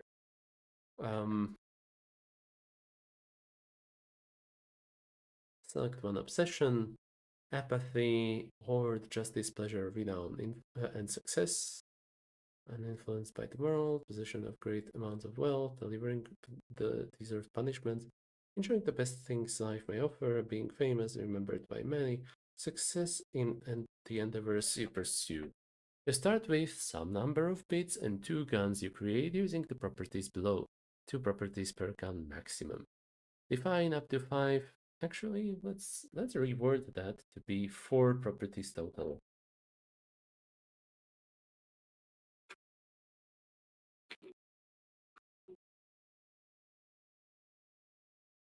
Boom. Maximum of four properties total. Define up to five relationships of your character has with NPCs. You may only choose the first feature for each relationship during the character creation. Hmm. Yeah. Resting. When you spend the day resting, you may choose either to indulge your obsession to regain 2 luck or resist your obsession to regain 1 luck. The difference here being that this also secretly feeds the demons who would be in your vicinity. So, yeah, if you indulge your obsessions, they might notice you and they will be like, hey, I really like what you're doing. I'm gonna befriend you and hang around and stuff. Okay. You may forgo damage to force the hit target to drop a held item.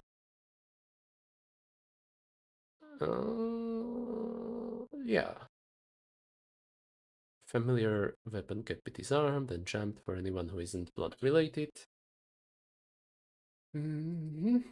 Guarding is not a light weapon. You may halve the luck spent to avoid an injury from someone adjacent.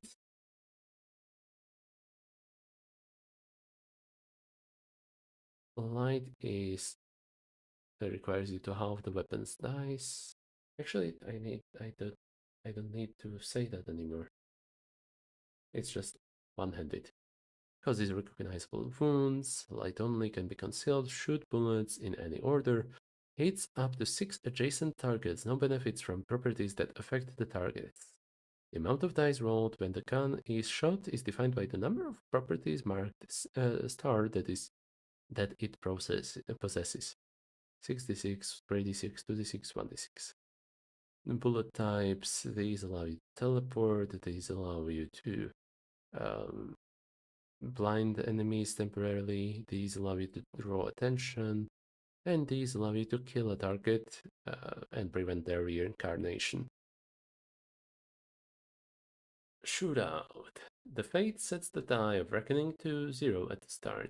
Maybe I should have a bits cost at the bullets section.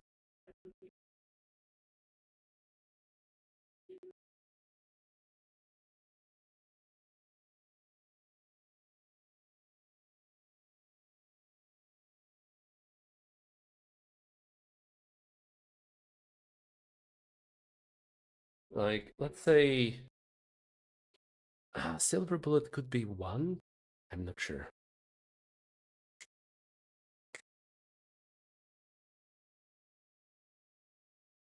Whatever.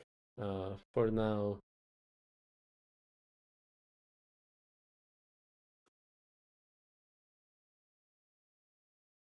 let's just say 1, 1, 2, 3.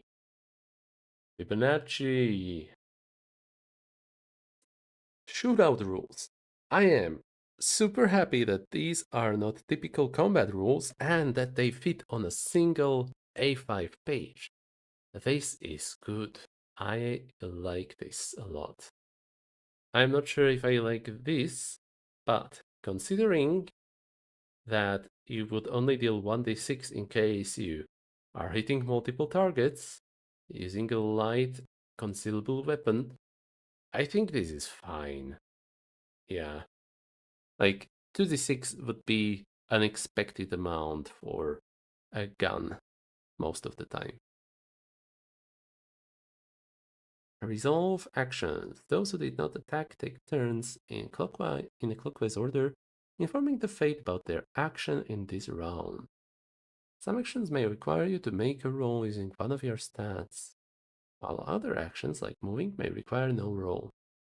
I will eventually have to write out here something about interacting with NPCs that I don't want rolls for persuasion using wits.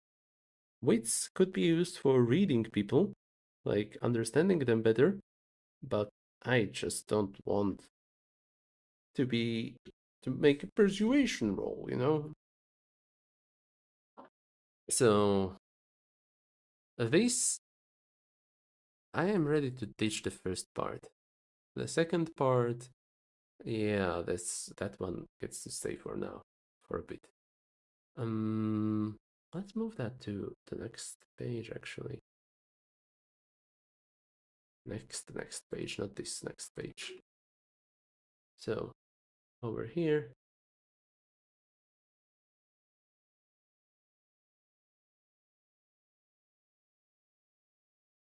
murder, injustice, law, desertion, theft, betrayal. Those can go away. These ones, I am gonna keep them as an example of stuff.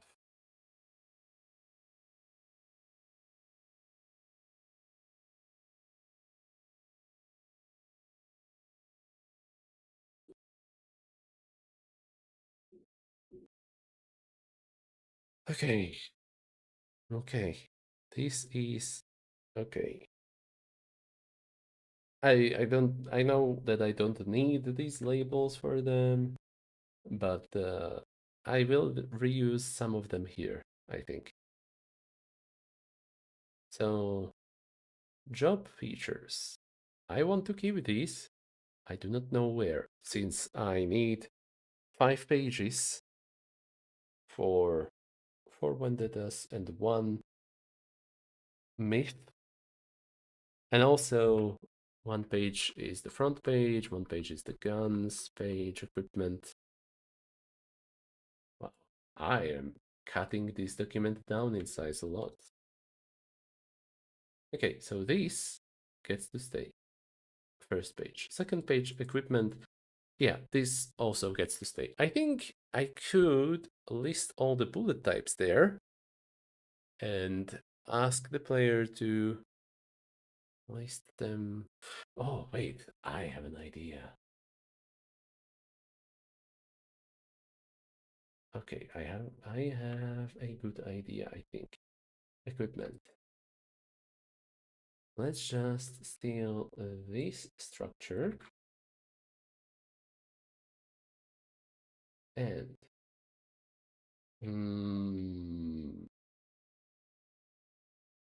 instead of a lock.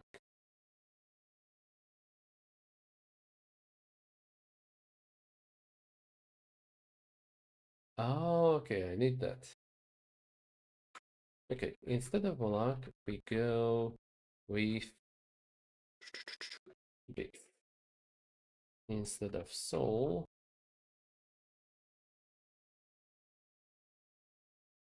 blink, bullets. Instead of bits, we go flash bullets, TD, B, slash B, slash TD. And that whole thing one more time. Flash bullets, signal bullets, silver bullets. Would be nice if I could separate the bits somehow, but whatever.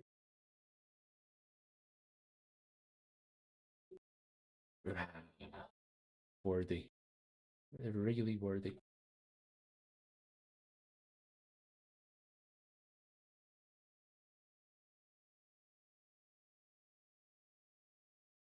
Okay, this works, kind of. Maybe I could separate the bits by making a separate square up next to the equipment, but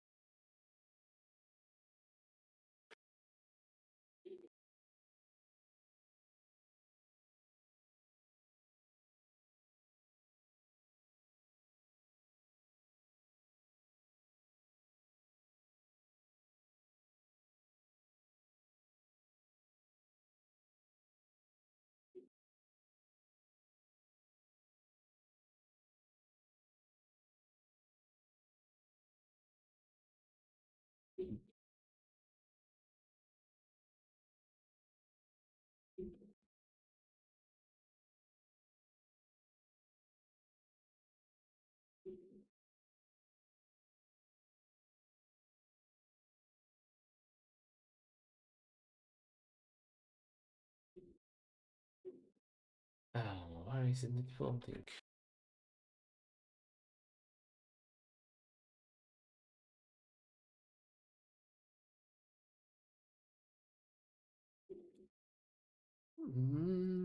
This is a block for sure. Font weight, margin, overflow.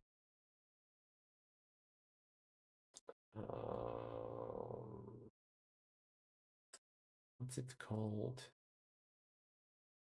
I forgot the name. Display block span or something. Display block span. CSS display property inline. Boom. Okay, now this doesn't look great, but at least for a bit it could do the trick. I think maybe if I do dd and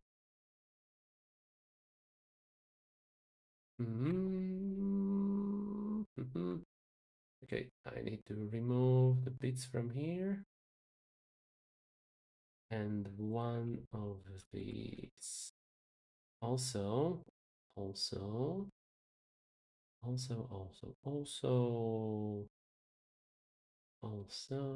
table with 75 maybe, and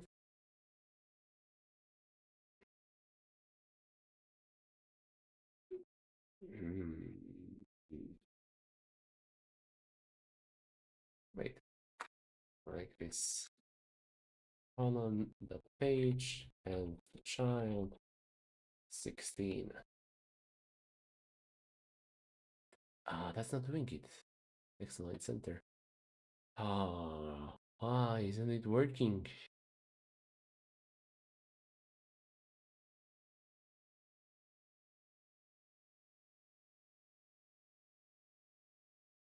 Okay, revolutionary idea. Equipment.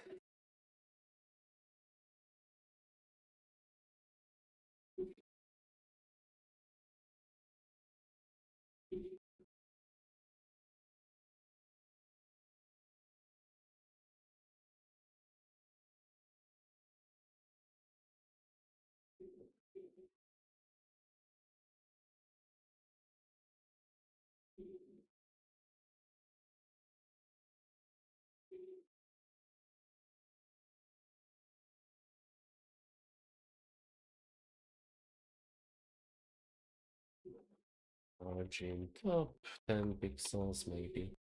Uh,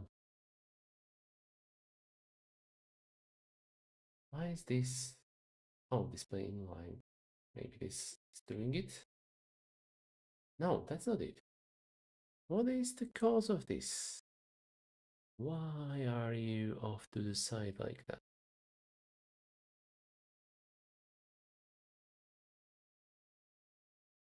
There isn't anything causing that? That can't be right. Okay, H4.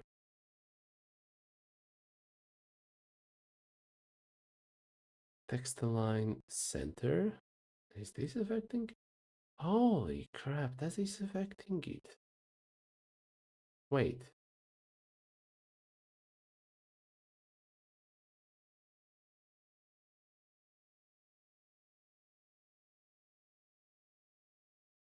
Where was it?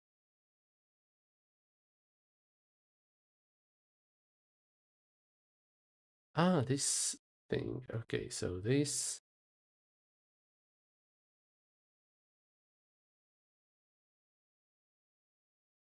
text align left, I think.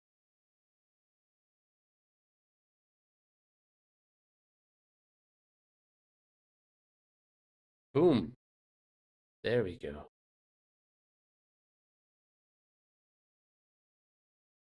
Now we have our bullets written out and plenty of space for guns as well as other equipment, if it's gonna be necessary, that is. How you lived. This page is gonna be unnecessary. Hooray! How you lived, how you lived, how you died. How you lived, how you lived, how you died. Wait. 1, 2, 3, 4, and Nemesis, that's 5 of them. No, I wanted one more NPC, I think. Yeah. So there we go, one extra NPC. And how you lived, how you died, and so on. That page. Is this 8 pages? 1, 2, 3, 4, 5, 6, 7, 8, 9. Okay, so this gets to go. 1, 2, 3, 4, 5, 6, 7, 8. That is 8 pages. But now I don't have space for that jobs thingy.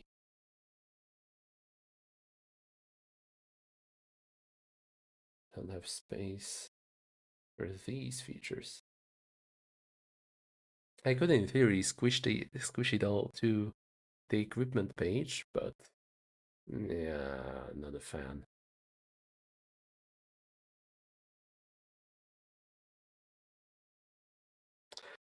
Okay, 5 hours. I think I'm gonna call it a day for now. But I think I've made plenty of progress on this. Hell, if I don't spend too much time working on the myths, I think this could be finished, maybe even this year. And once that is done, I will be commissioning artworks for the myths as well as for some characters in order to just make a game that is more than just text. Because I wanted this to be good. I want this to work. Okay, that's it.